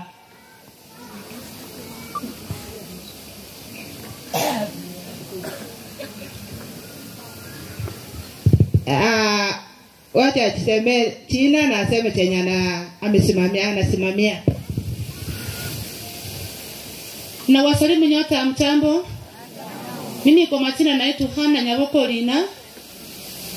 Nasimamia wimbo. Asante. Mwingine ni ada wetu kutoka Mugonga, na yeye asimama atiseme China. Ninawasalimu kwa jina la Yesu. Mjambo. Mimi nasimamia maandishi. Maandiko. Ni anasimamia fungo kuu. Eda wetu Machani. Mwenye amebaki atafanya mkono hivi. Wakati wake ikifika atasimama na aweze kuendelea. Ni wangapi pamoja nami wanasema ni keti, mengine yaendelee? Tusimame na wimbo nambari 160.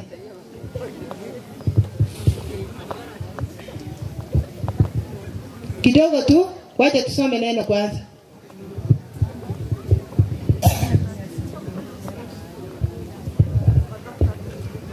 Kitabu cha Matthew 24 verse 14, nasoma kwa Kiingereza. Nasema, and this good news about the kingdom will be preached through all the world for a witness to all nations, and then the end will come. May God bless the word. Tusimame na wimbo 160.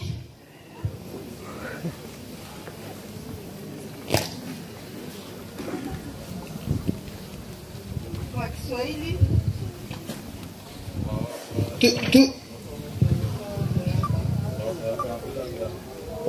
Watakatifu kesheni.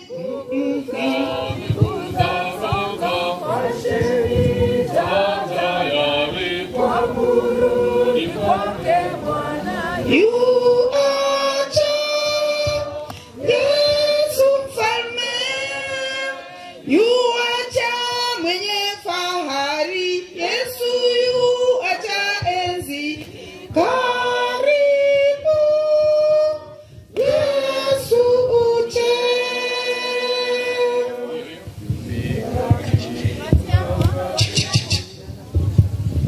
Tuombe. Baba, katika jina lako safi tunakuja mbele zako. Tunasema ni asante kwa kambi ya mwaka huu. na wageni wetu ambao wamefika kutoka mwanzo mpaka wakati huu. Anaenda kunena neno lako, na wakati anapoenda kunena Baba, tulisikilize, tunyamaze, tupate chakula kutoka mbinguni. Tunaomba katika jina safi aliye Bwana na mwombezi wetu. Amen. Wala usizitegemee akili zako mwenyewe, katika njia zako zote. Masemaji, tusimame tukusanye sadaka. Ili wakati wa sadaka, masemaji wote simama mfanye haraka, sababu masaa yameenda sana. Simameni haraka, hata sijaona hata mmoja.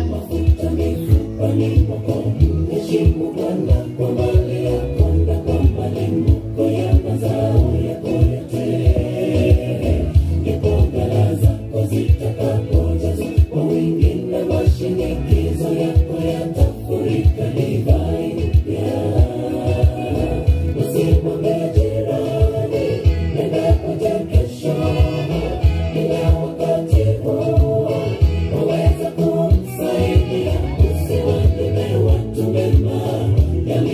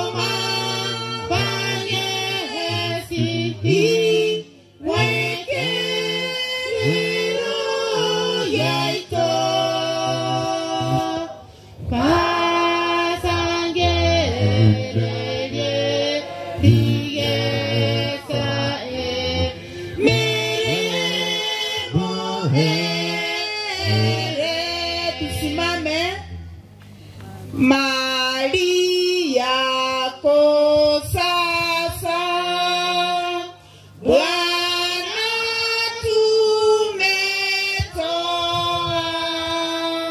hatuna yaliyo yetu, yote ni vipaji.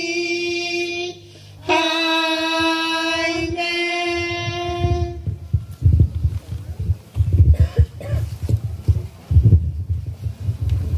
Tusabe omwana ndo machana itantu asukira bana bwatu atira sore asingi twangure byewa bicho kora mirimo yawe yama kitwa kubotira bane gora basura sirtu kusumitorito. Amen.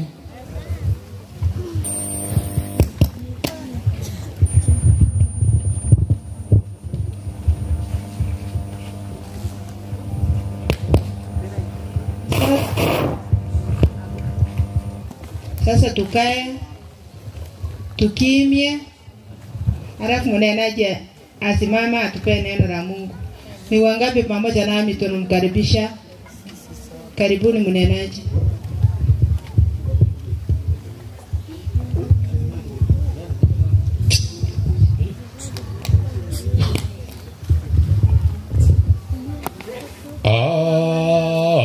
Amen.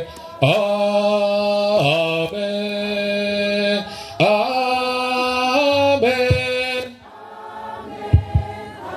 Amen. Nyinyi mnyamaze. Hata tuzungumzia hii kwaya nyingine. Amen.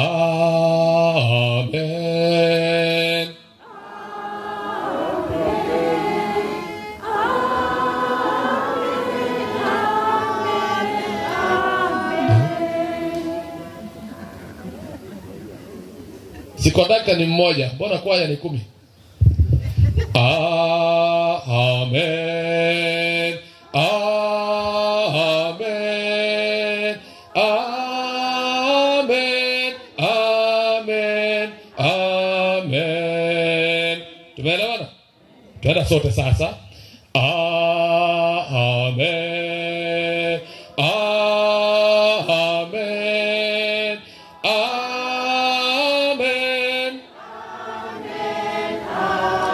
Watu wote imbeni. Sifu Bwana.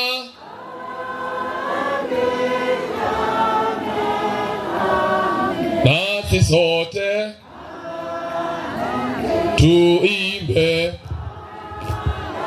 kwa sauti. Amen. Amen. Mungu wetu na Baba yetu, unene nasi tena itakavyo kupendeza, katika jina la Yesu tuomba na kuamini. Tunazungumzia pambano kuu ambalo lilimfanya mwanadamu akatengwa na Mungu wake. Baada ya kutengwa, tukagundua jana kwamba ni kwa njia moja tu tunaweza kupita, tunaweza kushinda katika pambano hili. Katika nguvu zetu hatuwezi, bali Kristo ametushindia. Kwa sababu akatualika sisi sote kwamba tutakapomwamini ushindi ni hakika, na tukasema kurudi kwake ni hakika, dunia kuisha na itakapokwisha isikupate umepotea. Niruhusu niwakaribishe wote waliokuja, kwaya yetu iliyokuja leo. Karibu sana. Wageni wetu walioingia kutoka Mogonga, karibu sana. Ni furaha kwamba mmejiunga nasi leo hii. Tunataka kuangalia jambo dogo. Muda umeenda. Lakini tumepewa tena mwavuli wa kipekee. Jua linakuja kidogo kisha tunatoka. Leo hii tunataka kuangalia God's intervention in the great controversy. Kwamba katika vita hivi tulivyopata jana, hatutaweza ila tu tushindiwe. Lakini pia leo tunajifunza kwamba Mungu ataingilia kati katika vita hivi kuu. Mungu ataingilia kati. Ninapotazama Biblia inanifundisha, tajaribu nifupishe kiasi, inanifundisha kwamba katika kitabu cha Wafalme wa Pili 6 kuanzia 24 kuna mfalme hapo ambaye anaitwa Ben-Hadadi wa Syria. Akauhusuru mji wa Samaria. Kuhusuru ni kuzingira, hasa wakati wa vita mkitaka kuvamia. To lay siege. Kwa sababu ya kule kunusuru, tunapohusuriwa ni kumaanisha wale tulio ndani hatuwezi kutoka nje, na wale walio nje hawawezi kuingia wapi? Ndani. Chakula tutakula tutatoa wapi? Iwapo wakati wa kuhusuriwa ngakiria mogo siongoro kanuna babisa endagereri mubwate nero mukoria eko yaranga imogoji moko wake simi moko ni kwamba waliokuwa ndani mambo yakaharibika. Nataka msomaji wa Kiswahili uwe tayari. Fungu la 25 6:25 nasema njaa ikawa kuu huko Samaria. Tazama, wakausuru kwa sababu ya kule kuhusuriwa kichwa cha nini? Wakati watu wamefikia kwamba wanakula kwa bore budaga, lakini bwana ile matamanyiti inategemea umekula hoteli gani. Ndio sababu kikisi kinasema ekiokoria niki onye mutoyo na biregebio ekikiaga tianki kwaria muna baro bari mukora ari musongaria koegwa kibwato kiengoko gichieto ayuchwa ne ngoko ko bile biko bana nyambera garia ebinene oriete kagicha kira arenda buya. Sikia, njaa iliyokuwa pale ikazidi kiasi kwamba kichwa cha gendoki punda kinauzwa pesa ngapi? Vipande 80. Sasa sijui niseme 800 niseme za hapa Kenya. Kwa Tanzania ni karibu 16,000 ama 20. Kichwa cha nini? Ya haijatosha. Endelea, inasema msomaji, nataka kuharibu Kiswahili bwana. Hiyo sitasoma mimi, ni wewe eti kibaba cha na mnarudia kwa sauti. Hata aibu hamuna.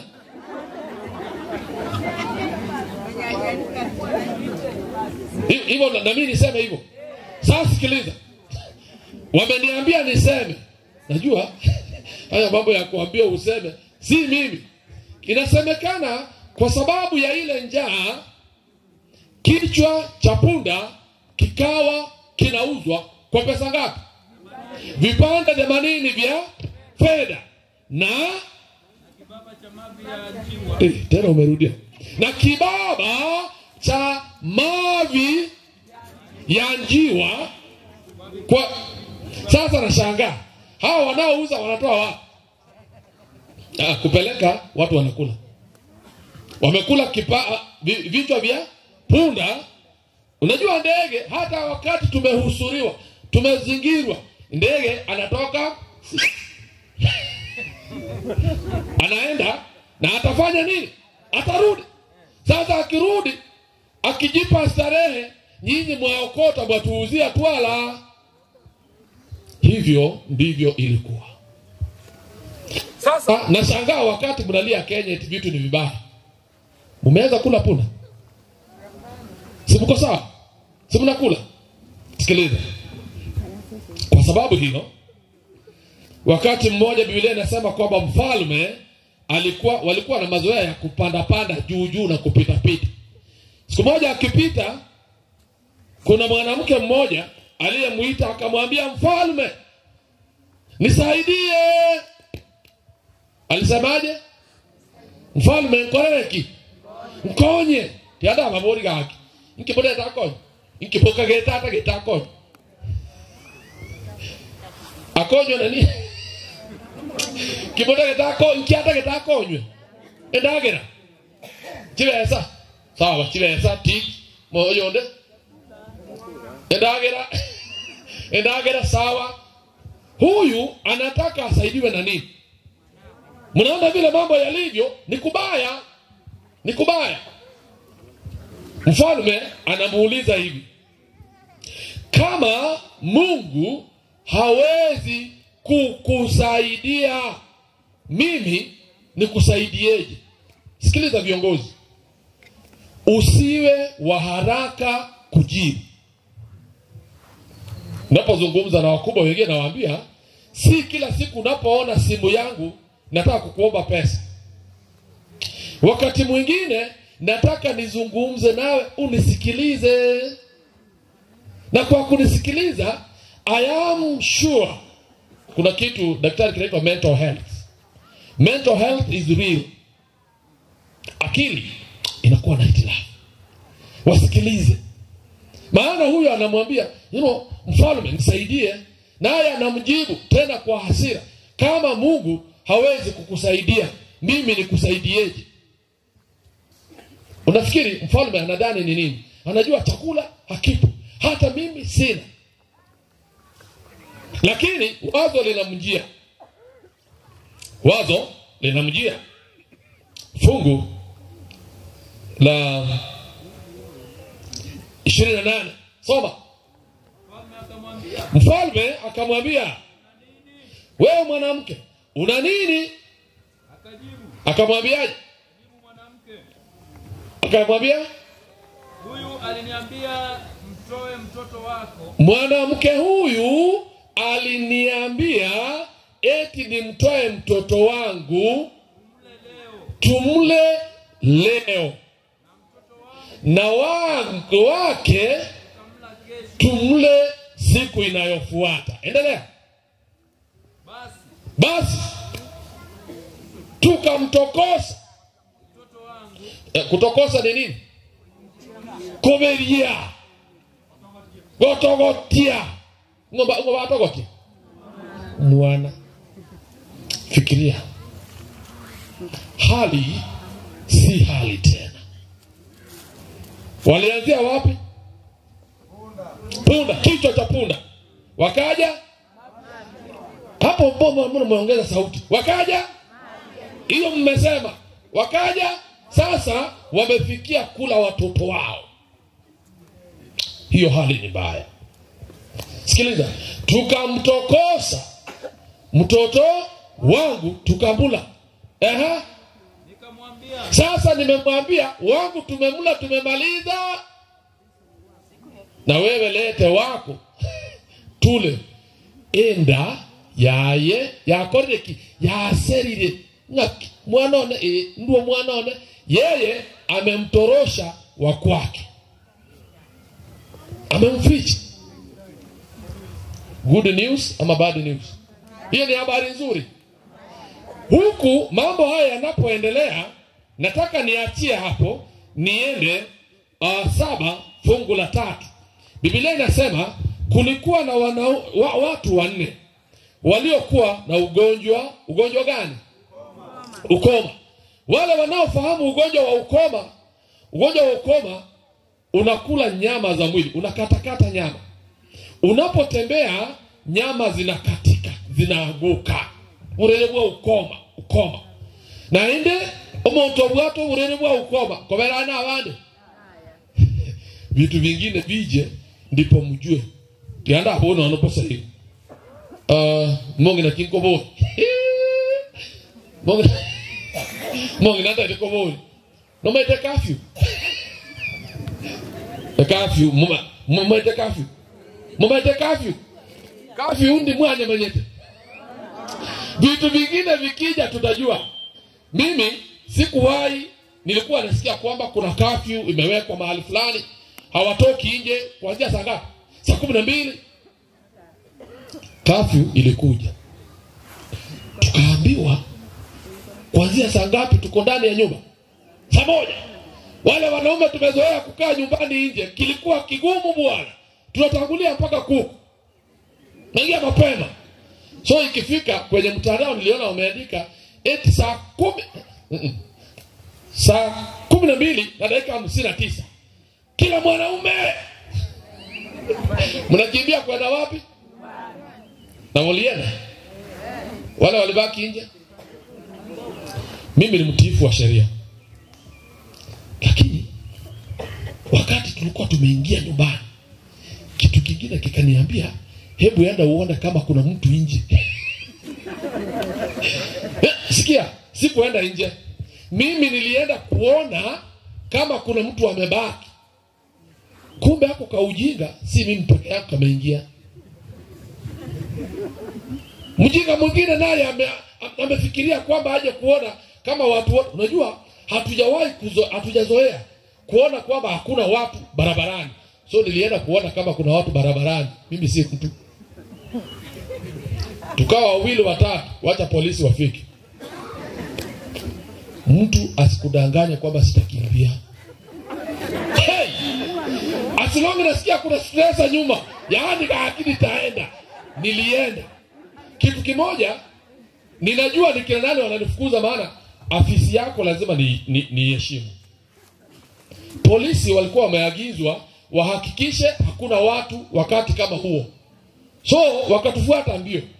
Siku 2 baadaye tukakutana. Nikawauliza swali moja. Kuna wakati mmekimbiza watu mahali fulani.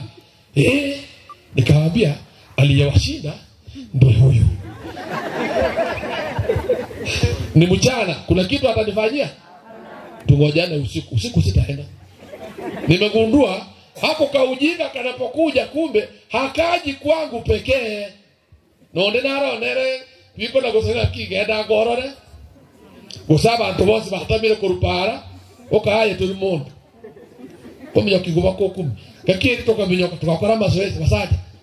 Tukawabia. Hivyo kwa sababu hii tumesema hawa watatu wametegwa kwa wate ukoma kwa mwarakoda mwabe kwense mogete naona kanda naenda kerugu etapara.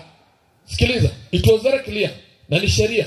Kama una ukoma ukipita unatangaza mimi ni mkoma, mimi ni mkoma, ili watu wasikukaribie. Hivyo sasa wakawa wametengwa. Bali ngatu hata habari 4 walikuwa wanne wakiwa pale. Sasa wenzao wale ambao wangewarushia kakiti wanaweza kuwarushia. Kwa nini? Wamezingirwa. Nje ni maadui, ndani ni nyinyi, na kila kidogo mlikuwa nacho kimebaki, kimeisha. Mumeanza kula vichwa vya punda, mumeanza kula, hiyo ni yenu sema hiyo, mumeanza kula watoto. Njaa ikazidi. Wakiwa kule wakaambiana kuna maneno fulani. Nisome fungu la 3. Basi walikuwepo watu 4 wenye ukoma. Endelea. Kwenye lango la mji. Ndio. Wakasemezana namna gani? Tunakaa hapa hata tufe. Mbona tunakaa hapa hata tufanye nini? Yaani toko wera agaiga arongo kutwe. Endelea. Tukisema tutaingia mjini kule wenzetu walipo, hata hamna njaa, hali ni mbaya. Endelea. Tukienda huko, kwa sababu hali imekuwa mbaya, wameanza kula hata watoto wao, hata sisi tutafanya namna gani? Kufa. Nasi tukikaa hapa na bibi kai. Ibo mono jeni bibi kai.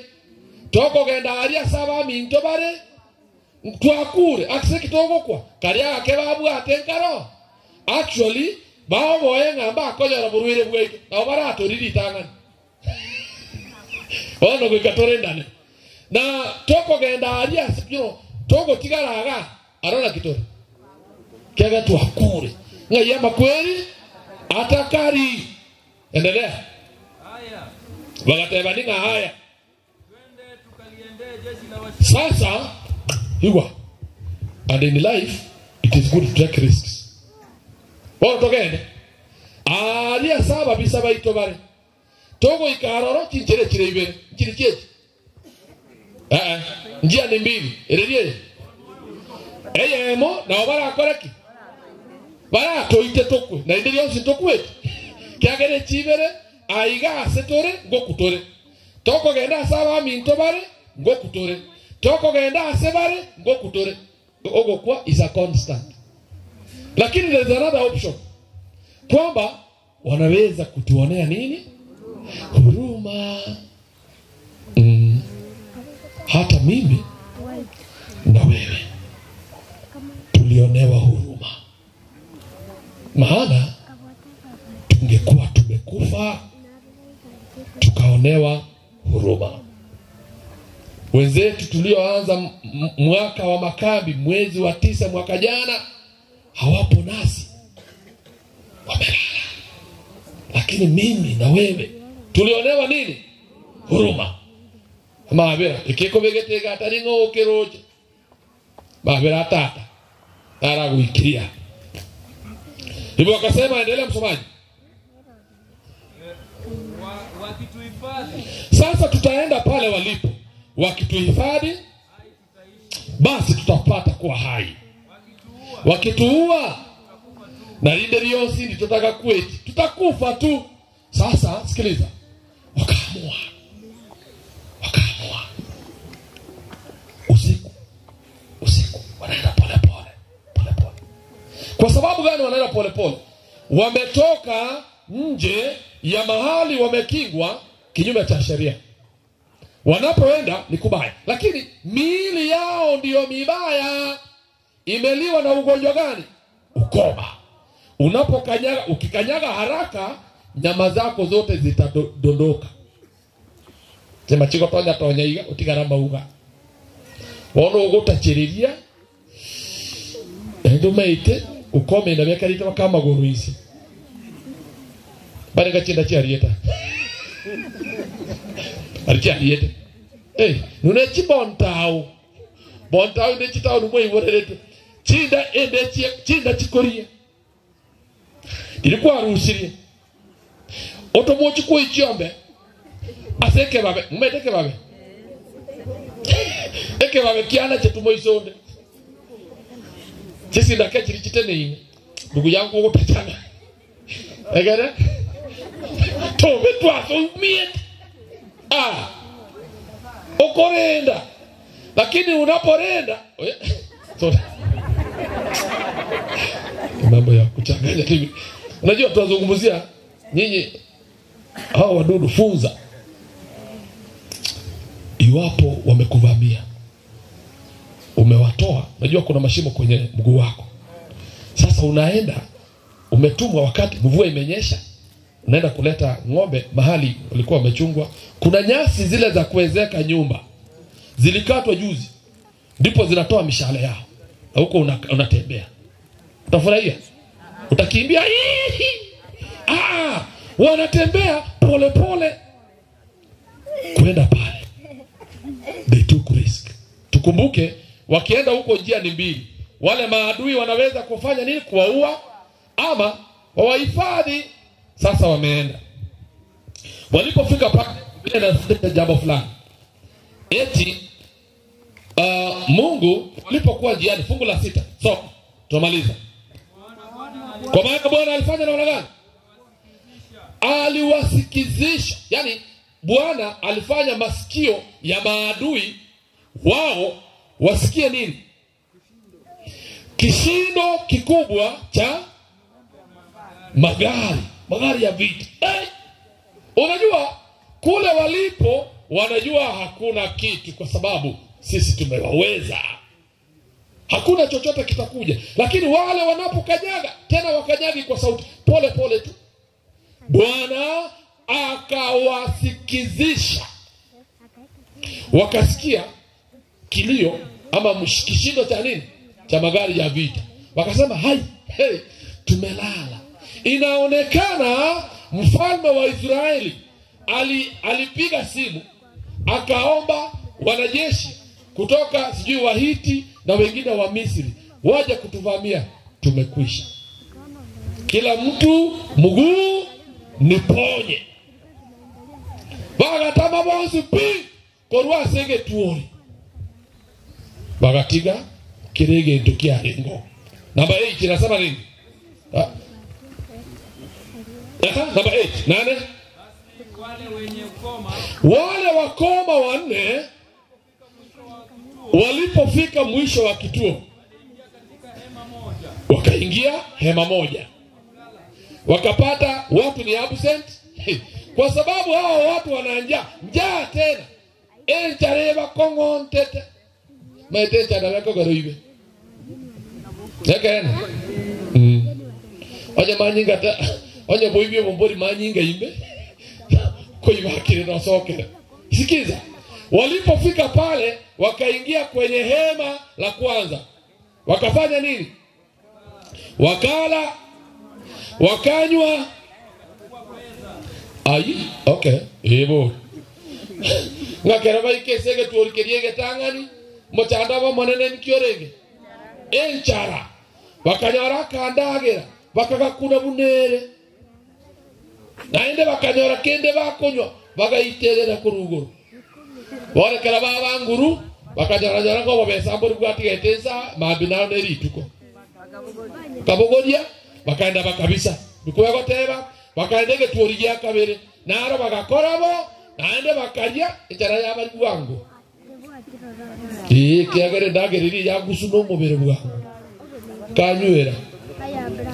Finally, number 9 nasema ndipo wakaambiana. Mambo gani? Mambo haya tufanyayo si mema. Ngoja kidogo. Mambo gani? Akibakwa kibakwa. Kuiba. Waliiba wapi? Kubeba ama kuiba? Kuchukua na kuficha. Okay. Shida ni gani daktari? Shida ni gani?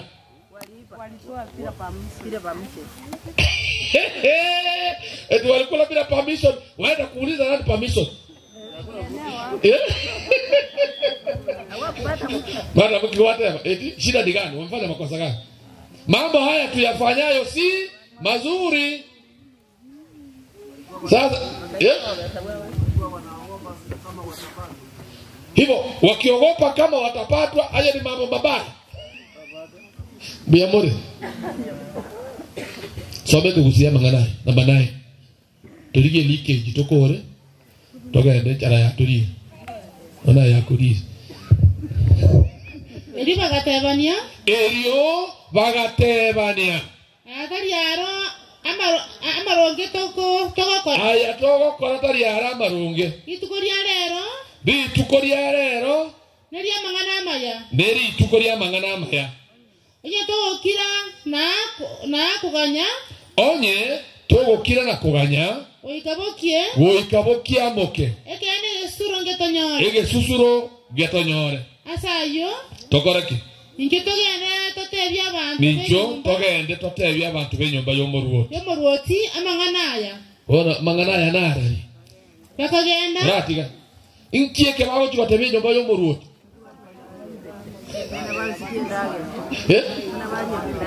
Inki. Ngato ya abantu batambire.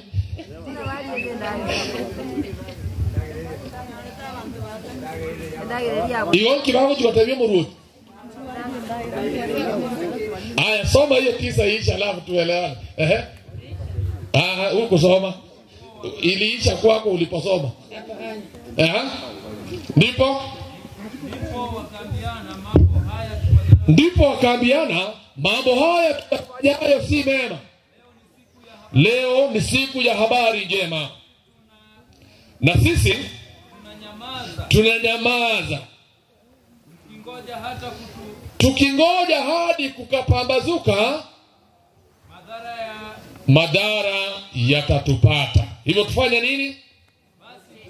Basi twende tukaambie watu wa nyumba ya mfalme. Kizungu kinasema punishment. If we today, okay, what we are doing is not right.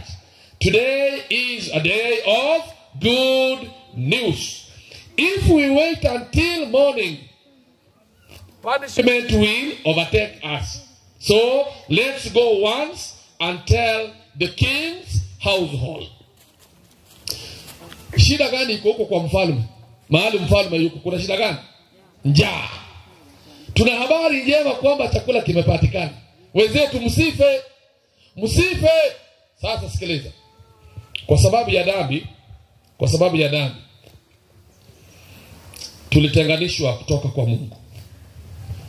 Mwanadamu ana mazoea ya dhambi. Biblia inasema Warumi 6:23 kwamba mshahara wa dhambi ni nini? Na katika amri za Mungu 8, Biblia ninapoisoma inaniambia 80% inaanza na negative, ile ya alama hasi, negative, hiyo ni mbaya. Amri 2 ndizo zinaanza na positive. Amri ya 4 na ya 5 inasema ikumbuke siku ya Sabato, na hiyo nyingine inasema heshimu baba na mama. Hizi nyingine zinasema usi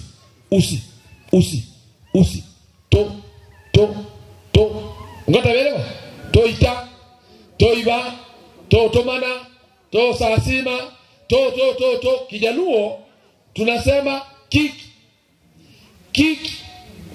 Ukisikia kick, hiyo ni negative. Tutasema kwa sababu ya dhambi mimi na wewe tunastahili kufa leo hii. Utamu wa kazi ni nini? Pesa, si ndio? Na unapofanyia dhambi kazi, lazima ifanye nini? Ikulipe. Itakulipa nini? Mauti.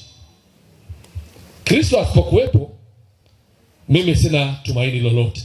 Na ni kweli hata wewe huna tumaini. Ndio sababu anatuita. Na kwa kweli anasema hivi karibuni anakuja. Waebrania 10:37 fungu la mwisho msomee. Waebrania 10:3 na Biblia. Nasema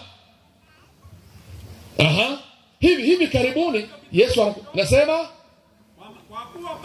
kwa kuwa bado ni kitambo kidogo sana, na yeye ajaye atakuja wala hatakawia. Anakuja. Anapokuja, anakuja kukuchukua. Anapokuja, anakuja kunichukua.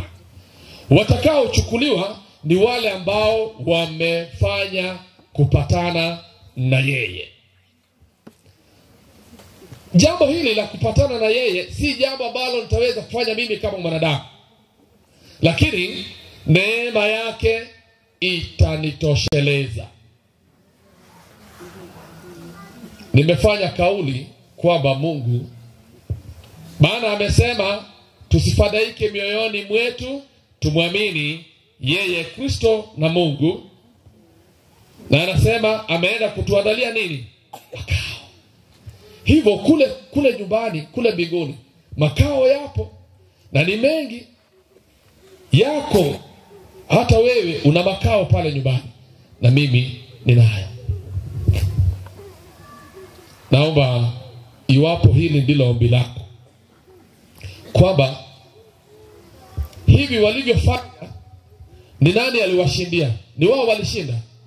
Hawa wako na uwezo wowote, lakini because of the bold step they took by faith. Mambo ya imani tukipata muda wa kujadili utaajabia. Biblia inapoandika Waebrania 11 fungu 31, kuna mtu ambaye ametajwa hapo. Huyo mtu nitajie, nikueleze kama mimi na wewe, for example, leo hii tungekuwa tuandika Biblia kati ya Rahab, unajua Rahab ngomo maite Rahab ngasikia ngakori mbotaya ega tia Rahab na Samueli ngokware kuri kama ngana yari itangani magana akweta manene Daudi no karenga akaburuka agasenzi Daudi nyaka muntu karega atachete ama machikani akamuda lakini hande finally maneno yote wanga ataka akane huyo nani kwa imani Rahabu yule kahaba kwa imani yule kahaba Rahabu hakuangamia pamoja nao wale walioasi kwa kuwa alifanya tendo moja la kuwakaribisha wale wapelelezi kwa amani. Haya fungu linalofuata. Nami niseme nini tena? Kumba mangana ni mwa kwa nile kare ngama denga my pen cannot allow me to mwali gete biuga ngaba no mwali gete baru usina uta igete higa maite bige mbirigo ika ngaba tena inasemaje? Nami niseme nini tena? Sasa mnataka niseme nini tena? Maana wakati hauniruhusu kuleta habari za Gideoni. Ngoja, yani baada ya kuleta habari za kahaba Biblia nilisoma mahali fulani nikaambiwa kwamba mtu ambaye alikuwa amejitolea sana kufanya kazi yake, kazi gani? Alikuwa amejitolea kufanya kazi. Lakini baada ya kutaja kahaba, muda sasa unitoshi niandike habari za nani? Za Gideon, Baraka, Samson, Jefta, Daudi, Samueli na za manabii. Eti uandike habari za manabii lakini uandike habari za kahaba. Haleluya. Huyo ndiye Mungu tunaabudu. Na anasema njooni kwangu ninyi nyote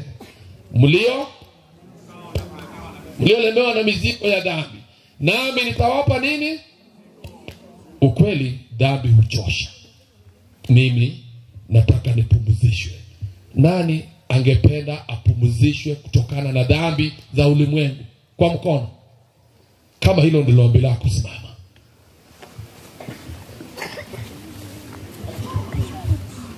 Kwamba dhambi zinachosha, ukweli.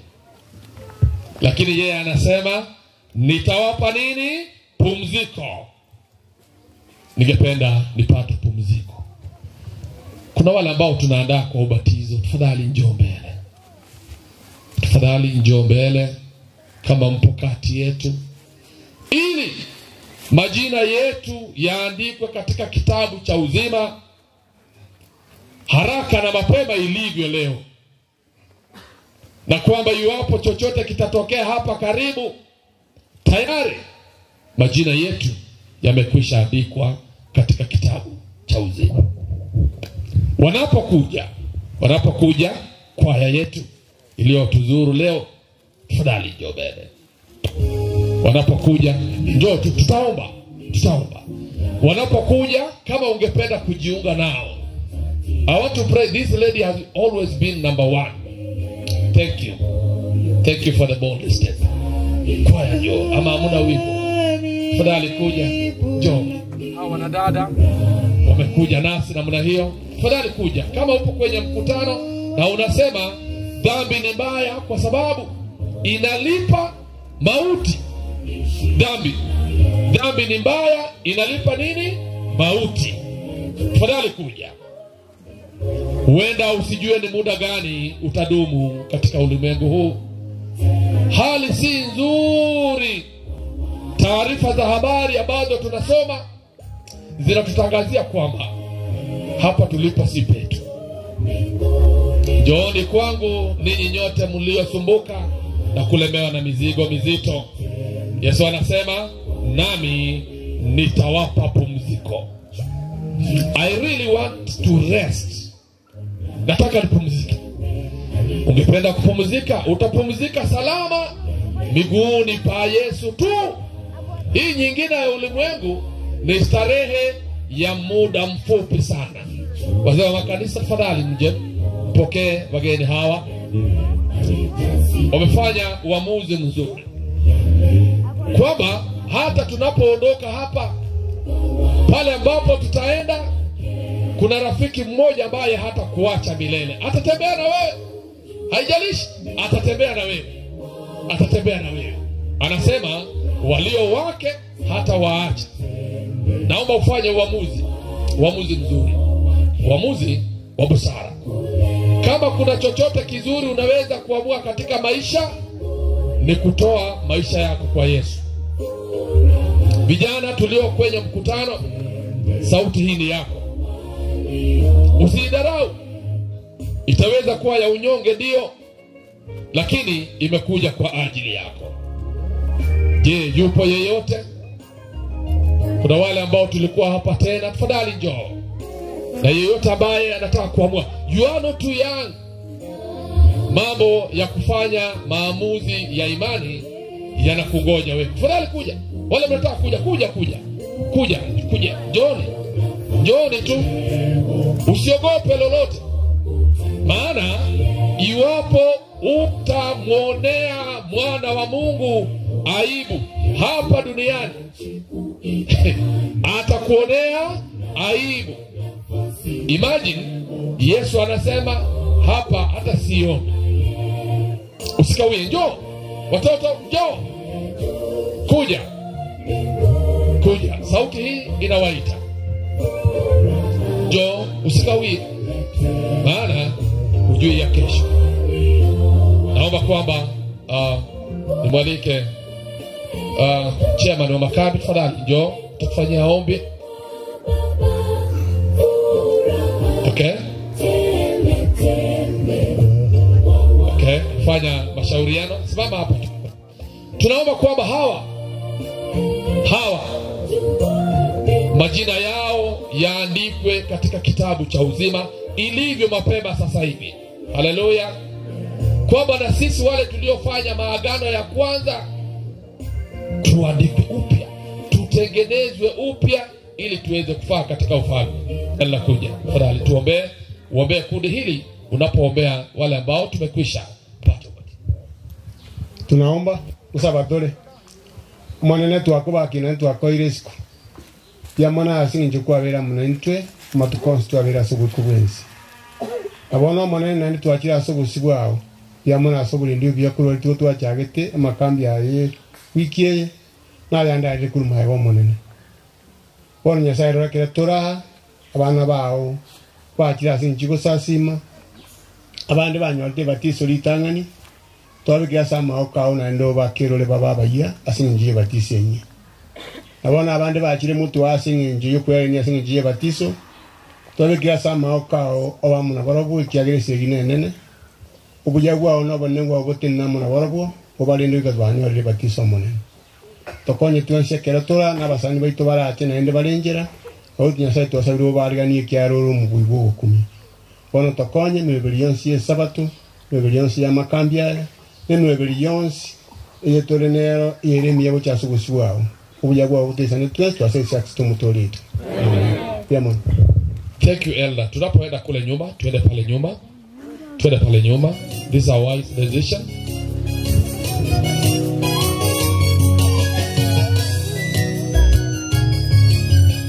Na ni vizuri tangazo hili niliweka vyema hivi. Sabato hii tutakuwa na ubatizo. Ni vizuri tujiandae kuanza maisha mapya katika Kristo, where you cannot go wrong, and this I know. Kwaya yetu itatupa wimbo tunapotulia hivyo. Wakimaliza tutapewa maagizo mengine jinsi tutaenda. Karibu.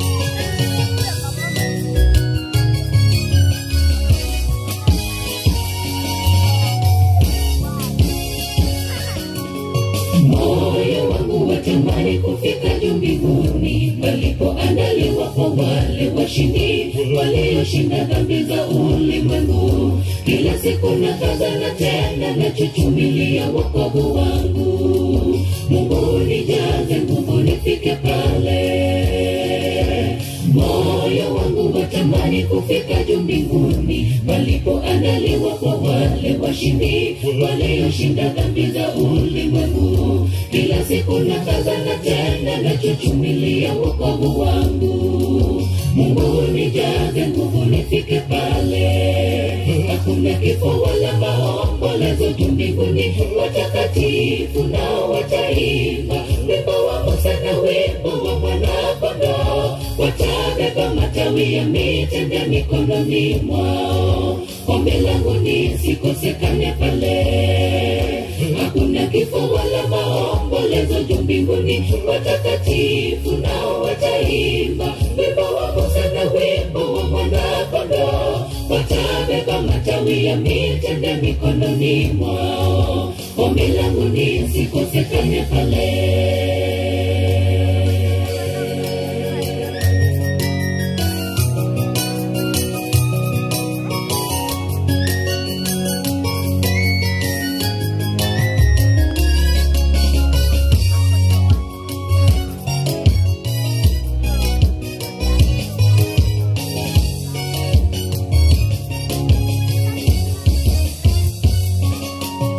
Mji ule wapendeza, hakuna matatizo, nasi tujie kushana ya ulimwengu, ili tupate ingia juu mbinguni. Wale wote walio wa Bwana wataimba na kumsifu yeye.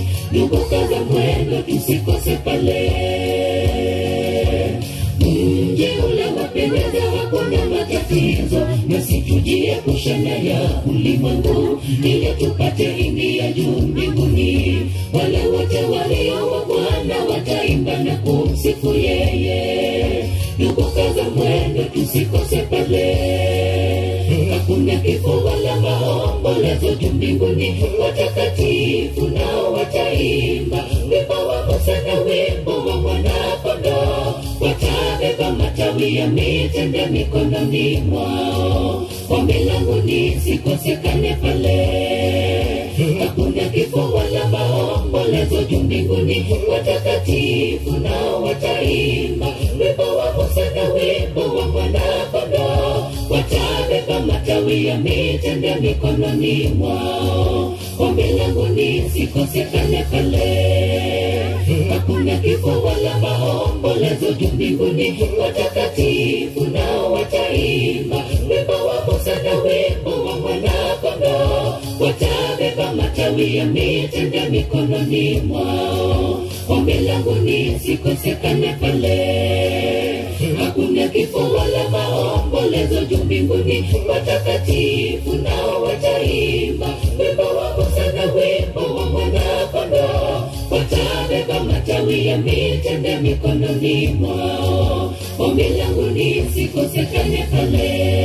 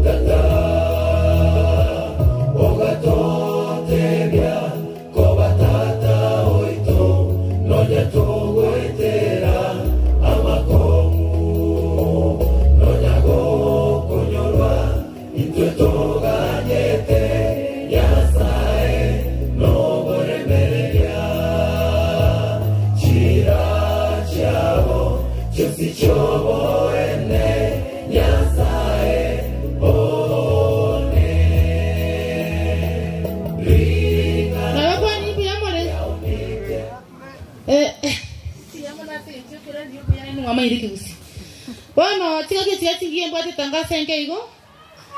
Tangar se con esa baticona se mana badiconi. Ngwa kera bari ba korya hasa matuka ige ga singa mbiamono. Titu korya mambia ba chico kora ga sio kwari ga nyaba gani ne ga sio batenu. Eba kor kwaiga. Era ni Kennedy. Mika Esloni. Sipara apeli kemunto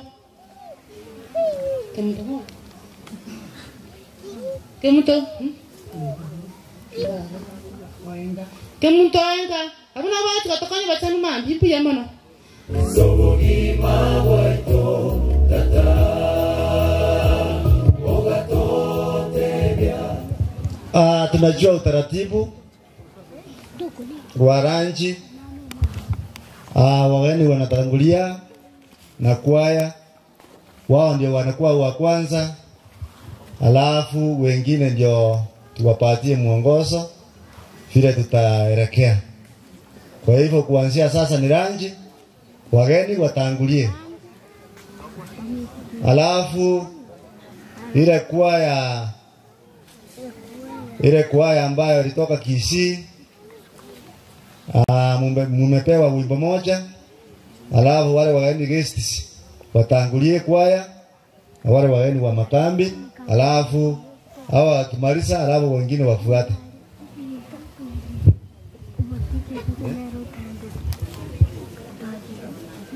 Yabone kura.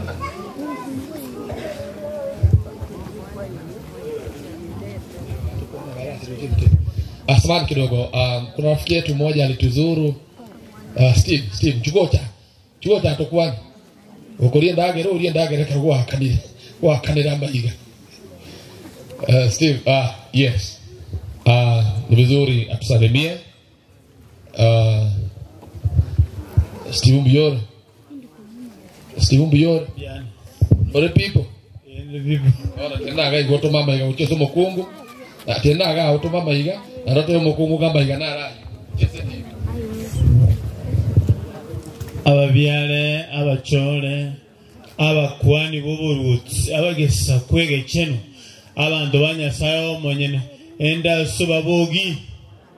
Hakimulo kwane kemanye enda soba bogi. Eva. Omonto yomo okorokwa bineli na koleto komocha ekeraga niri komenya so mochiwo botamiru nyasaye ekera chete gotara ofio akanyorwa agatimbo rwenda agakwa Daudi nkomurira kale Samuel yakaberisa tu emerongeta tunabita gotenga omoruoti akabokwe umegoro ya bineli okubura ine na babineli awene to kumuntu umuntu tabi molinera never die like a fool kyo kumuntu umuntu muri omuntu mongaini akomenga matuko twekire na mabe aibise mwanyasaye na kwa okura aliabo mwanyasaye mwa Kristo Yesu. Biyamana senge njo kwa ngariganiri omorai nchenguru Stephen yakuru nyakoiba kara arkenya nyago chimate nona Rogers nyanet no musani ona sana for long time ekerongo cha konyoranga no obale na Evans Murumbo yo kubasire lesson yetoko soma ekabe. By the way mulibarikiwa sana, sema amen. Mulibarikiwa sana. Rogers ago tuwegele lesson oyoto wasire ile lesson moroje akimwaba mwabe television bona mwabe television biego mokabe timu ile goro Man City na Arsenal Man City na Arsenal kile timu ichigi wako mubira sana neliye goire kombe Man City Arsenal ko ile lakini wako mubira smart bona mubwata kwani abayiga konyo sibono muirege kombe noko yo sadaka yekambi barule banasi ruwedere sadaka yekambi ba sadaka yekambi balenga barule. For example balenga barule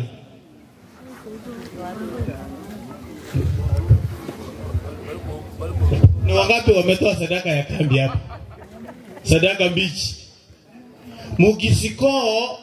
mukimaliza goal igona limora atayamwa wade kwa ku Tanzania na bakwani vale wonderful ku different areas so no akimuradi bono nyasati abakonye isadaka yekambi muikiguli naje no murandi bwe kambi gona nje kambi ane yanginya koiba na ranga tigangiche torasanga na inuli tukolera ina akora byose na akora bobi bono tigatubwatirane tokonyoro gendo tonyoro muando buburuti walirieli bwakare na kale bia mono murai karo bona njina amorole for the first time bia mono nga murumbo godobasire lese na ku esa dia ko ndi mota ambe kwa ndo mwenge am short because of sin ebi bena ibige twegete walikuwa warefu Dabi inatufupisha.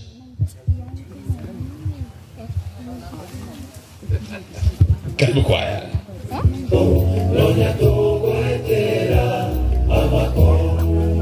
Wakimaliza kuimba wataenda lunch, alafu wenzetu hapa motigare ko hata na nekatoro chikanisa kile bago koro batero koiga iga chikanisa ko hata na nekatore matabe kani mabere nseme eso ko mabera bikeri mabere go chaga nseme ya storm nyamberi yale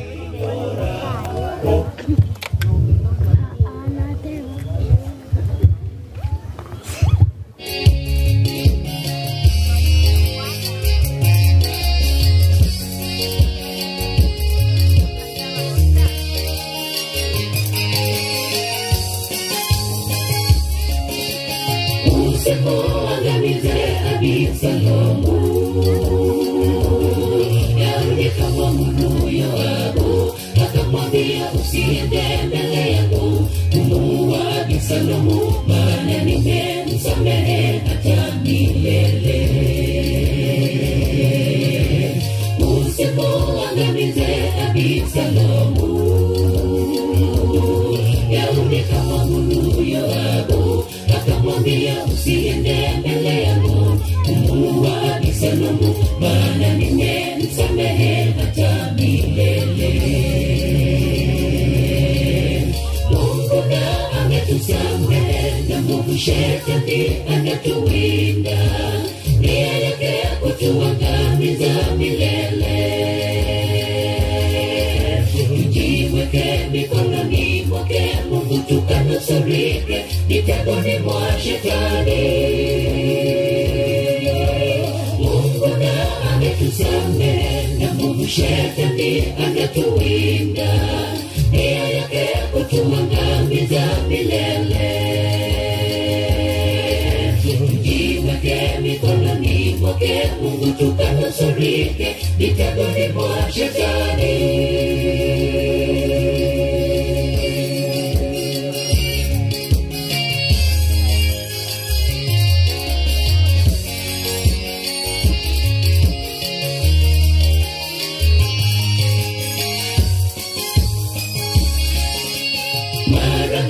Kusaidia adui wanapopatikana shidani, wengine tuna utu wema na upendo wa kusamehe maadui kama Daudi msamehe hata milele. Mara ngapi tusaidia adui wanapopatikana shidani, wengine tuna utu wema na upendo wa kusamehe maadui kama Daudi msamehe hata milele. Mungu na ametusamehe na Mungu shetani anatuwinda nia yake kutuangamiza milele. Tujiweke mikononi mwake Mungu tukanusurike mitegoni mwa shetani. Mungu na ametusamehe na Mungu shetani anatuwinda nia yake kutuangamiza milele. Tujiweke mikononi mwake Mungu tukanusurike mitegoni mwa shetani. Mungu na ametusamehe na Mungu shetani anatuwinda nia yake kutuangamiza milele. Tujiweke mikononi mwake Mungu tukanusurike mitegoni mwa shetani. Mungu na ametusamehe na Mungu shetani anatuwinda nia yake kutuangamiza milele. Tujiweke mikononi mwake Mungu tukanusurike mitegoni mwa shetani.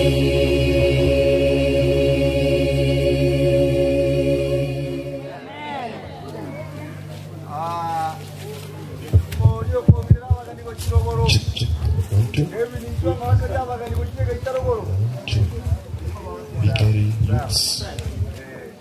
Vikeri Youths. Vikeri Youths.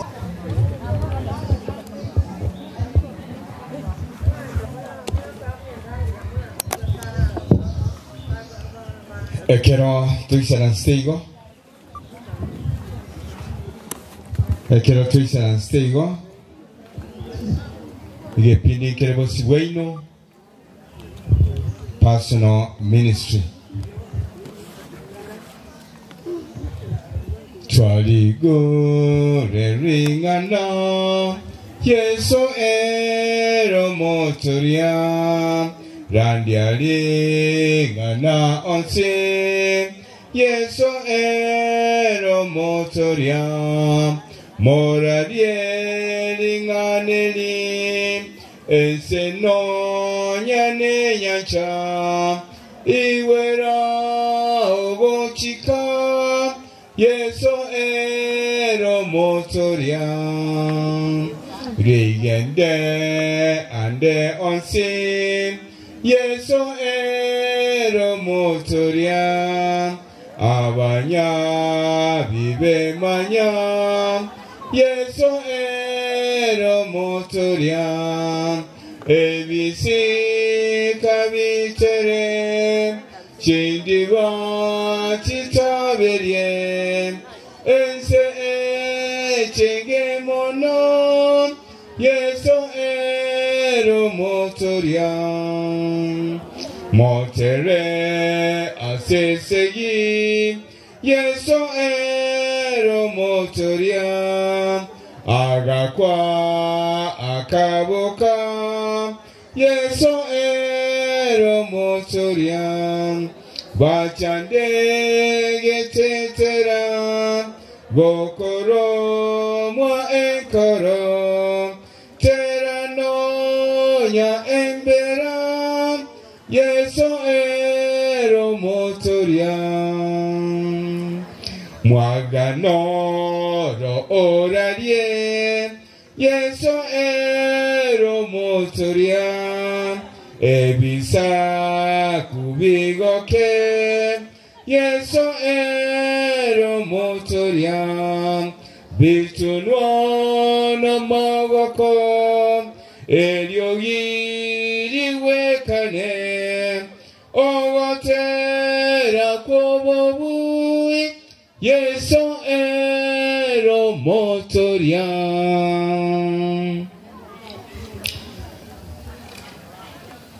Korengia chinsa chigoto minyokia Nege pindi kende kelege ucha Bona nagania Amukura kura gere tumego chaka Biamana Bona tiga tusabe Esawa ito Tuachire na inda sekerego kiao kio banene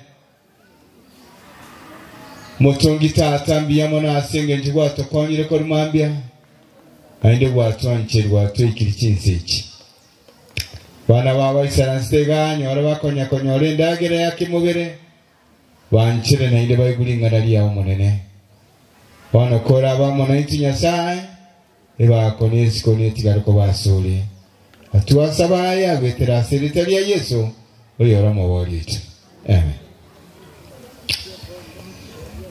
Bwana anataka tuligerelie amagana make aya personal ministry igora twakwanirete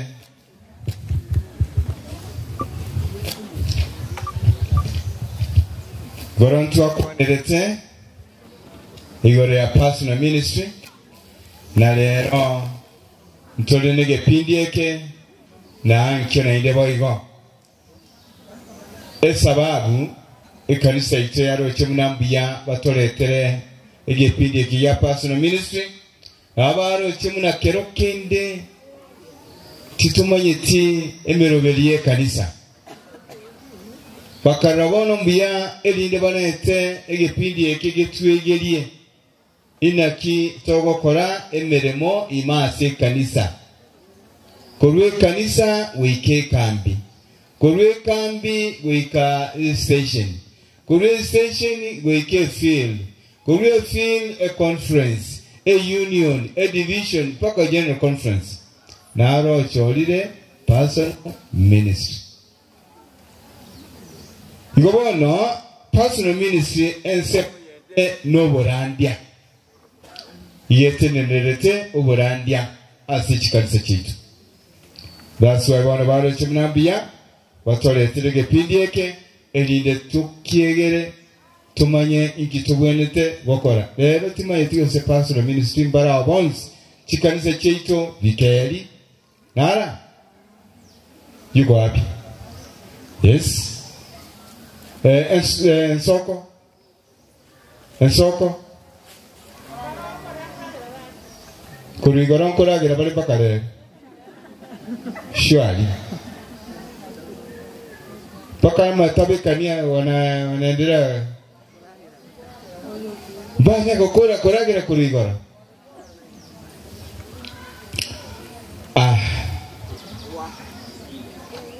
Biamana.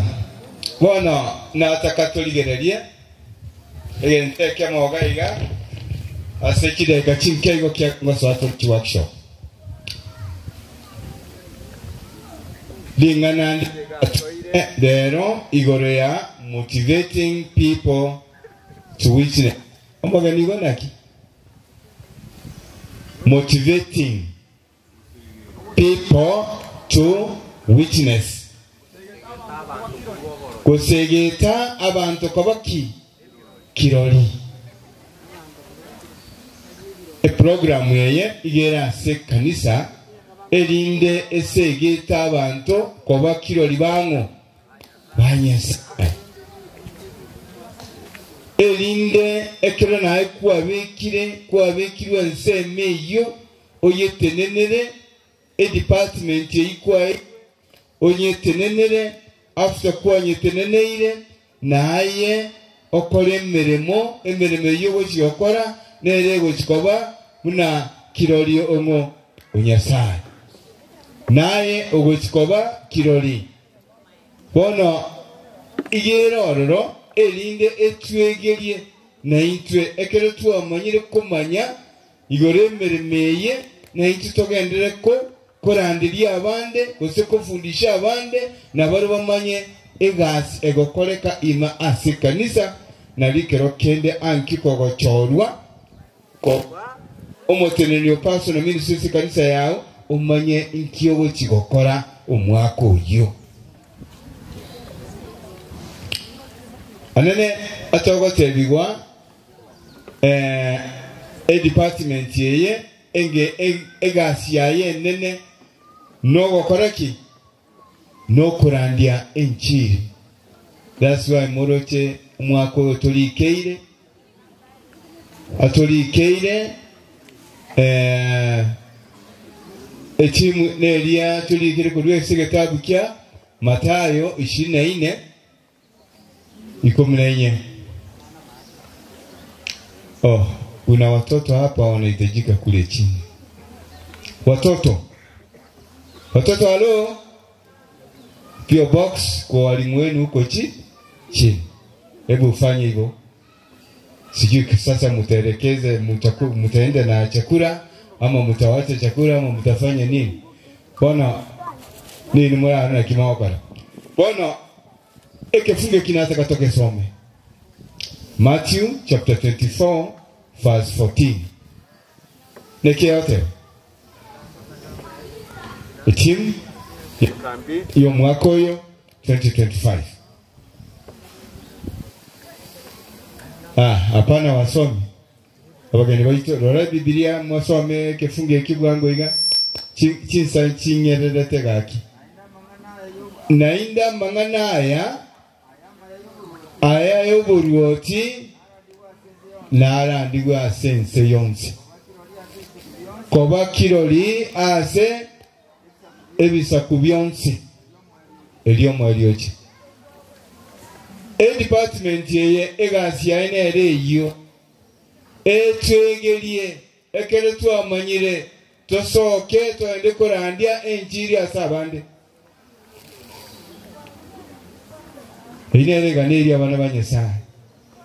Mtochorwe kanisa muna personal ministry tumanye kiyogo kora mali ase kanisa yao. Na ikogo cha koruo mwako e department yeyo eto kimuna na ikwegirie uri ogokigokora ki uri ogokigoswa to mwa bande ngoena nimole wana nyanye chifai. Amo naondoka tu kwa vile umetolewa hapo. Sasa ni kuelekea tu na wacho yeye mwenzako akihangaika hata ajui anaelekea wapi. Kwa vile personal ministry lazima na wewe ufundishe yule mwenye anafanya nini? Anaingia katika hiyo ofisi. Usimwache hivyo. Lazima utamuelekeza vile tunachagua watu kwa kanisa, wanapeleka watu mbele wakati imefika huduma ya kuhubiri injili. Wakati tunaanzia mambo ya Sabbath school, wakati kama kuna kipindi hapo katikati, ni kina nani wanapeleka mgeni mbele. Hiyo ndio kazi inahitajika ieleweke kupitia kwa personal ministry. Sasa tunaambiwa wakati ule wa kina Paul, kina Petero, kina Yohana walikuwa na dumu katika hapa duniani wakihubiri injili. Katika kitabu cha Kutoka 1:15 ni kazi gani walifanya? Hebu tusome hiyo. Matendo ya Mitume 1:15 yasema, na itu nabo tutakire tokole mirimo yiga abana banyasa onya baba kolete chinga kichiri cha Yesu. Why not us? Hata sisi tunahitajika tufanye hiyo kazi. Elinde toruburi tonyore chinkoro elina baraba batisumba chego sirabana ba Yesu. Soma tusoma hapana wasoma. Wakati ule Petro agaterena katikati y'abamu abo omubarabu w'abantu uborenge ange digana elimo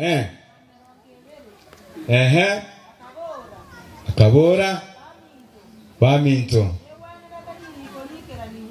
nebwenerete diri kolikoleki dikiraniwe atowachia diri kolikoleki dikiraniwe. Kama tusomi Biblia zetu, kama tusomi vitabu, tuhubiriaje watu sasa? Mnafikiria wageni wamekuja hapa wamesoma vitabu, vile wamesoma vitabu wanapata neno kutoka kwa hivi vitabu, ndio wanahubiria nyinyi sasa. Kero tuisharansiga tutamwiti kende Johnson pego soma Biblia nyone Biblia ndiwa ndi kwa igolete Biblia bali ngawe Biblia bwana mama gochaga. Nani amefungua Biblia asubuhi akasoma hadi akaja hapa? Hakuna hata mmoja. Ekerote kitoko bo murandi umuya some bitabu. Magana mbaiko rusi magana mbatongeiri. Amangana igana si bitabu. Igana si Biblia. Ikina batemo isolo na Biblia ikire efasi ya sefasi. Ekefunga se kefungo. Fungo kwa fungo. Lakini kiagaligwa sobwa bwagaligwa tena nseme bitabu. That's why ebitabu bikolete kibira. Elinde bone yora naye personal ministry bikeli. Kutoka Januari mpaka wakati huu umehubiri mara ngapi kwa kanisa? Mara mbili. Lakini sio department ya personal. Sio department ya personal. Kwa nini? Mimi ni kupanga tu watu wafanye kazi. Wewe unapanga tu watu wafanye nini? Wahubiri ama kuwapanga kazi wafanye huduma ndani ya kanisa. Lakini mahubiri yako ya department yako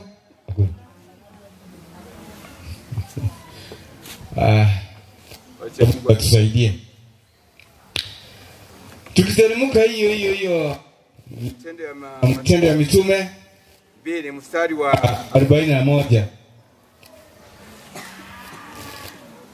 Kina Paulo walifanya nini? Kina Petero walifanya nini wakati ule?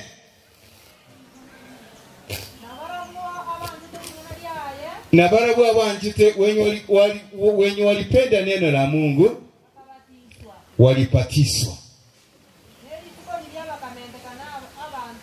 Wakati huo watu waliongezeka zaidi ya 3,000 baada ya kupata mahubiri mazuri kutoka kwa watumishi wa Mungu, akiwa ni Petero mmoja yao, Yohana alikuweko, kina Paulo na wengine, na kina Barnaba, kina Filipo. Sasa wakahubiri neno la Mungu, hatimaye watu 3,000 wakafanya nini? Wakapatiswa. Mnasemaje? Na sisi hapa mbele leo tutaenda kupatisa wangapi? Tutaenda kupatisa wangapi? Wacha tuone siku ya Jumamosi ikifika, panapo majaliwa na mahubiri yetu hapa hivi, pengine nao watu watafanya nini? Wataongezeka. Tulikuta ya kwanza walikuwa watu 120.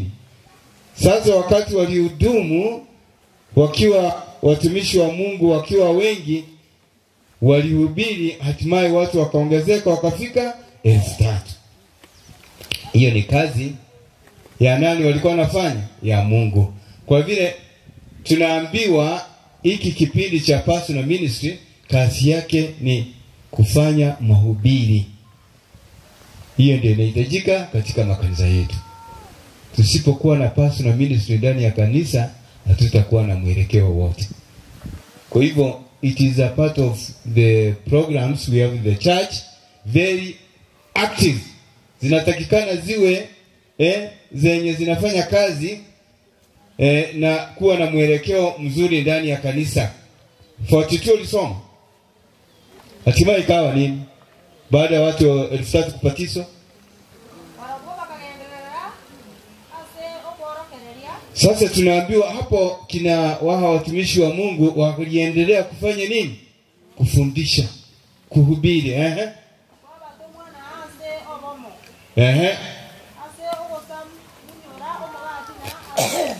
Hapo ukirudi nyuma kidogo, umetamka neno hapo obomo. Walikuwa na nini?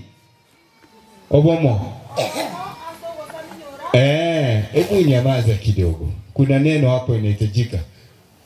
Tusipokuwa na umoja ndani ya kanisa, hilo ni kanisa kweli? Tusipokuwa na umoja ndani ya kanisa, hiyo ndio inasumbua sisi kwa wakati. Kanisa letu ya Kiadventista wamomboka letiki mbuje kanisa. Hapa ndiko vita. Na hiyo vita ndio waliangalia wakaona kwamba wacha walete kipindi. Umoja ndani ya kanisa hatuna. Kitobwati. Sababu kibona. Itege tinkwa nabageni bayi. Yero kende ga ali barabundi yabaka.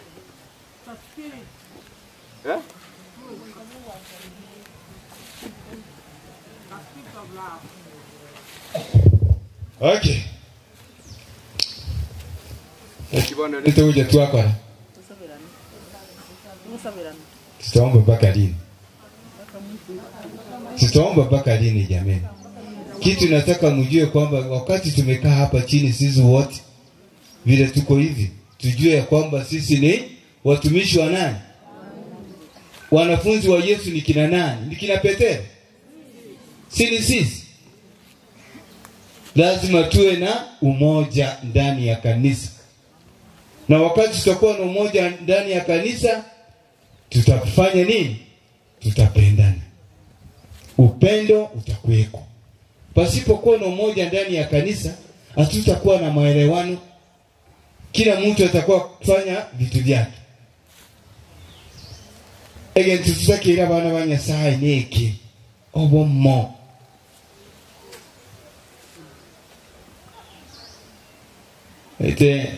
Iko chikanisa nchire nyorandi ngoba ya kori wasiru mutinyusa. Ni kweli? Handing over umutinyusa. Because of what? Differences. Elders hatuelewani. Labda makosa imetokea kwa deaconess, labda deacon, labda kwaya. Mambo kama haya yanaleta differences kwa kanisa. Tuchunge sana tusije tukaendeze kanisa la Mungu kwa njia isiyofaa. Lakini hao watumishi wa Mungu walikuwa na umoja. Ndiposa sasa kanisa likaendelea kwa upesi na hatimaye wakaweza kupatisha watu 3,000. Fungu la 7, la 47 hapo. Tulimboka wika. The 47 agwa we squaring. Verse 47. Wakamotogi Nyasaye na kuwenera abantu bo once. Wakati tunamhubiri Mungu, wakati tukiwa na umoja ndani ya kanisa, hatimaye tutapata nini? Tutapata nini kutoka kwa Mungu? Si tutaokolewa na Mungu atatubariki. Lakini tusipokuwa na umoja, sasa ni faida gani sasa tunakaa hapa ndani ya kanisa kama hatuna umoja? Jambo la maana kwamba sisi wote, hata awe elder, awe pastor, awe deacon, awe deaconess, awe mshiriki wa kanisa, awe mtoto mdogo, tunahitajika tuwe na umoja ndani ya kanisa. Hapa sasa tunaambiwa, why did the church grow very fast? Kwa nini kanisa lilifanya nini? Lilikuwa kwa upesi sana. Ni kwa ajili ya walikuwa na umoja. Hata sasa sisi tusipokuwa na umoja, kanisa sisafanya nini? Kanisa litaanguka. Kanisa yeino yego koreki gomoko nyora yakorire kiasie kiru onye moko bano bo mu Maria se kanisa. Surely that's why sometimes toko nyora chi program kama crusade, tunafanya crusade, TMI, mambo kama haya ndio tuhubiri injili tupate roho nyingi kutoka hapa nje. Lakini sasa hizi tukianza kutafuta hizo roho kama tuna umoja, mnafikiri watakuja? Hawatakuja. Watakaa kwa tu nyumbani kule. Utakuwa ukiangalia sasa kama yeye anatenda mabaya namna hii. Hiyo kanisa anaenda afadhali nielekee hii. Ndio mnaona wengi kanisa ni asile kulikufanya. Fine. Mwenye maana wengine wanatoka hapa wanakuja kule. Na nimewaangalia sasa, nimewajua. Takutana na nyinyi huko, nitashangaa sana wakati wa Sunday. Faya iko na inachukua watu wengi. Kienda kaundi ukae hivyo unashangaa sana. Mangana manga wana wanya saa inkolo la gali nyangosi. Toji to mirene na. Tulienda nyumbani kidogo, mniue radhi. Okay, ona ekerotoka endelete iga wana wa Yesu. Naambiwa kwa nini sasa? Kwa nini sisi hatuwekwi katika hii mipangilio ya hii program? Why are people not involved? Kwa nini watu hawahusiki kwa hii mambo ya personal ministry? Tuseme wote. Hilo ndio jambo tunaangalia sasa. Ni kwa nini watu wote hawahusiki katika hii mapangilio ya personal ministry? Sasa mwandishi wetu anatuambia hapa, jambo la kwanza ni ile ukosefu. Tuko na ukosefu Acha nisome kwa Kiingereza, nasema lack of self confidence. Hebu nifafanulie hapo. Lack of self confidence. Kilike kusi. Nataka na hawa ndugu zangu wasikie. Kutojiamini. Hilo ni jambo lingine ambalo tunakosa kuwa nalo, kutojiamini wakati unaambiwa sasa amuka leo uende kanisa lile, uende kuhubiri injili huko. Wengine wanasema mimi sifanyi nini? Siendi. Bono togende amatabekania naye wiki sabote gochende chikora ndiororo. Chikambi togende go chimatagaro mati. Finally whatever nchitilio koreki tiniko gende. Isababu asenge nchutabwati oboremu. Utabwati oboremu. Eyagera bono wamago singisyo mutuwa tena kule sifanyi nini? Siendi. Hapa mwandishi anatuambia kwamba aliangalia akaona tena kuna jambo lingine hapa. Wewe mwenyewe wakati unaambiwa sasa wende na wewe unajibu kwamba mimi sijawahi kuchaguliwa nifanye hiyo kazi ya personal ministry. Sijawahi kuchaguliwa niambiwe sasa wewe enda sehemu zile, uende ukafanye nini? Ukahubiri injili. Sasa nitaendaje? Hiyo tena ni sehemu nyingine ambayo inafanya hii department inafanya nini? Haifanye kazi. Kwa hivyo personal ministries mnatakikana mfunze wengine ili nao wajue kazi ya hii personal ministry inafanyika kwa njia gani. Edina na baru bakoreki bamanyi. Ekero kwenye kora ebieka from January to January. Unafikiri ukitoka wengine watajua kweli kufanya kazi? Kwa hivyo tujaribu tufundishe wengine na hao wafanye nini? Wajue. Ndio sasa mwandishi anatuambia no training. Atuwafundishi. No training. Atufundishi wenzetu. Atufundishi wengine ili nao wajue vile wanafanya kazi ya personal ministry wakiwa ndani ya kanisa. Unajua wakati unafanya kazi vizuri ndani ya kanisa, hatimaye tena utachaguliwa Kambi Center.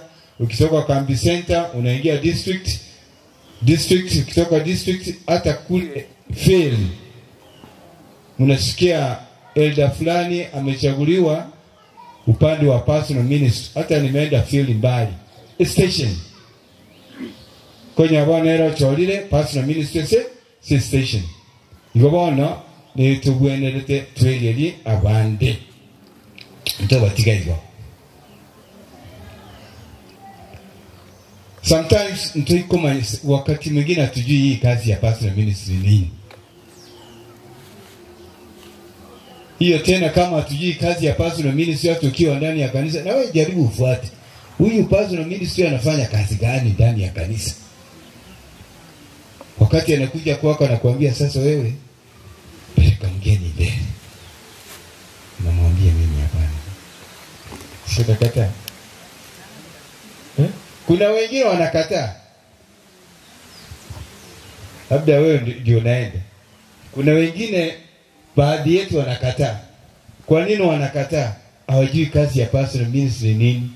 Hata kupeleka mgeni huko mbele aende kuhubiri, kwenda kusimama mbele ya umati wote inakuwa ni kazi.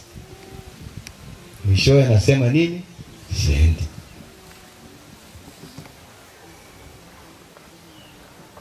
Sasa huyu mwenye msimamishi wetu wa personal ministry anahitajika atufundishe. Ndio alifanya mimi kaulize kutoka Januari mpaka wakati huu na wewe pia uzahubiri katika kanisa hata siku moja? Ameniambia hapana. Yeye kazi yake ni kupanga anapanga watu Sabato hadi Sabato nyingine, mwishowe anafanya nini? Kuhubiri hakuna. mwaka unafanya nini? Unaisha. Alifanya kazi. Akitoka anatoka anakwenda. Mwingine anakuja, huyu mwingine akikuja naye uende kawa yeye ajui kazi inafanyika shwari. Lazima tufunze wengine ili wajue kazi. Hata sometimes mwandishi wetu anatuambia iko wakati mwingine unakuta hata pastors wanataka kuchukua kila kitu. Wanataka fanya kazi wenyewe bila hata kufundisha, bila hata kuachilia. Anabeba hiyo kazi ambayo sijui sasa hata huyu mwandishi aliandika hii maneno alifikiriaje. Paka hata kingine kugonga kingine ndani ya kanisa ni pastor. Yaani ile mbele moyo akore. Haistahili. Sisi wainjilisti vile tunatembea kwa makambi, kwa makanisa yetu, mahali tumealikwa tuende kuhubiri kule, tumejionea mengi. Mwingine waseka wanafanya hivyo. Sasa kama wanafanya hivyo na nyinyi mfanye nini? Mkinile mara akole, nyinyi kwa nani? Karibu ya. Lakini etakilio personal ministry ave involved wakole mbele mobonsi ipe babe amo pamoja nali bakole gasi amotwe twensi nali emiremo ye kanisa yakoraki ekogendera buya.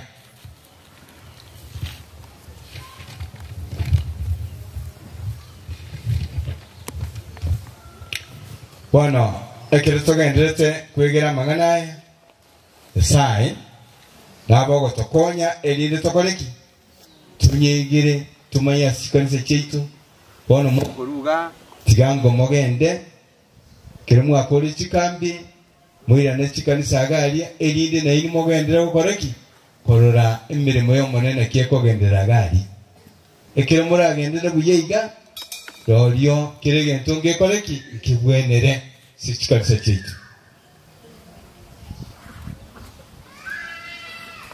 Nabiri gabana banyasa tianga nyasa tokonye ekere tukubwate naso bomo asubwamo obo elinde ekanisa lile akoreki lile ndio sasa kanisa litaweza fanya nini? Endelea tuendeleze makanisa zetu kwa njia ambayo inafaa.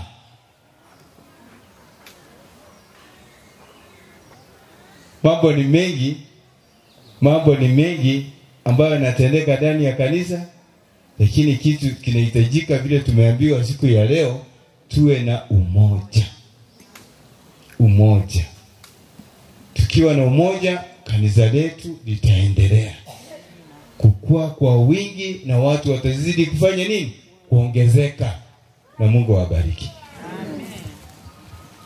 Takatifu na Mungu wetu ishie mahali pa juu.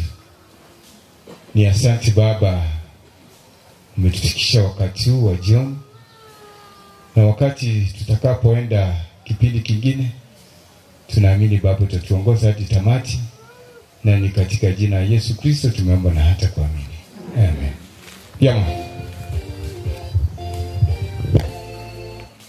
Era kanyare kogo ikeraye amasa etau koreti era kanyare korora marigao amata itarima waya kuingia kwa laini eka tunawata namba 289 kwa yaku nago kirema tatole ngoro tewo mwatani kwa yasebuku namba 289 nago kirema tatole ngoro tewo mwatani kwa yasebuku makumya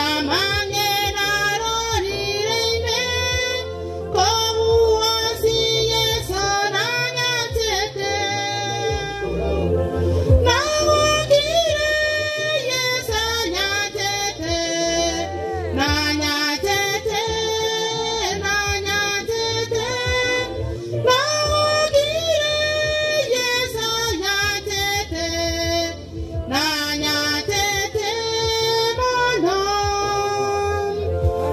Wakimaliza kitembe ifuate. Kitembe kitoka Mugunga. Kwaya. Hallelujah.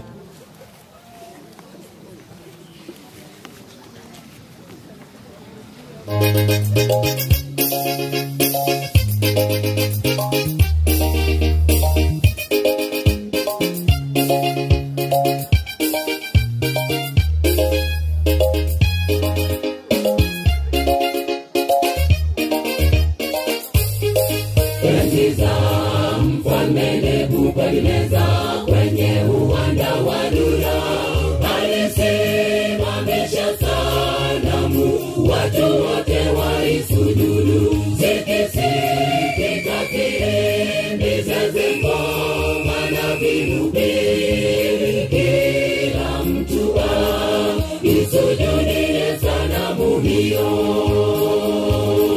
Enzi za mfalme Nebukadneza kwenye uwanda wa Dura, alisimamisha sanamu, watu wote walisujudu. Zikisikika filimbi za ngoma na vinubi, kila mtu aisujudie sanamu hiyo. Vijana watatu wa Yuda, Shadraka, Meshaki, Abednego, walimuambia mfalme, sisi hatutaisujudu hiyo sanamu uliyosimamisha. Mungu wetu atatuokoa, hata asipotuokoa hatutainama kusujudu. Watupwe katika tanuru. Vijana watatu kati ya moto wako salama. Mfalme akashangaa, kamtukuza Mungu wa mbinguni. Vijana watatu wa Yuda, Shadraka, Meshaki, Abednego, walimuambia mfalme, sisi hatutaisujudu hiyo sanamu uliyosimamisha. Mungu wetu atatuokoa, hata asipotuokoa hatutainama kusujudu. Watupwe katika tanuru. Vijana watatu kati ya moto wako salama. Mfalme akashangaa, kamtukuza Mungu wa mbinguni.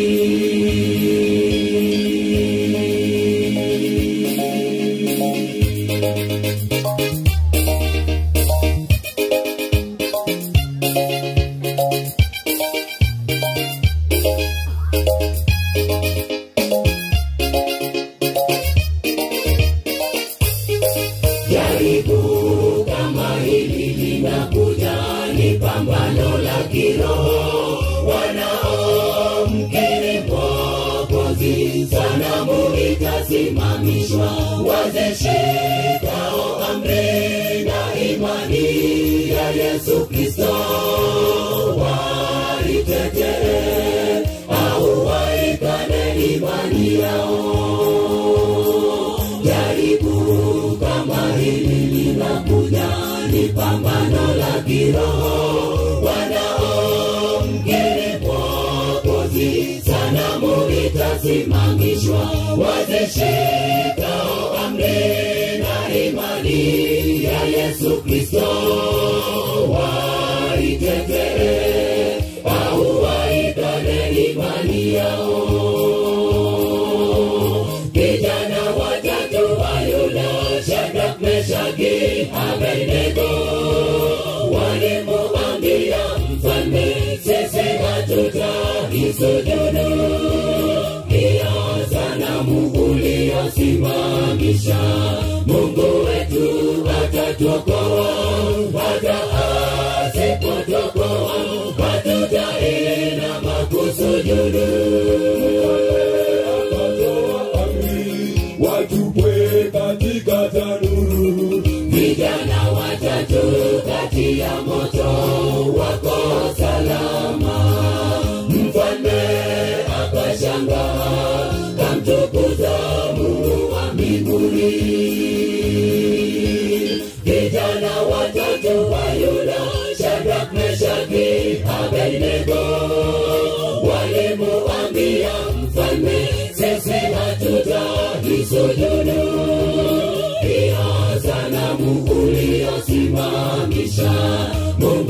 wetu atatuokoa, hata asipotuokoa hatutainama kusujudu. Akatoa amri watupwe katika tanuru, vijana watatu kati ya moto wako salama. Mfalme akashangaa, kamtukuza Mungu wa mbinguni.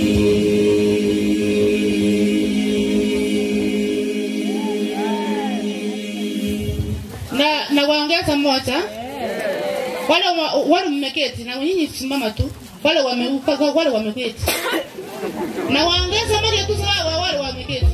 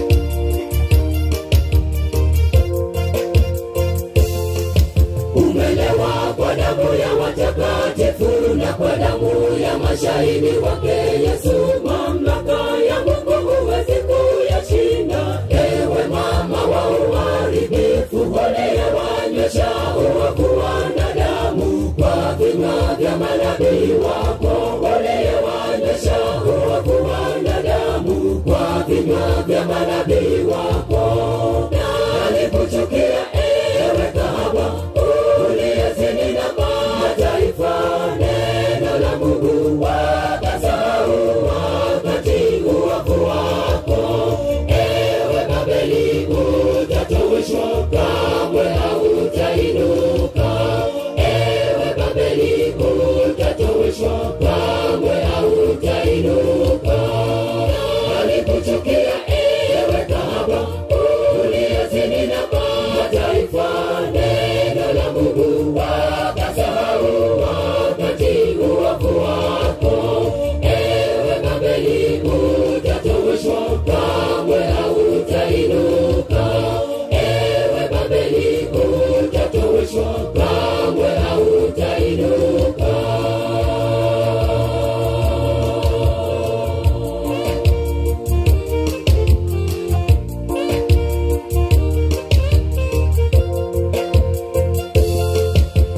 Falme zako zote zitaangushwa, naye mwana-kondoo wake Mungu, kwani yeye ni Bwana wa mabwana, mfalme wa wafalme.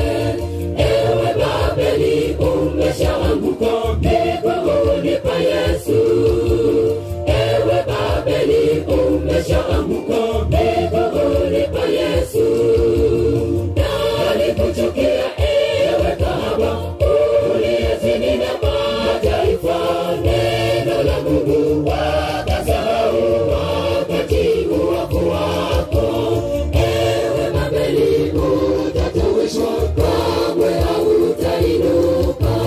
Ewe Babeli utatoweshwa, kamwe hautainuka.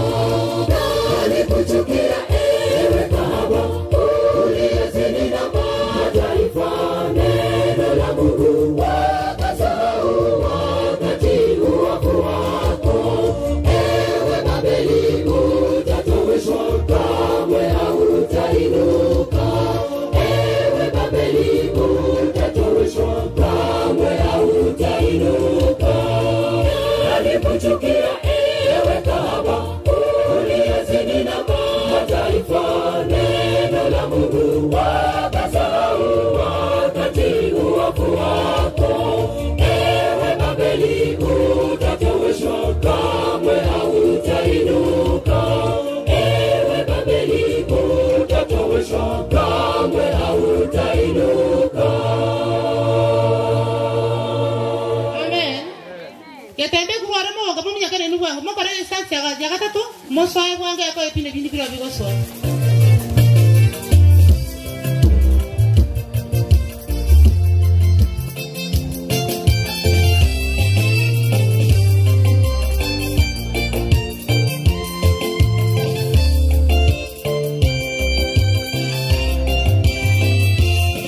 Hata asubuhi ilipofika, Mariamu na wenzake wakatangulia kaburini kutazama mwili wake Yesu.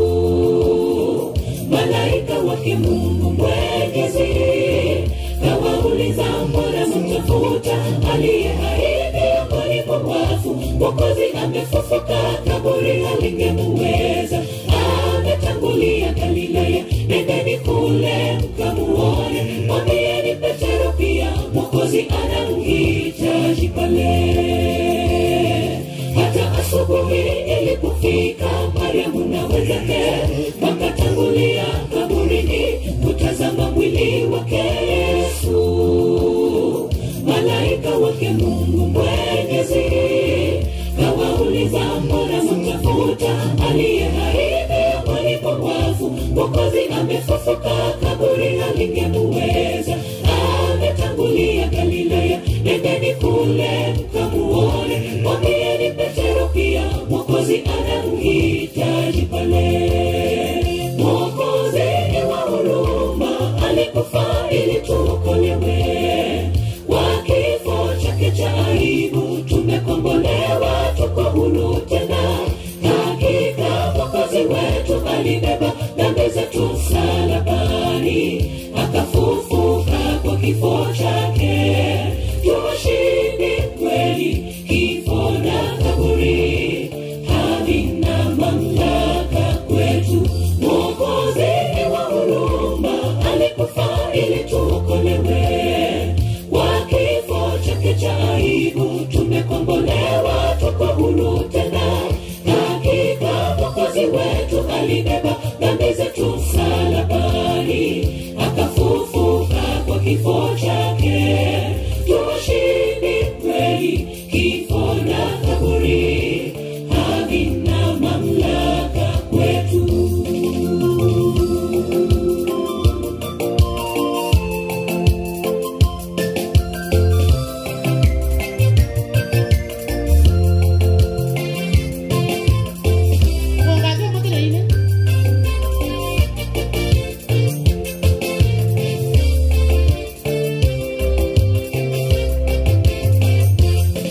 Tumelifahamu pendo la Yesu Mwokozi kwetu sisi, tulio wadhambi wapotovu, tusiyostahili mbele zake.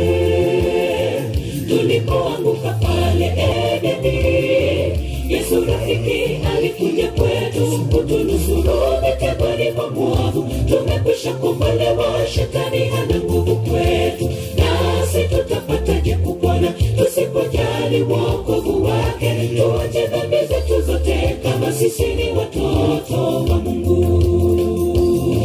Tumelifahamu pendo la Yesu Mwokozi kwetu sisi tulio wadhambi wapotovu tusiyostahili mbele zake.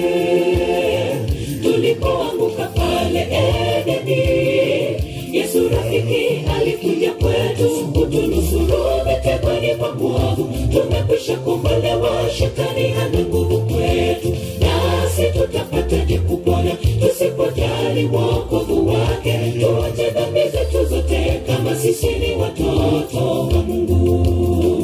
Mwokozi wa huruma alikufa ili tuokolewe. Kwa kifo chake cha aibu tumekombolewa, tuko huru tena. Hakika Mwokozi wetu alibeba dhambi zetu msalabani, akafufuka kwa kifo chake. Tushindi kweli kifo na kaburi, havina mamlaka kwetu. Mwokozi wa huruma alikufa ili tuokolewe. Kwa kifo chake cha aibu tumekombolewa, tuko huru tena. Hakika Mwokozi wetu alibeba dhambi zetu msalabani, akafufuka kwa kifo chake. Tushindi kweli kifo na kaburi, havina mamlaka kwetu. Mwokozi wa huruma alikufa ili tuokolewe. Kwa kifo chake cha aibu tumekombolewa, tuko huru tena. Hakika Mwokozi wetu alibeba dhambi zetu msalabani, akafufuka kwa kifo chake. Tushindi kweli kifo na kaburi, havina mamlaka kwetu. Mwokozi wa huruma alikufa ili tuokolewe. Kwa kifo chake cha aibu tumekombolewa, tuko huru tena. Hakika Mwokozi wetu alibeba dhambi zetu msalabani, akafufuka kwa kifo chake. Tushindi kweli kifo na kaburi, havina mamlaka kwetu. Amen.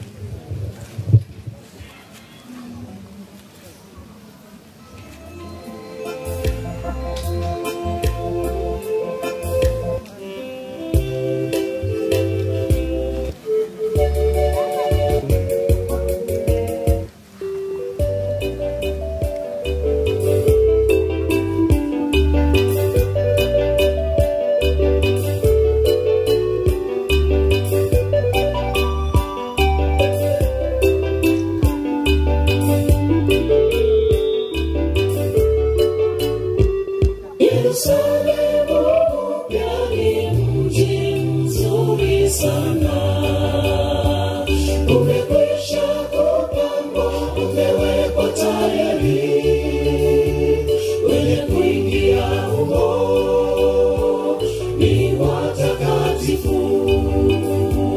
Yerusalemu mpya ni mji mzuri sana, umekwisha kupambwa, umewekwa tayari, wenye kuingia humo ni watakatifu.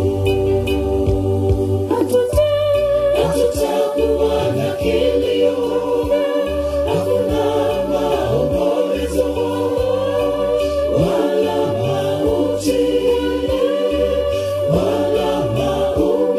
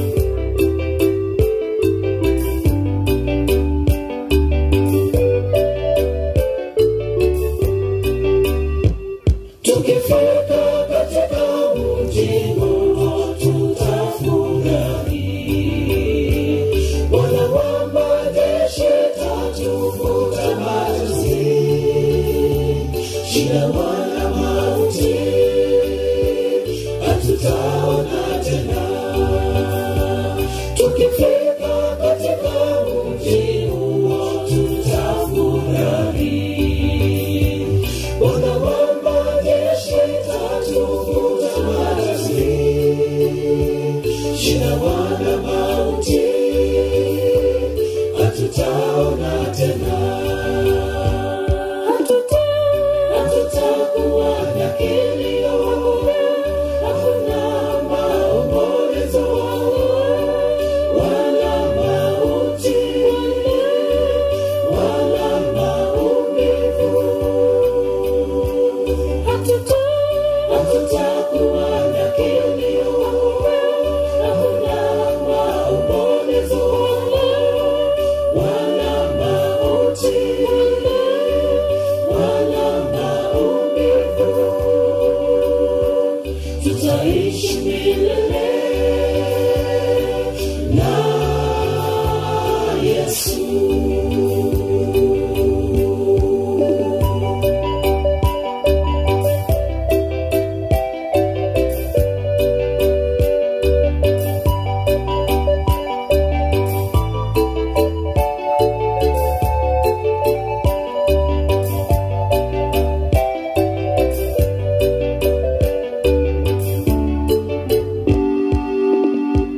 Mungu atayafanya mambo yote kuwa mapya katika mji ule, Alfa Omega, mwanzo pia mwisho.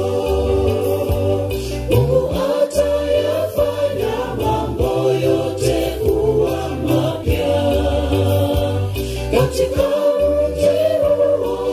Alfa Omega, mwanzo pia mwisho. Hatutakuwa na kilio, hakuna maombolezo wala mauti wala maumivu, hatutakuwa na kilio, hakuna maombolezo wala mauti wala maumivu, tutaishi milele na Yesu.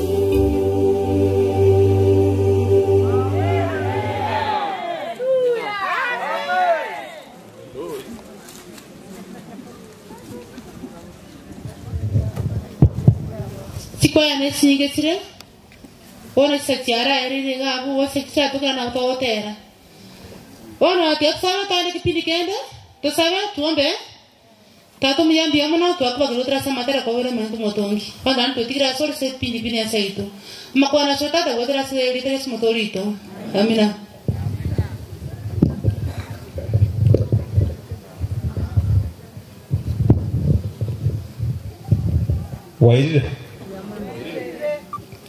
Wairire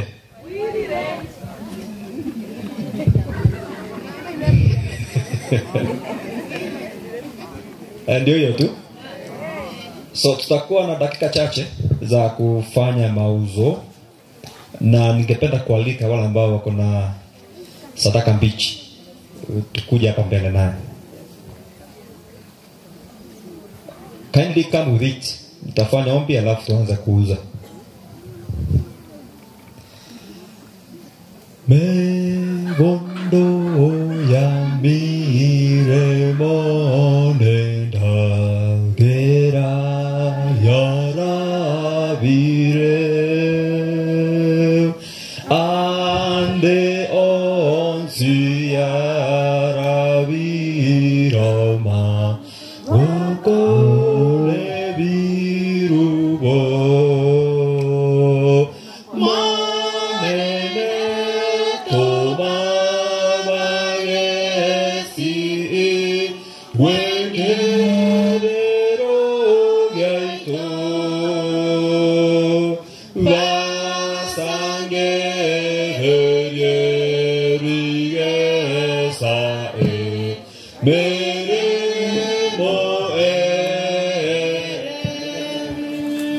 wakuje kwa haraka.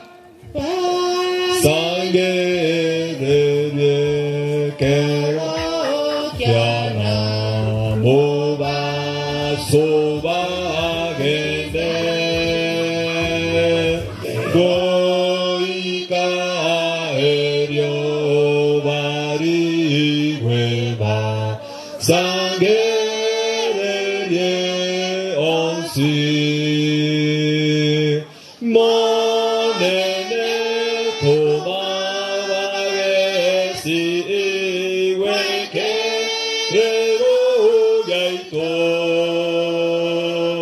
vasangererie rigesa mere mo ere abamwa tomirere tao kwauma kwaino kuya mogoro vaso asareno mogo como nene monene tomabagesi wekerero yaito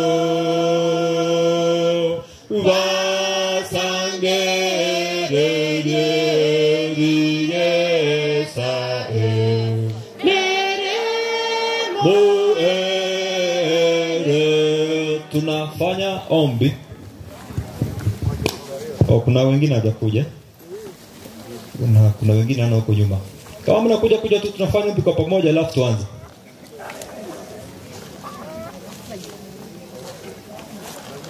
Naam. Aya, tunaomba. Tunakushukuru Mungu kwa ukarimu wako. Mbele yako tumekuja na baraka zile ambazo umetupa. Na tunaomba kwamba Mungu hii shughuli ukaibariki.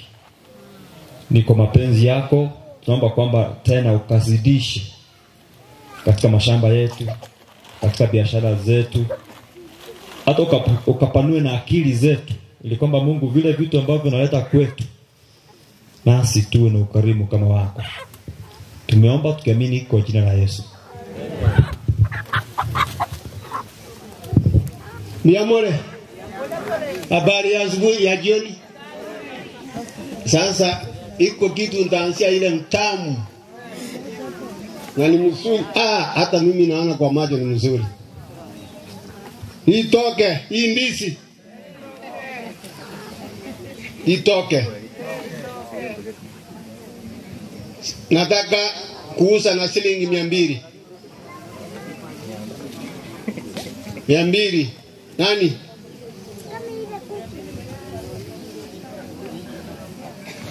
Nani kwa 200? Itoke lito kuli na iga mwale ko teba bwango muri kini iga nani ligwe. Na 200 kwa yule. 250 kwa huyu.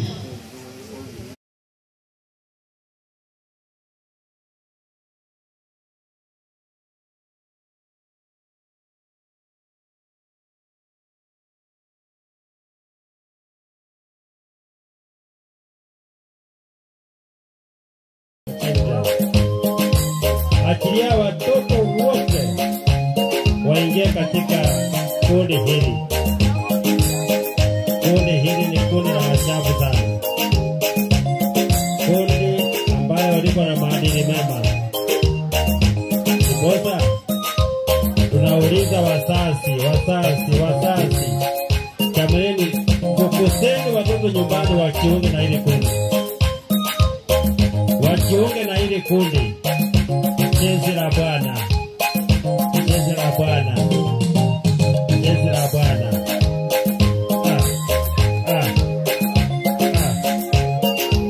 Hata basa ananiambia hako na zawadi ya kupatia watoto hawa.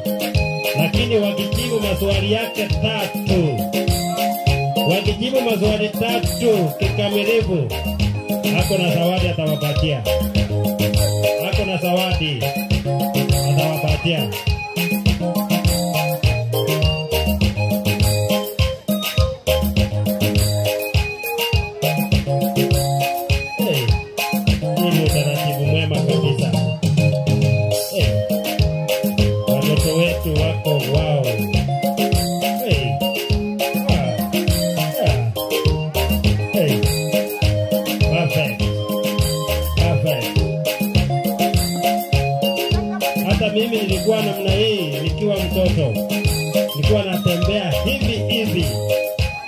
Sasa nafurahia watoto wetu wakitembea kwa utaratibu ya aina hii.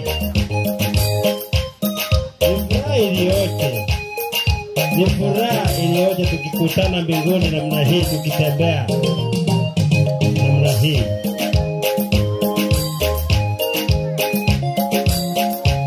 Ona pale vile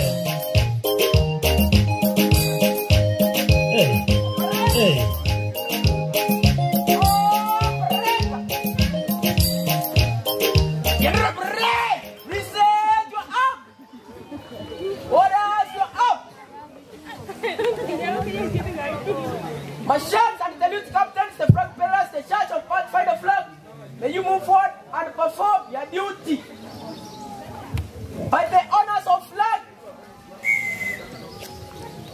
Sisi sote tusimame. Youth captain.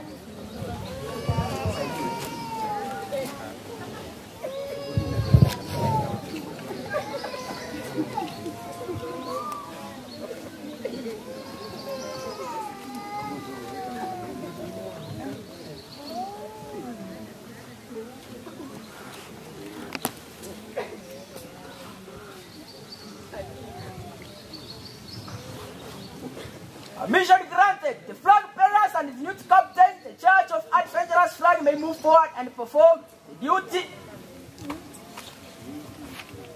General Parade, present your arm.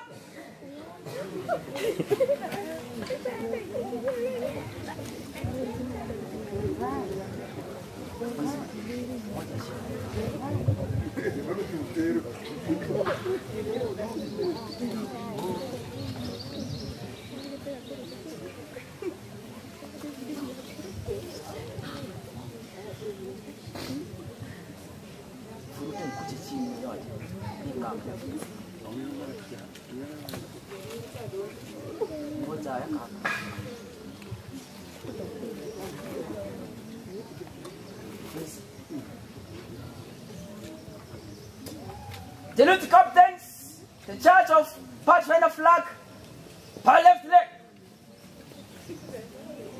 Formation of ranks.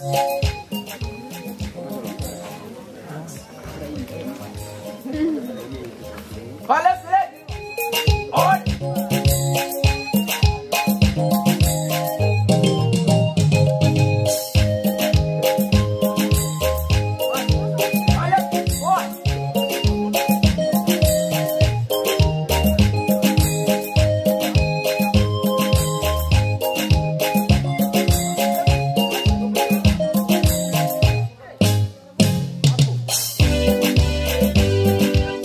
Maridadi kabisa. Maridadi kabisa.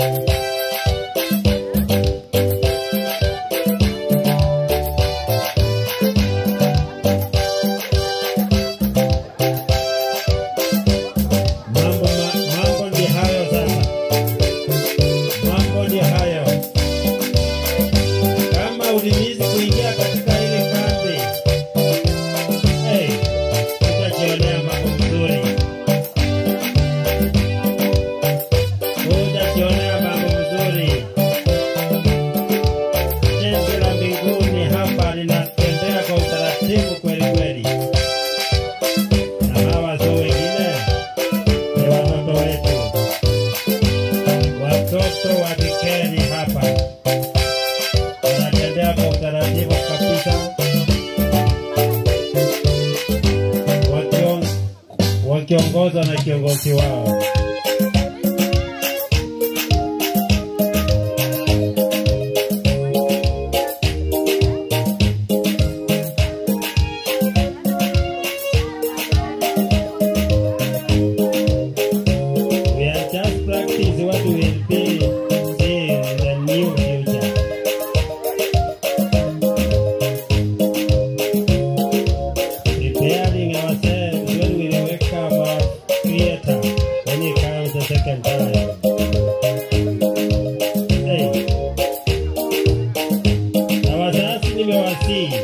Watoto wenu wajiunge na ile kundi. Wazazi na wasii kabisa, watoto wetu wajiunge katika ile kundi. Sisi hapa ni raha kabisa. Wanakwaya wa Tanzania pale kutoka Rwangenyi wanafurahia na kusimael, wako na raha tele pia. Kwaya yetu hii ndio raha iko vikali, na nyinyi mmesababisha hii raha ipande juu kiwango kingine.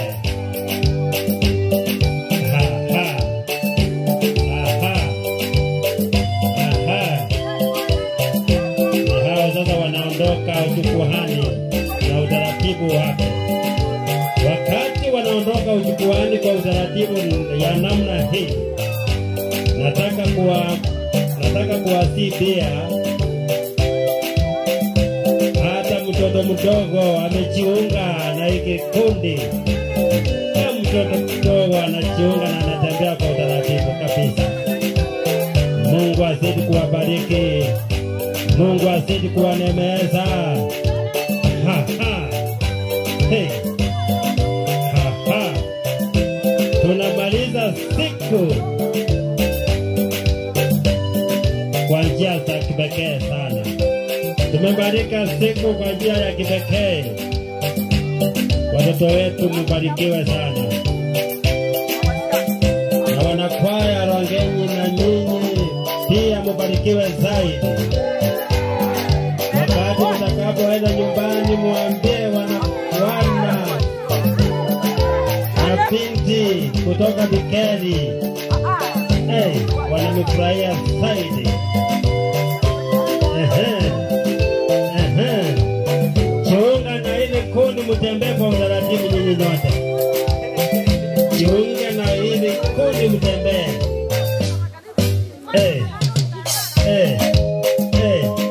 Ni hapo basi. Ni hapo basi. Ni hapo basi.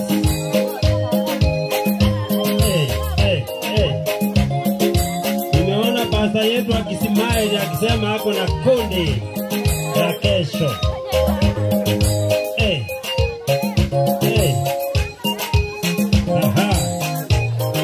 Wageni wetu pia naona wako na raha kabisa. Hii ni raha kabisa. Wageni wetu Rwangenyi mujipuripe kwa wimbo mbili. Mujipuripe kwa wimbo mbili. Katika ile kundi likitoka jukwani. Na kwa utaratibu huo pasta wetu atafanya announcement moja. Ndiposa ili kundi waenda waketi. Ili kundi sasa ni kuenda kabisa na kuketi chini na kusikiza nyimbo na matangazo ambayo zitaletwa kwetu. Hata naona wana Bikeri hapa. Nao hawataki kuachwa nyuma. Wana Bikeri hawataki kuachwa nyuma kabisa. Wana wa Enzoko pia vile hawataki kuachwa nyuma.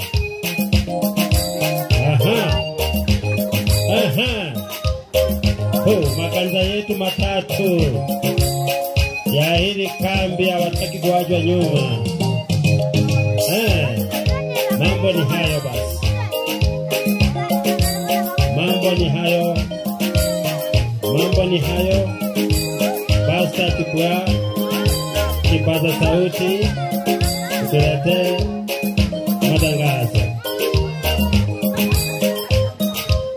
Ilivyokuwa katika kitabu cha Waebrania 11:31, Biblia inasema muda usingeniruhusu niendelee kupita hapa. Kwaya, chukua nafasi nikitoa tangazo hili. Baada ya kwaya kuimba nyimbo hizo mbili, tutaomba. Tangazo ni hili. Na ni wangapi hapa wamewahi kutoa damu hospitali? Kutoa damu. Okay. Donate. Okay. Sawa, thank you. Kesho ni tangazo. Kuna uwezekano kwamba kutakuwa na marafiki zetu kutoka KTRH.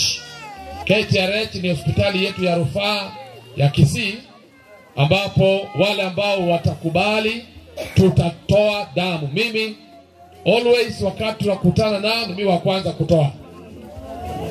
Ni kwa nini? Kutoa damu, unapotoa utapewa kadi. Kadi hii itakusaidia wakati wowote iwapo utahitaji kuwekewa, wewe yako haiwezi kukosekana hata ikikosekana kwa mwingine, kwa sababu umewahi kutoa kusaidia mtu usiyemjua. Hivyo wale ambao vijana wetu, wale tulio na nguvu, kesho nataka kuwasiliana nao wakiweza waje ili tuweze kutoa damu, tusaidie mtu fulani mahali fulani, wengine hatumjui lakini anahitaji msaada wa damu. Wakija watatueleza manufaa ya kutolewa damu kwa mtu binafsi. Naomba kwamba tuwazie jambo hilo. Vijana wetu tulio hapa, watu wa umri wa kuweza kutoa, it is beneficial. Kuna faida kubwa unapotoa damu kutoka kwenye mwili wako. Unapatia mwili wako nafasi nyingine ya kutengeneza damu mpya na bora. Kesho maelezo yatakuwa zaidi. Mimi nipo mbele, ni zamu yangu ya kutoa. Tutapewa nyimbo mbili, punde tu wanapomaliza tutaomba.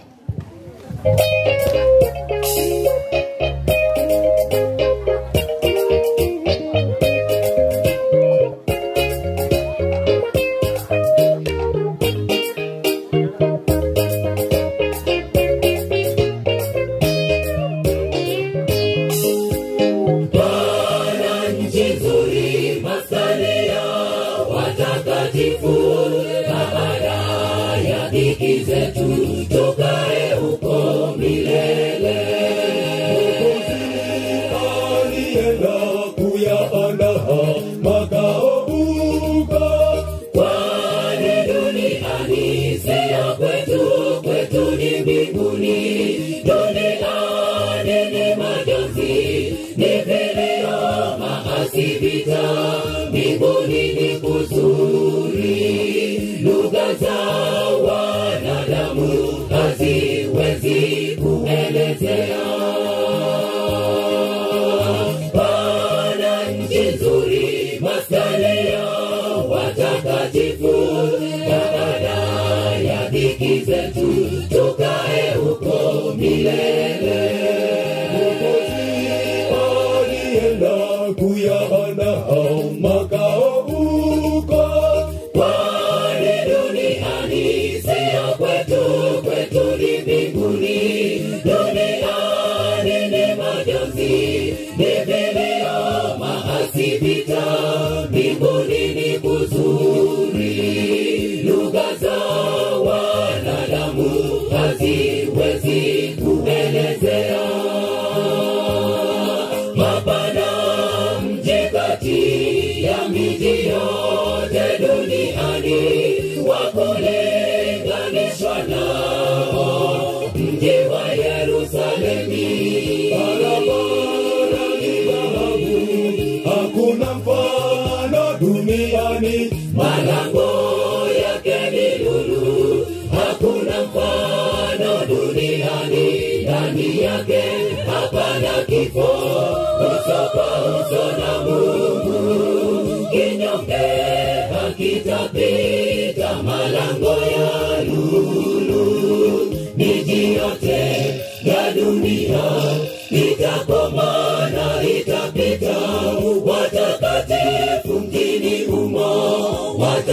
wataishi milele.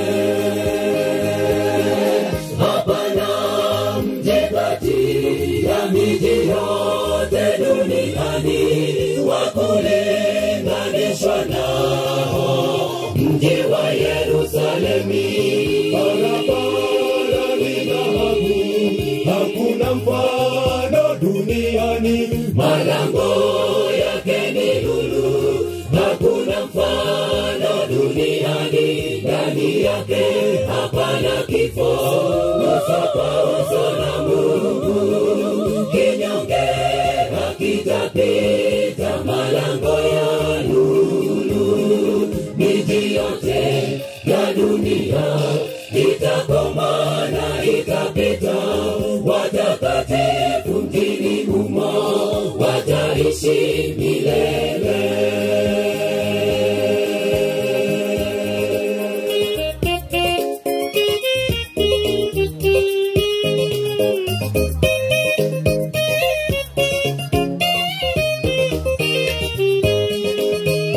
Vipimo vya mji, kimo chake, upana wake ni sawa, mji wang'aa kwa utukufu wa Mungu. Mwana-kondoo, kiti cha enzi cha Mungu Baba, tutafarijika kufutwa machozi naye Mungu. Watakatifu wa Mungu wataimba wimbo wa Musa nao wa Mwana-kondoo, milele na milele makaoni pa Mungu Baba. Vipimo vya mji, kimo chake, upana wake ni sawa, mji wang'aa kwa utukufu wa Mungu. kiti cha enzi cha Mungu Baba, tutafarijika kufutwa machozi naye Mungu. Watakatifu wa Mungu wataimba wimbo wa Musa nao wa Mwana-kondoo, milele na milele makaoni pa Mungu Baba. Hapana mji kati ya miji yote duniani wa kulinganishwa nao, mji wa Yerusalemi. barabara ni dhahabu, hakuna mfano duniani. Malango yake ni lulu, hakuna mfano duniani. Ndani yake hapana kifo, uso kwa uso na Mungu. Kinyonge hakitapita malango ya lulu. Miji yote ya dunia itakoma na itapita, watakatifu mjini humo wataishi milele. Hapana mji kati ya miji yote duniani wa kulinganishwa nao, mji wa Yerusalemi. Barabara ni dhahabu, hakuna mfano duniani. Malango yake ni lulu, hakuna mfano duniani. Ndani yake hapana kifo, uso kwa uso na Mungu. Kinyonge hakitapita malango ya lulu. Miji yote ya dunia itakoma na itapita, watakatifu mjini humo wataishi milele. Hapana mji kati ya miji yote duniani wa kulinganishwa nao, mji wa Yerusalemi. Barabara ni dhahabu, hakuna mfano duniani. Malango yake ni lulu, hakuna mfano duniani. Ndani yake hapana kifo, uso kwa uso na Mungu. Kinyonge hakitapita malango ya lulu. Miji yote ya dunia itakoma na itapita. Watakatifu mjini humo wataishi milele.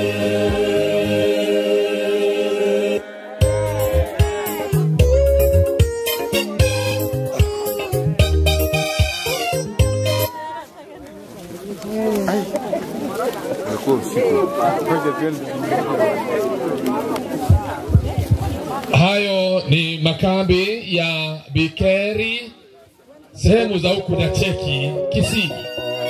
Na basi tunawakaribisha popote pale mlipo kwamba hapo kesho itakuwa ni siku ya Ijumaa, siku ya maandalizi, na makambi yetu yataisha hivyo. Wale ikiwa ni wageni waza kutenda mema na yone katika nafsi kuna vita. Mwili utamani dhambi, bali roho utamani mema. Upo ushindi kwa mauti ya Kalvari. Mwili ni mnyonge, mbona asili ya dhambi? Dhambi huleta mauti. Waza kutenda mema na yene katika nafsi kuna vita. Mwili utamani dhambi, bali roho utamani mema. Upo ushindi kwa mauti ya Kalvari. Tangu leo tambue ushindi upo, kesha soma ushinde. Naweza ishi maisha matakatifu kwa msaada wa Yesu. Katika vita vya kiroho wengi walivipiga, walishinda, wangojea taji. Kesha omba, ushindi upo. Tangu leo tambue ushindi upo, kesha omba ushinde. Waweza ishi maisha matakatifu kwa msaada wa Yesu. Katika vita vya kiroho wengi walivipiga, walishinda, wangojea taji. Kesha omba, ushindi upo. Kwaya yetu ya wageni, marafiki zetu kutoka nchi jirani ya Tanzania ndio walio jukwani. Nyimbo hizi unaweza kwenda nazo nyumbani kwa shilingi 800, hiyo flash, na imebeba wahubiri hawa ajabu. Karibuni nyote kwenye makambi haya 2025. Yesu ni kielelezo cha sema hivyo, naye alijaribiwa hivyo tele ya ushindi wake sana kumtegemea Mungu. Ushindi upo hakika, kwa imani twaushinda mwili. Kesha uombe, Yesu hukutia nguvu. Kesha na uombe, Yesu ni kielelezo katika pambano hili. kielelezo chetu kiwa ni Yesu.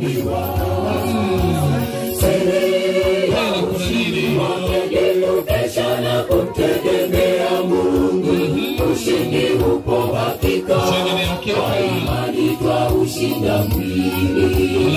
Kesha uombe, Yesu hukutia nguvu. Tangu leo tambue ushindi upo, kesha omba ushinde. Waweza ishi maisha matakatifu kwa msaada wa Yesu. Katika vita vya kiroho wengi walivipiga, walishinda, wangojea taji. Kesha omba, ushindi upo. Tambue ushindi upo. Kesha omba ushinde. Waweza ishi maisha matakatifu kwa msaada wa Yesu. Katika vita hivi vya kiroho wengi walivipiga, walishinda, wangojea taji. Kesha omba, ushindi upo.